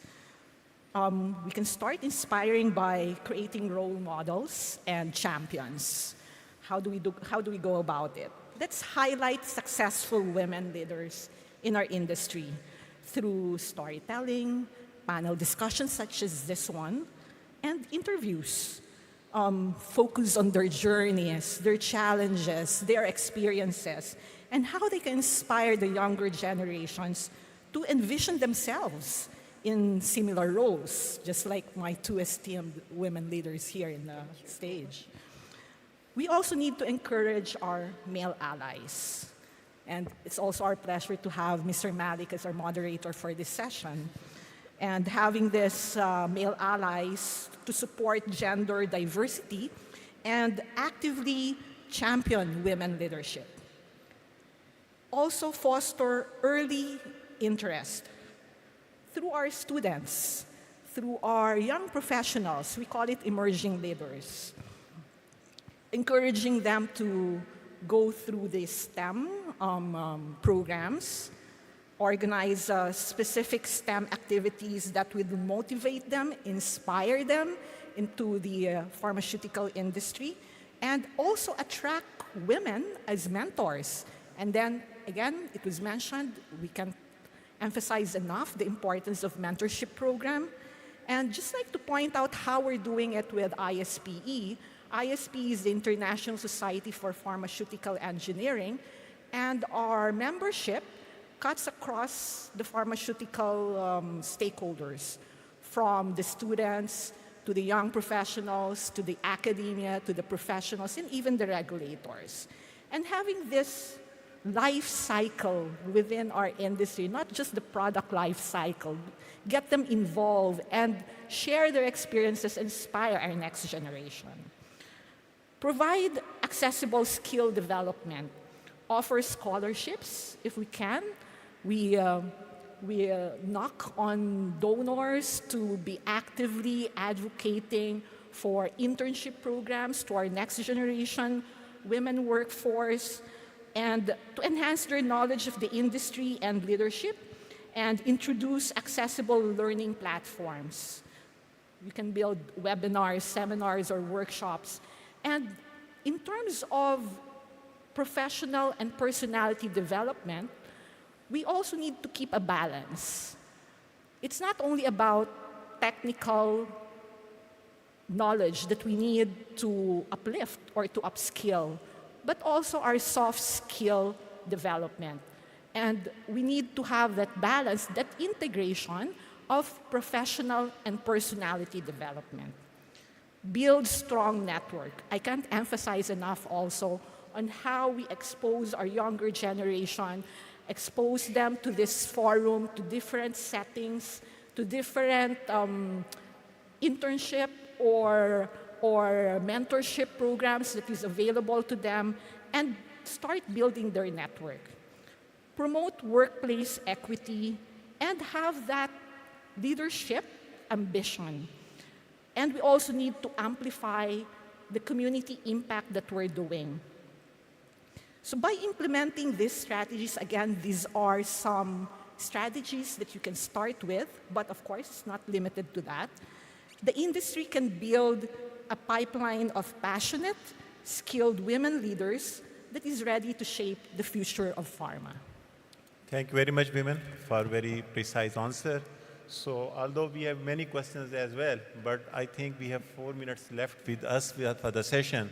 So if any of the participants intend to have some question from our panelists, so I will hand over the mic to the panelists, to the audience, if they have some questions.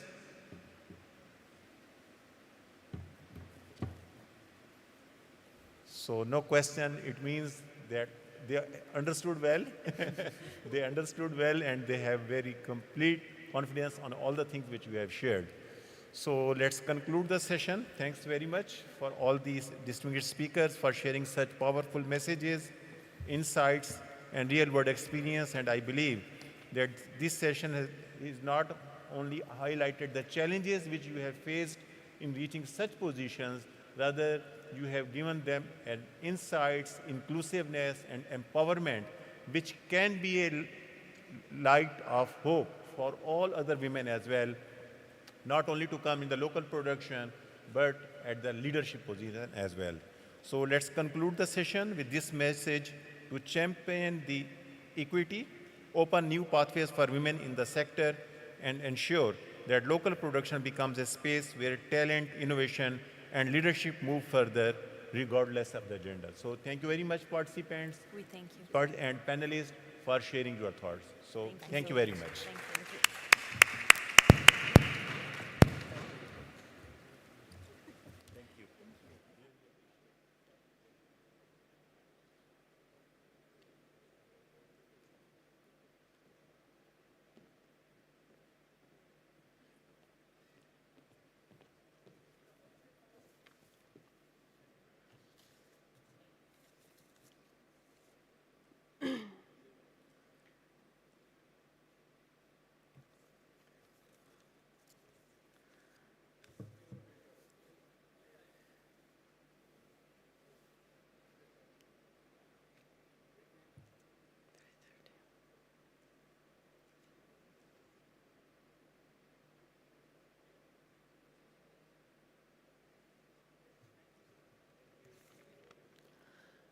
Thank you so much, Mr. Ubaid, for such an insightful discussion. We will now move. The next session is at 3:30. We'd ask the audience to be please seated here and wait for the next panel to start. Yeah, thank you so much for your attention and for your time today.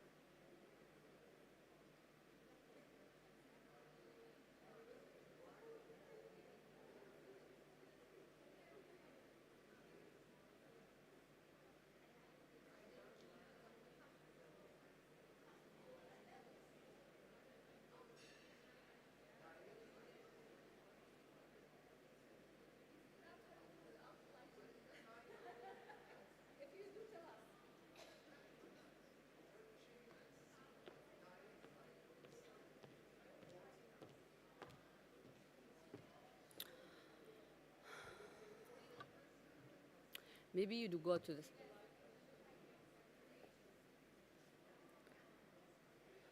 Come, come, Kate, from here, come.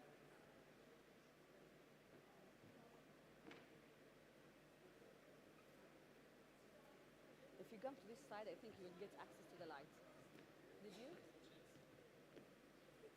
The same. Okay, give me the selfie.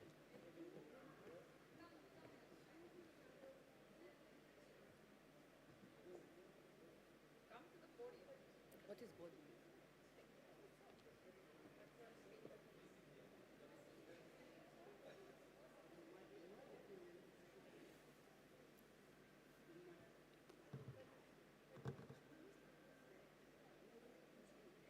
Why he didn't be? Okay, give me. Why he didn't be in the sustainability talk? Who will nail it if they're in sustainability? Yes, there is a lighting. Where? Here.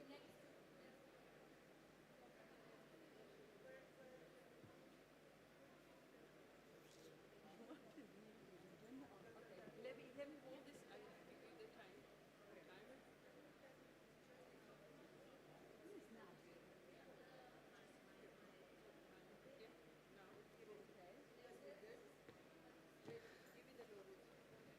Yeah, but the logos is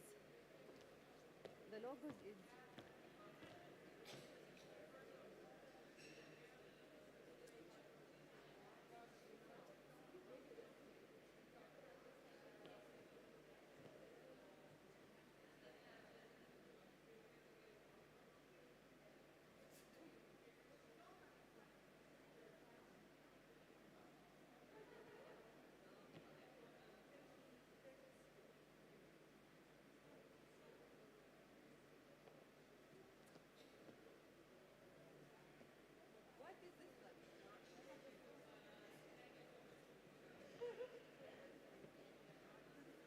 That's test.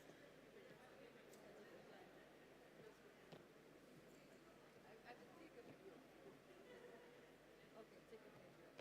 Yes, with the lighting.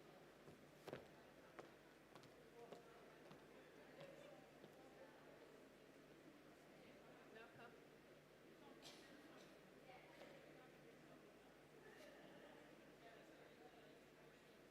I want to have a photo with him. I need to have a photo with you. Why? You don't like stages? You want to be on the stage. Why everybody don't like the stage? I'm the only liking the stage, but if it's not with the white people language, then it will be so nice.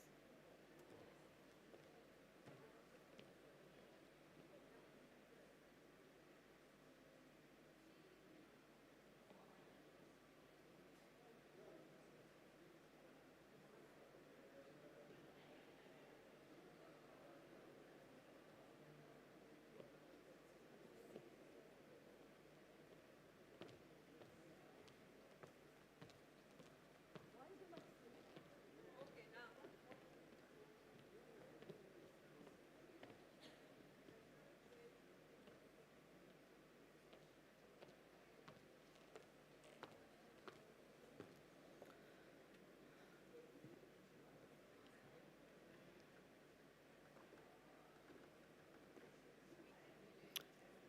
Do we have to call them now or not yet? You have to, I think, to call them. Do you think they have audience?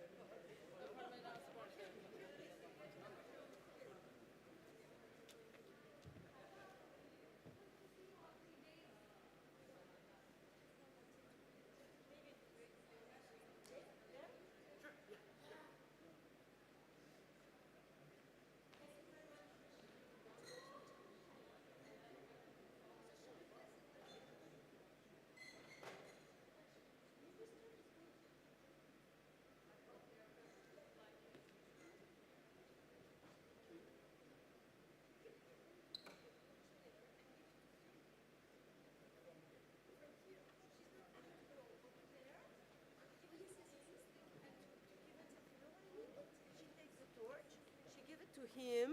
Yes. He gave us the other one. Otherwise, we wanted the Dutch. You know what I mean? Okay, okay. What do fine. you want? I want it. Now it's hidden, something, but it should be it's kind of a symbolic thing. So it should be visible, like a cup, for example. Like, Okay, so it can be here. You don't want it. okay. That's good. Okay.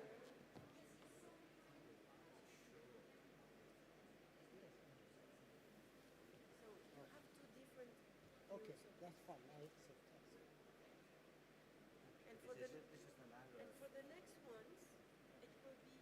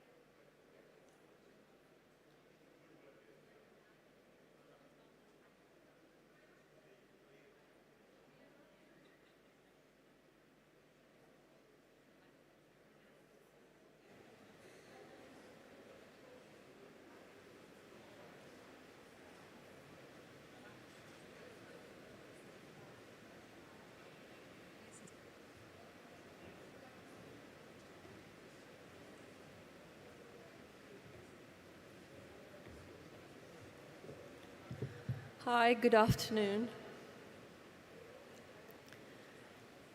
As we approach almost the conclusion of our forum, we want to part with important reflections from the member states and stakeholders.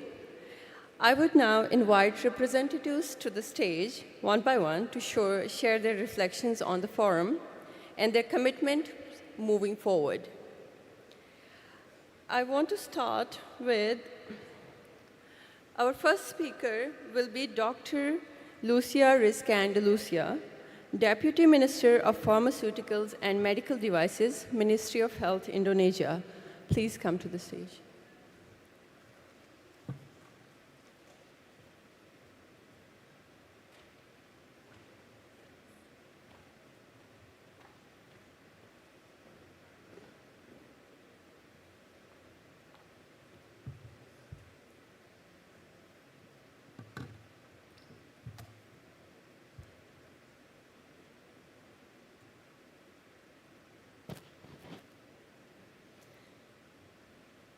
Excellency, distinguished guests, ladies and gentlemen, good afternoon and warm greeting to you all.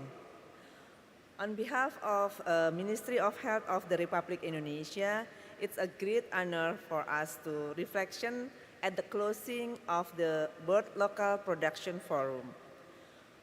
Over the past few days, this forum has provided an exceptional platform for dialogue, collaboration, and the exchange of forward-looking strategies.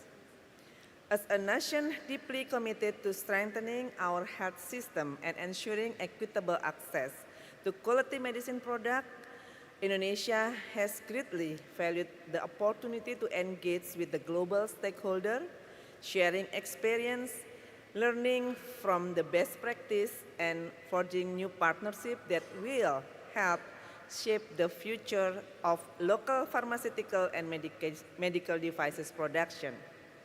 We extend our sincere appreciation to WHO and the government of the United Arab Emirates for their outstanding leadership in convening this significant event.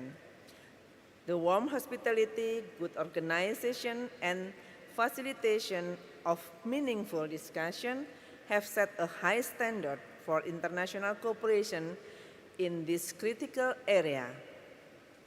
Your Excellency, distinguished guests, ladies and gentlemen, the discussion held throughout this forum have been both timely and essential.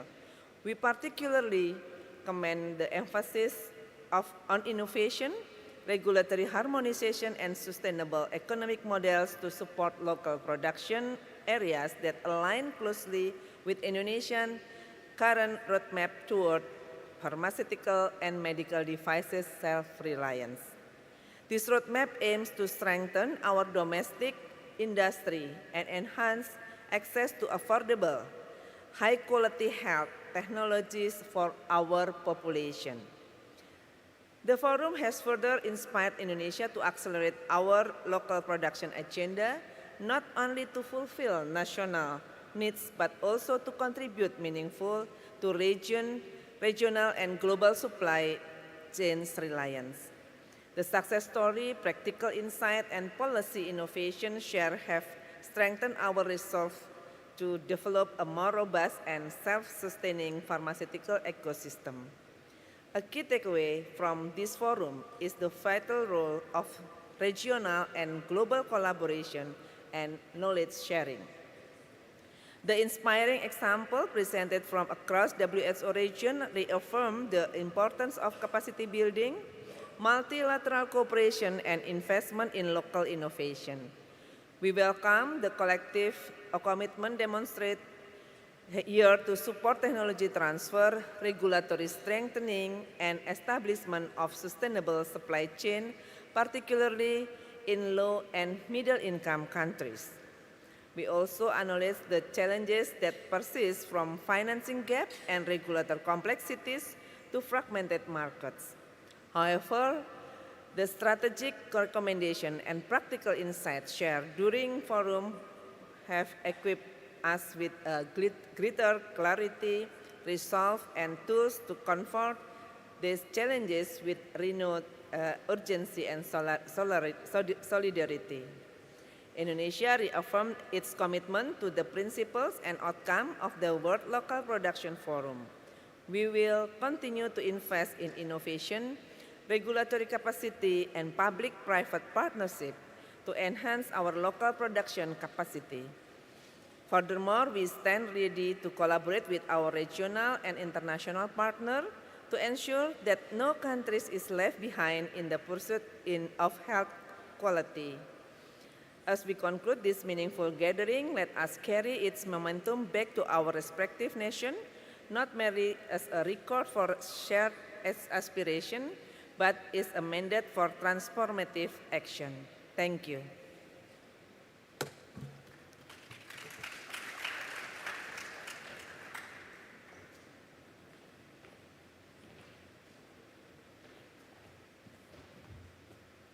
Thank you so much for those insightful comments, Dr. Andalusia.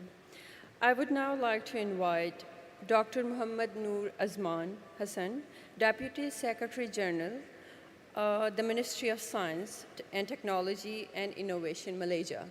Please come to the stage.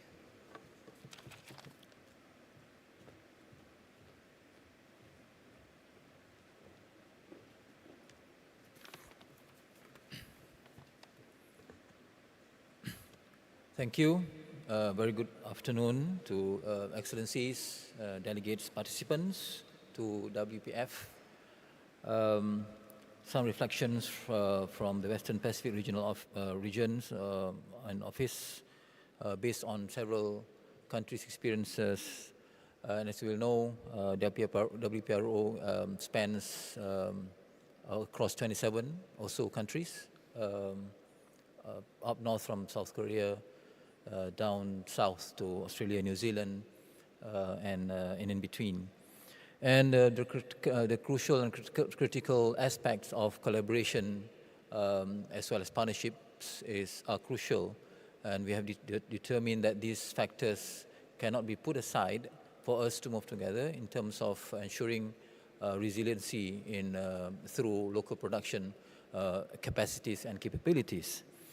Some of the concerns, some of the issues and items that were brought up in the deliberations and discussions and strategies put forward include also the need to develop and implement national strategies at individual countries and roadmaps. This is to ensure that an end-to-end local production capacity can be strengthened. Also, the existence of policies and roadmaps, if they are already established and to be established, should be revised more so often, perhaps in between 2 to 3 years, as dynamic and variation of economics and other external forces could also alter some of these roadmaps, and for it to be better focused and towards more challenging issues. Hence, the policies and the roadmaps should be revised every more so often between 2 to 3 years. Similar to CRO, for example, public-private partnerships, including the academia, the academics involvement of academia is also crucial to drive innovation. And in many of the discussion forums, including the breakout sessions, the importance of technology transfer, knowledge transfer, and workforce development are some of these crucial aspects of partnerships. For example, collaboration between countries without vaccine manufacturing capability and biopharmaceutical company in technology transfer during and post-pandemic. We're not just living in day-to-day, every day in a normal timeline or normal world, but pandemic and post-pandemic, a more crucial preparation in emergency preparedness, and this can be addressed through technology transfer and workforce development as well as driving innovation. Third is on funding support. Rather, we are talking about sustainable production of locally sourced and supply of vaccines and drugs and so on and so forth. And this should not only be coming from the government, but also from industry to accelerate the growth. Fourth is to ensure a sustainable industry. It is crucial to prioritize the production development by focusing on selected high-demand products. This targeted approach allows for efficient resource use and for better quality control and alignment with the market or the market needs.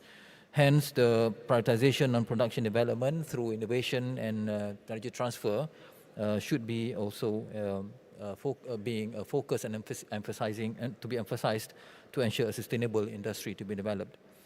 Follow on to that, in terms of the development of the capacities in the technical aspects, including the emerging technologies and so forth, and so forth, the importance of strengthening regulatory systems, for example, to achieve WHO maturity level 3 and the alignment with international standards is also crucial. It is well noted that while meeting international standards require a lot of investment, for example, and also infrastructure investment on top of knowledge and capacity building, these international standards and regulatory systems can also help expedite development of products, because when we are on the understanding of the global playing field, the level 1, then we are able to accelerate development, because it is going to be easier when it is developed under the same standards. 6 is we're talking about how do we prioritize locally in manufacturing products to national procurement and emergency preparedness plans. As we integrate the ability to integrate national procurement for locally manufactured products on top of whatever is sourced abroad or from partners, then hence we are able to also prioritize the kind of products that can be developed in case of emergency. 7th is to prioritize locally. 7 is to enhance supply chain resilience through local sourcing, logistics development, and regional collaboration. We realize that supply chains is not only talking about relying on a certain region or close-knit partners, but also in a wider context of ensuring that regional collaboration can be enhanced through this effort. For example, if you source locally, if we can develop local capacity, the sourcing of certain materials and logistical developments can also be benefiting regional collaboration or regional partnerships. Also, we're talking about, in terms of regional collaboration, we need to find a common vision and strategy to work together on how we can shape a win-win situation from different country contexts, along with a value chain of health products. In relation to the WIPRO, for example, there are countries or region that is blessed with market size, a big market size. But when you talk about certain capabilities in doing local production, we're talking about the ability to also assist not so huge population of a country to also benefit through regional collaboration. This can be a win-win situation. For example, having a hub and spoke kind of partnerships of supplying along the supply chain and value chain of health products. Also, a high-level political commitment and dialogue is essential for us to move forward on challenging agenda such as pool procurement. And this, of course, we are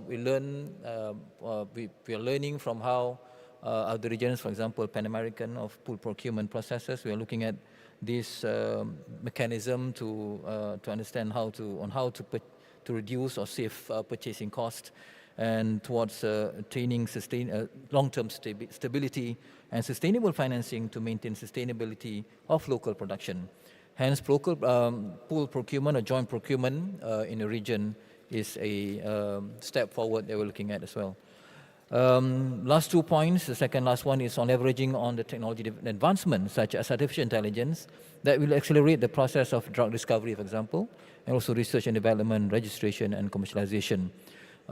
We acknowledge that technology advancement can be very crucial. And last but not least, human capital development and tailored curricular design and are essential for equipping individuals with relevant skills and knowledge needed to thrive in a sustainably support a rapidly evolving ecosystem. Thank you very much.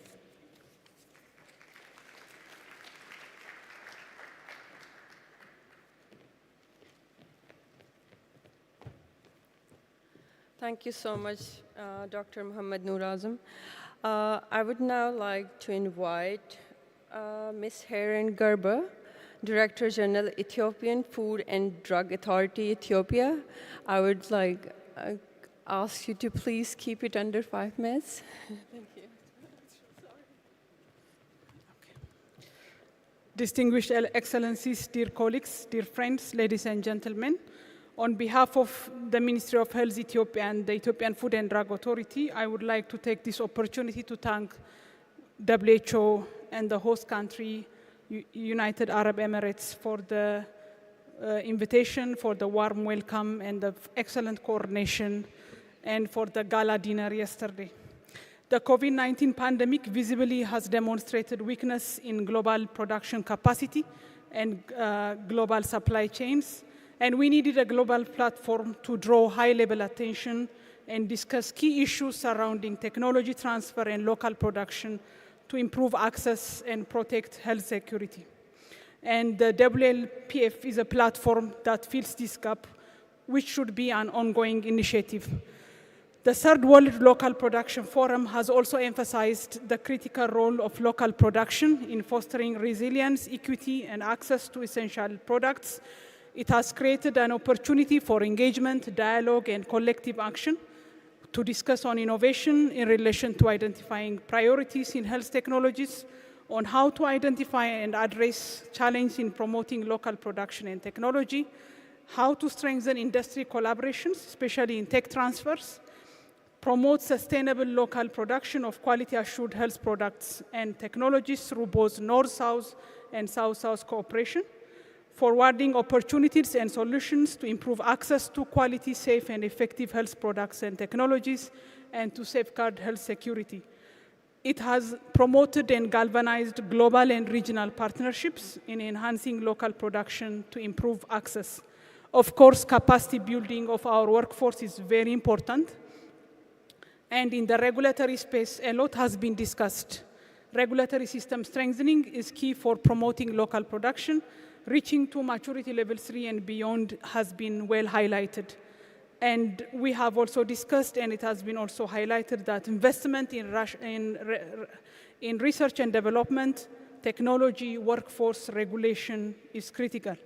Collaboration between academic institutions, research, and turning innovations to products has been well discussed. There are, as we all know, there are a lot of ongoing efforts within countries, within the regions, and across the globe that we need to give due emphasis to connect the different dots at all levels to ensure access to life-saving health products through local production.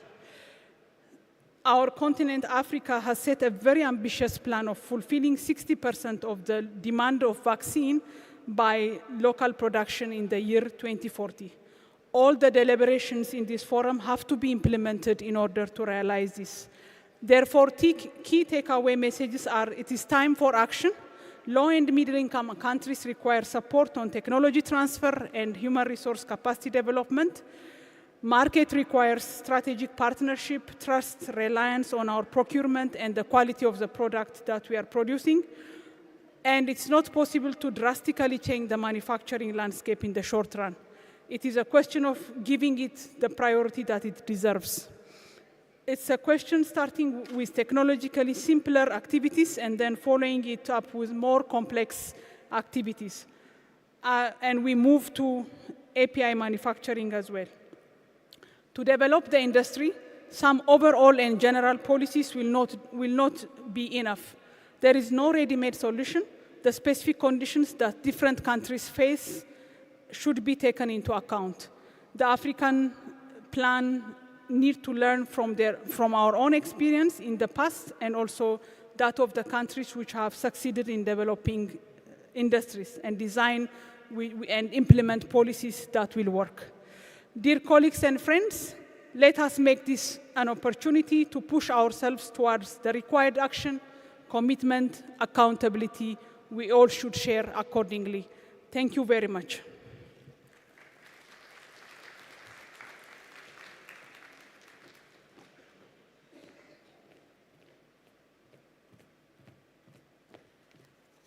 Thank you for those insightful Thank you for those valuable insights. I would now like to invite Mr. Stefan Eichwalder to the stage. I'm sorry about mispronouncing your name, but please.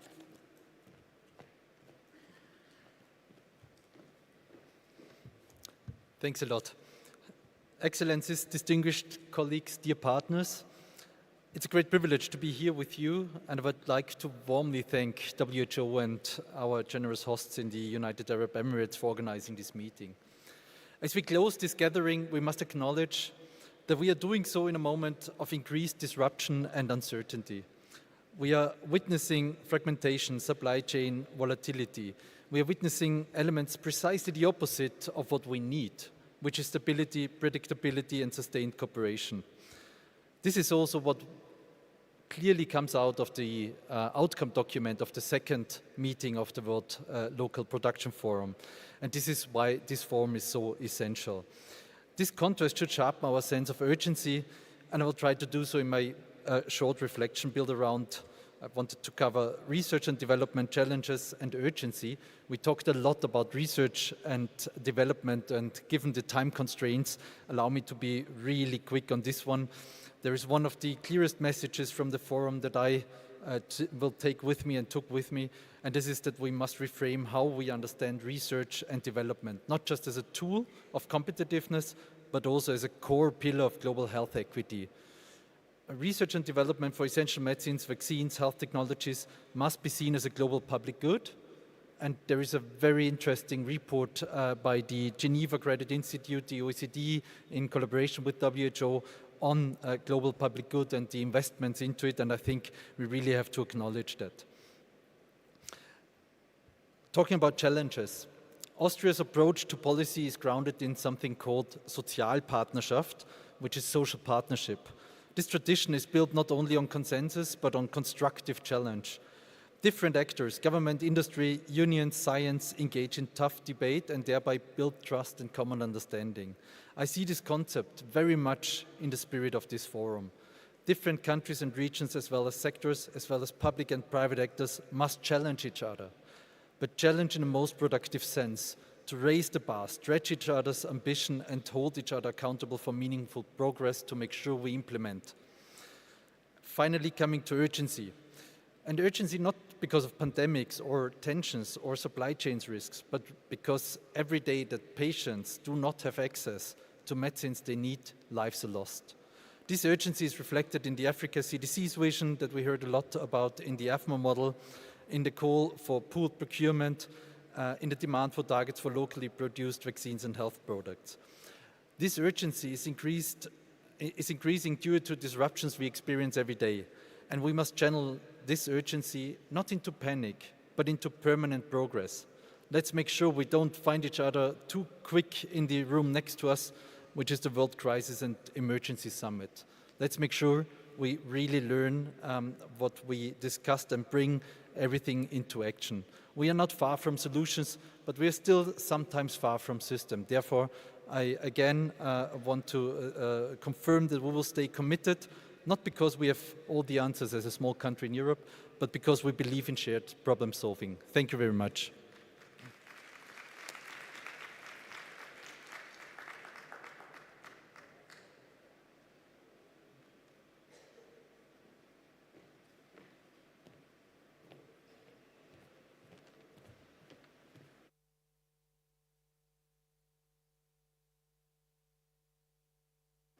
Hi. Okay. Thank you so much for the insights. Now I'd like to invite Ms. Christina Lara, National Director of Medicines and Medical Technologies, Ministry of Public Health, Cuba. Please come to this.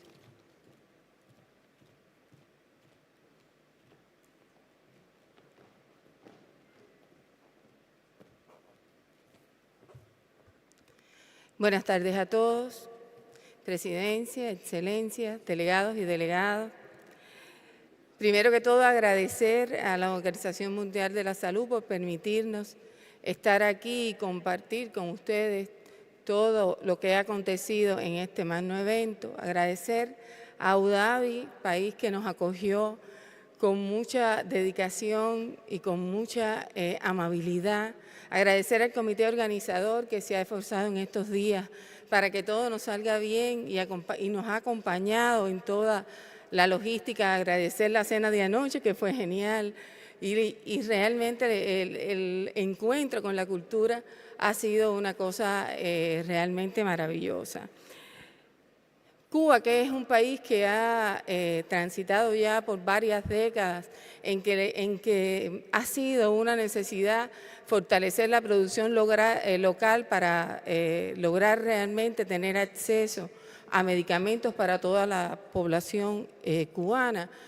Se ha sentido muy bien, por supuesto, a partir de poder compartir con ustedes las experiencias que hemos alcanzado, que ha alcanzado nuestro país, sobre todo con colegas de nuestra región y también con otras regiones del mundo. Creo que tanto Cuba como los países de América Latina, este es un marco para lograr tener un poco de visibilidad y también oportunidad de poder lograr proyectos que nos permitan consolidar y dar sostenibilidad al trabajo que ya ha sido realizado en la región.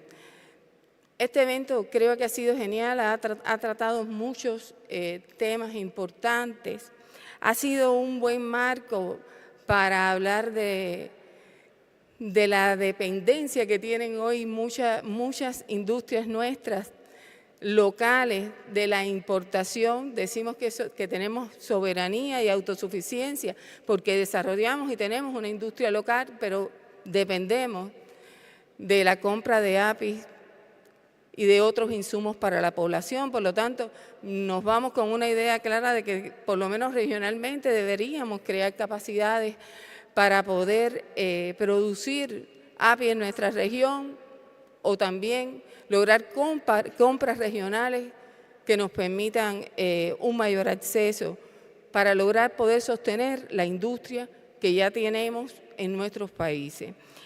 Creo que ha sido un tema medular también el de hablar de nuestras agencias reguladoras.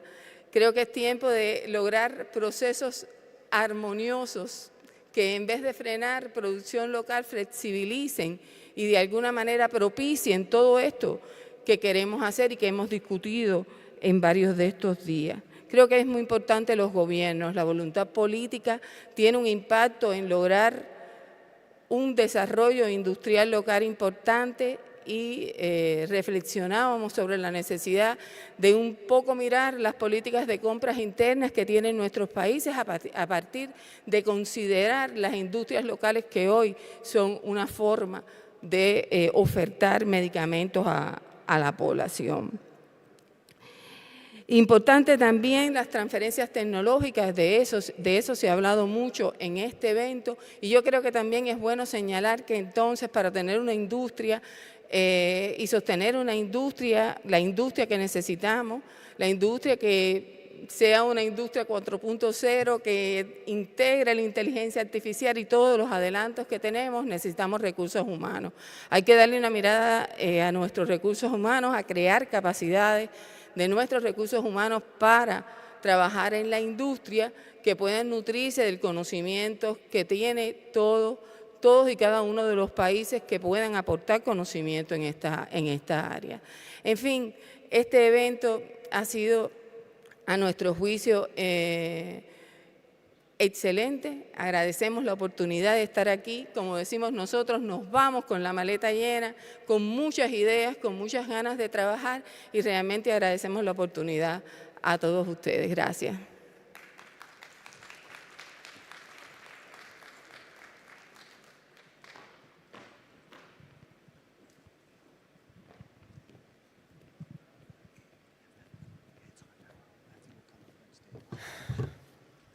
Thank you so much for those amazing insights. Before we proceed to our final closing ceremony, we have a brief but vital session on the key outcomes and recommendations based on the forum. I would now like to invite Dr.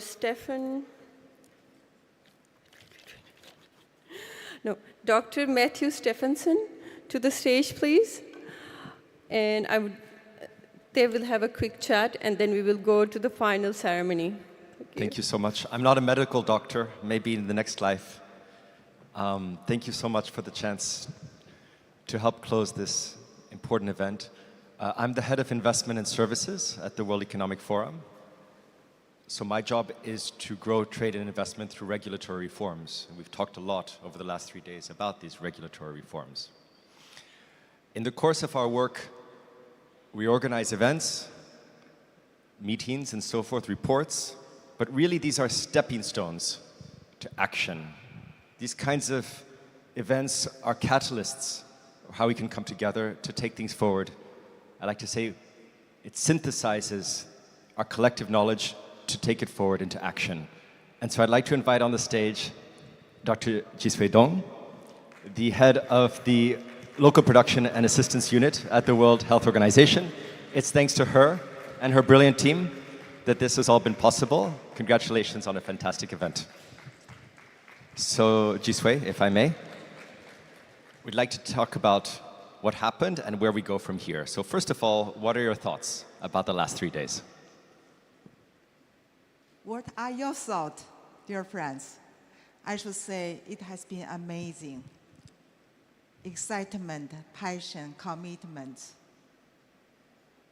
during the last 3 days have been palpable. And the sharing of knowledge, skills, expertise, your visions has been inspiring. So it has been amazing. And I really thank you all for your active participation. Thank you, Jisui. And it's nice to feel the energy, this positive energy that you've created here and that is shared in the room. But let's talk about deliverables. What have we achieved in the last 3 days? What we have achieved.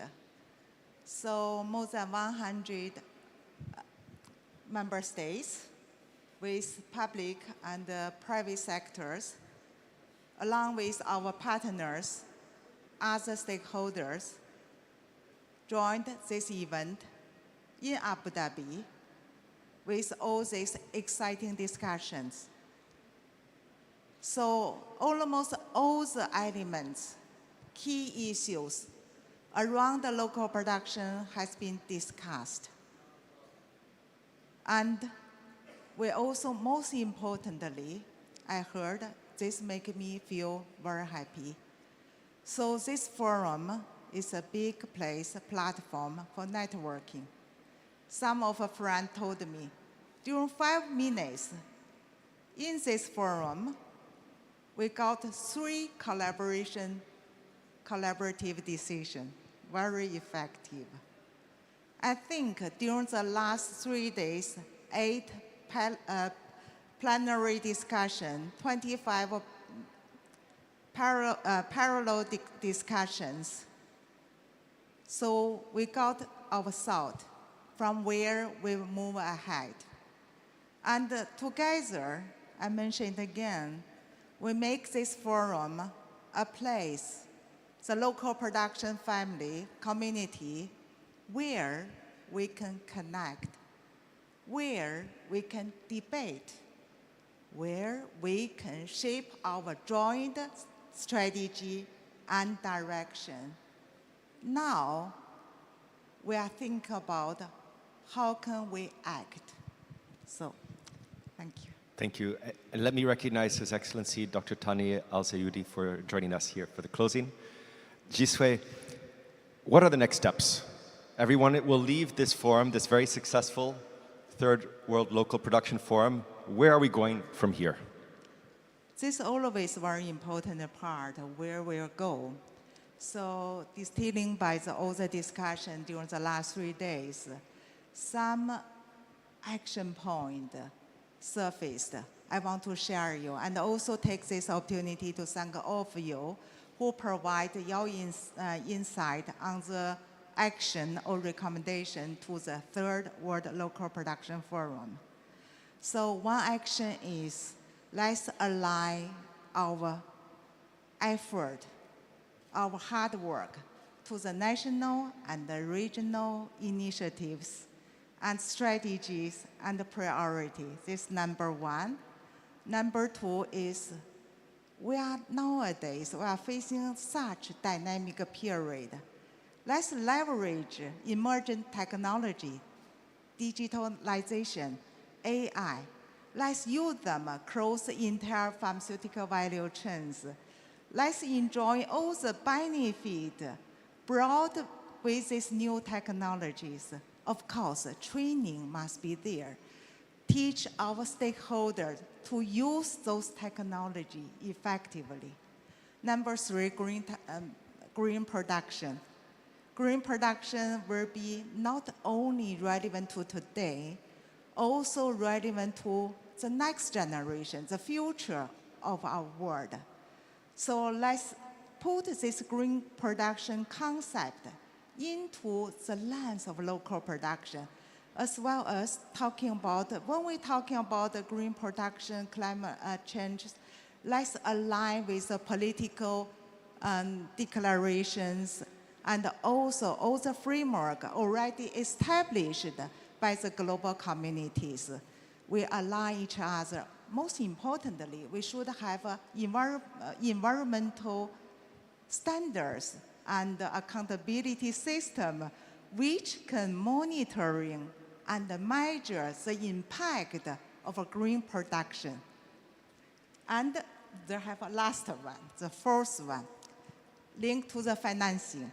Let's maximizing the existing financing instrument and building the new partnership to bring the health-focused financing to all our stakeholders to increase health-focused investment, of course, linked to our local production.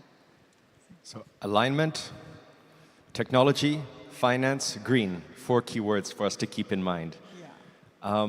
So as people leave Abu Dhabi, and thank you for the wonderful hospitality, what is the final thought you'd like them to keep in their mind as they go back home?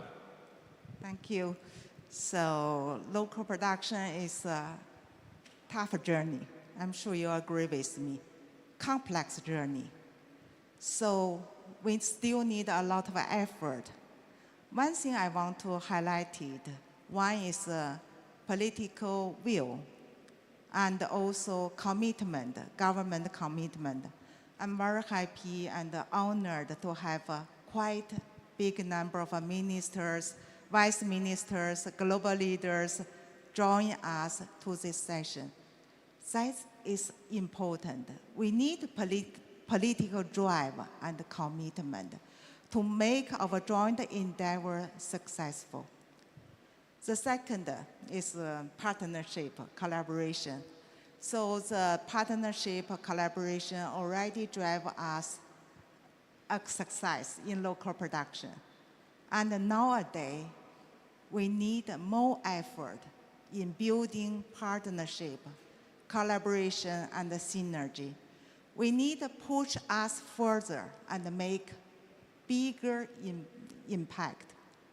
Now I really want to, on behalf of Secretariat, to extend our deepest gratitude to the government of UAE, EDE, and also Mr. Wali's team for this successful hosting. I think we can say transformative forum. This will leave a long-lasting legacy. Really thank you. And also take this opportunity to thank all the participants, speakers, chairs, and our partners for your long-lasting support and active contribution to this forum.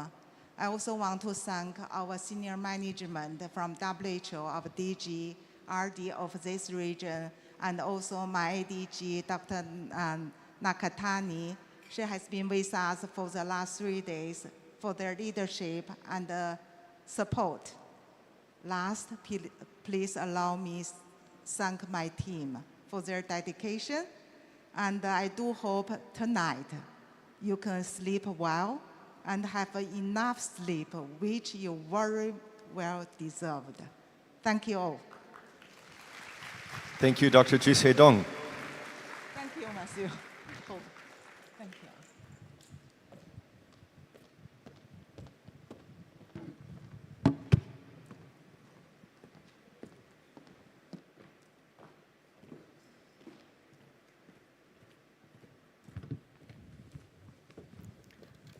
Thank you so much for those insightful discussion.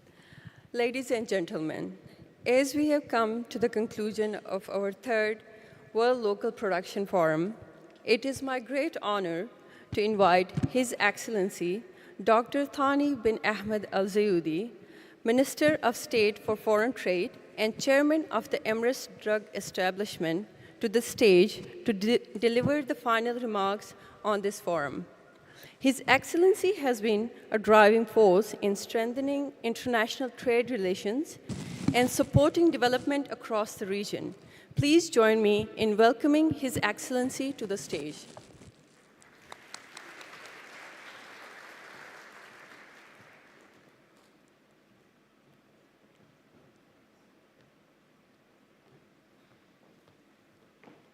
Thank you. Excellencies, distinguished guests, ladies and gentlemen, Assalamu alaikum wa rahmatullahi wa barakatuh. I'm really pleased to join you for this closing session of the World Local Production Forum, hosted here in Abu Dhabi in partnerships with the World Health Organization and Emirates Drugs Establishments. From the beginning, we have set out to make this edition one that delivers meaningful impact, and I believe we have done it. We have heard inspiring ideas and received invaluable contribution throughout this event from policymakers, industry leaders, international organizations, and experts, making it clear that local production is not just a strategic priority, it is a cornerstone for sustainable economic development and health security. Our discussion have shown that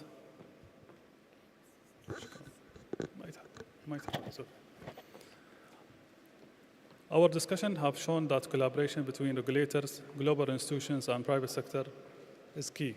And by working together to integrate innovation and technology into health solutions, we have the potential to deliver real, lasting impact, pave the way for a healthier future for communities regionally and globally.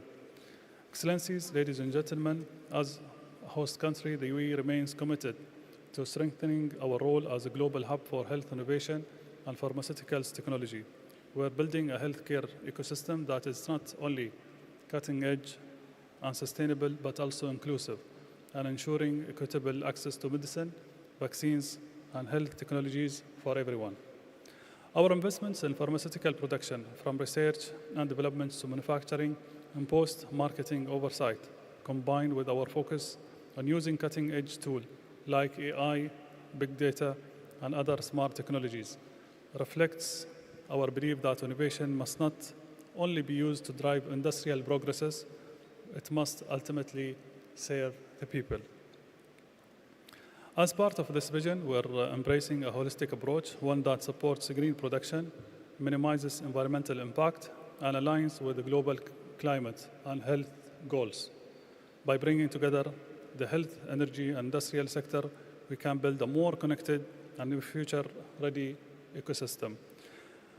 I want to take this opportunity as well to thank you all again for joining us for this important forum. As we wrap up today, please remember that the journey does not end here.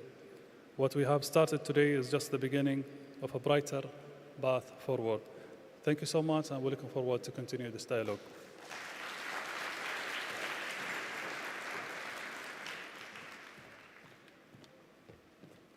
Thank you, Your Excellency, for those inspiring words. At this moment, I'd like to invite Dr. Yukiko Nakatani, Assistant Director General for Access to Medicine and Health Product Division at World Health Organization, and Dr. Lucia Rizka and Lucia, Deputy Minister of Pharmaceutical and Medical Devices at the Ministry of Health, Indonesia, to join His Excellency on the stage for the ceremonial passing of the baton.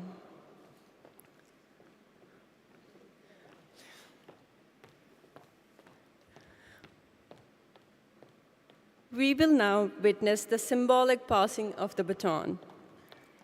His Excellency, Dr. Thani bin Ahmed Al Zayoudi will first pass the baton to Dr. Yukiko Nakatani. Dr. Yukiko Nakatani.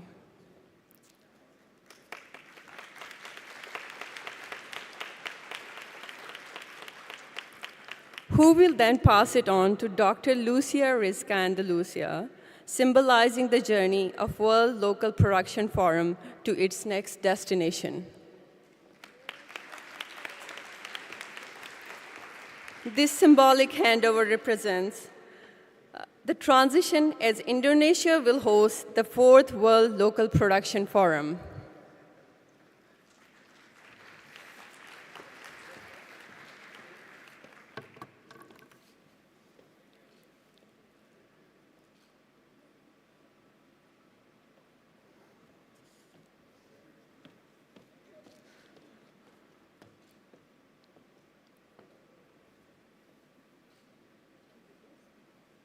Dr. Al Zayoudi.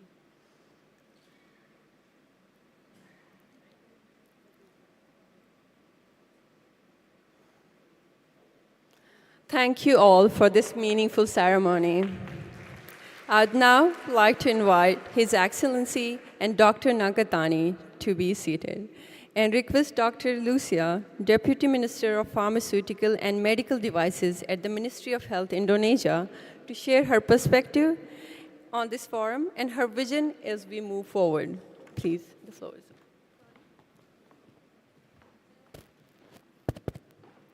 Excellencies, distinguished guests, ladies and gentlemen, as we draw the 3rd World Local Production Forum to a close, I would like to express my deepest appreciation to the World Health Organization and the government of the United Arab Emirates for their leadership in hosting this significant event. Your dedication and effort have provided us with an invaluable platform to advance global collaboration in strengthening local production, pharmaceutical, and medical devices. Over the past 3 days, we have engaged in enriching discussion, share best practices, and explore innovative strategies to enhance local production capabilities.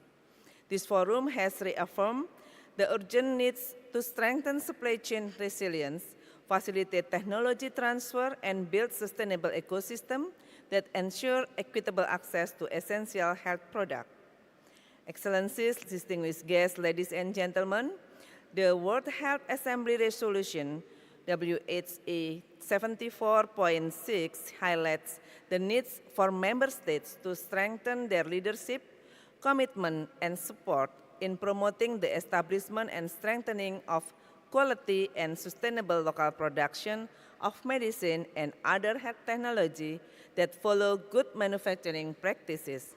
It also calls for a holistic approach, technology that follow good interministerial policy coherence and strategic investment to enhance production capacity and ensure affordability and accessibility.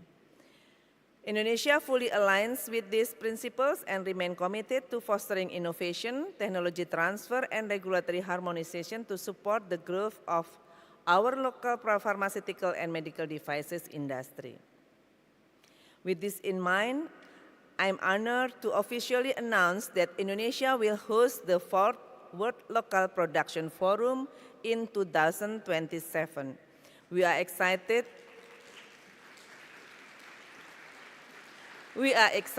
to welcome all of you to Indonesia, where together we will continue to advance our shared vision for a more self-reliant and sustainable health ecosystem, drive our collaborative to growth and strengthen local pharmaceutical production. We are confident that WLPF4 will serve a pivotal moment to build upon the progress we have achieved and chart a path toward a more self-reliant and sustainable health ecosystem. Once again, I extend my sincere gratitude to our host, the United Arab Emirates, for their warm hospitality and excellent organization of this forum. I also thank all esteemed speakers, panelists, and participants for their valuable contribution and unwavering commitment to these causes. Let us carry the momentum for this forum forward, translate our discussion into action, and continue to collaborate in shaping a future where quality healthcare products are accessible to all. I look forward to seeing you in Indonesia in 2027. Wishing everyone safe travel, and we look forward to welcoming you in Indonesia. Thank you.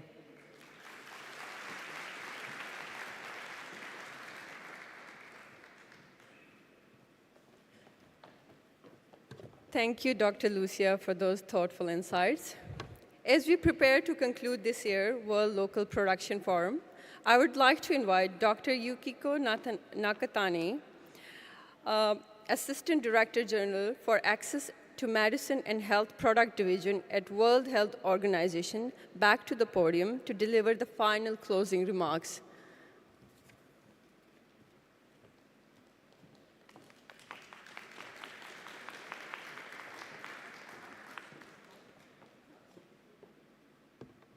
So, big sigh, really end of end.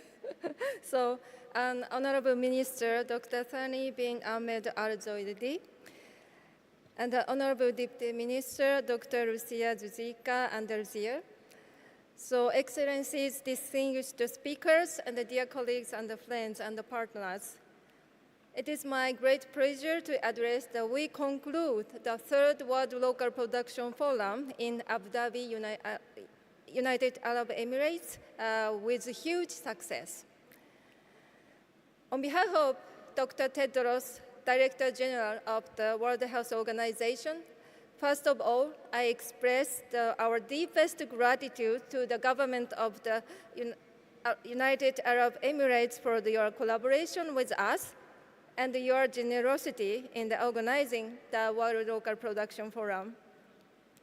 In these 3 days, so the global community are gathering here together in Abu Dhabi with ministers, senior level officials, leaders of the industry, international organizations, representatives from the academia and the civil societies, and the other key partners, actors, which are 1,000 participants here from the over 100 countries. This demonstrates the drive and the commitment globally to ensure timely and equitable access to the quality assured health products and essential health services for all. Building on this outcome of this forum, we had intense discussions in 3 days that reflect not only urgency and the complexity of this agenda, but also the boldness of our collective ambition, even in this current challenging momentum situation. But through meaningful sessions, the forum has produced a robust set of the recommendations with 4 pillars that Dr. Jisui Don just presented. That will guide us to take concrete actions for the coming years to achieving the universal health coverage. So what is next step? Take actions. Excellencies, dear colleagues and friends and partners, we are not leaving Abu Dhabi with just a dialogue. We are departing from here with the renewed spirit of the partnership, actionable commitments, and a clear pathway forward to making local production a reality for all regions. In conclusion, I encourage each of you to take this momentum in your place, integrate the lessons around here into your national strategies, and advocate this agenda within your relevant institutions and the communities. So, for example, my takeaway message is the 3. So, sustainability, prioritization, and regional needs-based approach. So WHO is committed to collaborating with stakeholders to ensure that every country can access and deliver essential health services for a safer and healthier future for all. Last but not least, I would like to express my special thanks to Dr. Thani and Dr. Fatima and their team in the Emirates Drug Establishment, and Mr. Walid, Mr. Hossam and his team in the United Arab Emirates for your tremendous efforts and amazing hospitality, like last night, the gala dinner. So please join me in clapping the hand. Thank you very much for your hospitality. And also my special thanks to my colleague, Dr. Jisui Don, and her team serving as the secretariat and organizing the successful forum. Thank you so much, Jisui, my team. And thank you once again, each of you, all of you, your active participation and your passions and your team spirits to the local production make a change of the world. Thank you so much for all. I wish you all safe travel back and look forward to seeing you again in the 4th Forum in Indonesia. Thank you so much. Thank you all.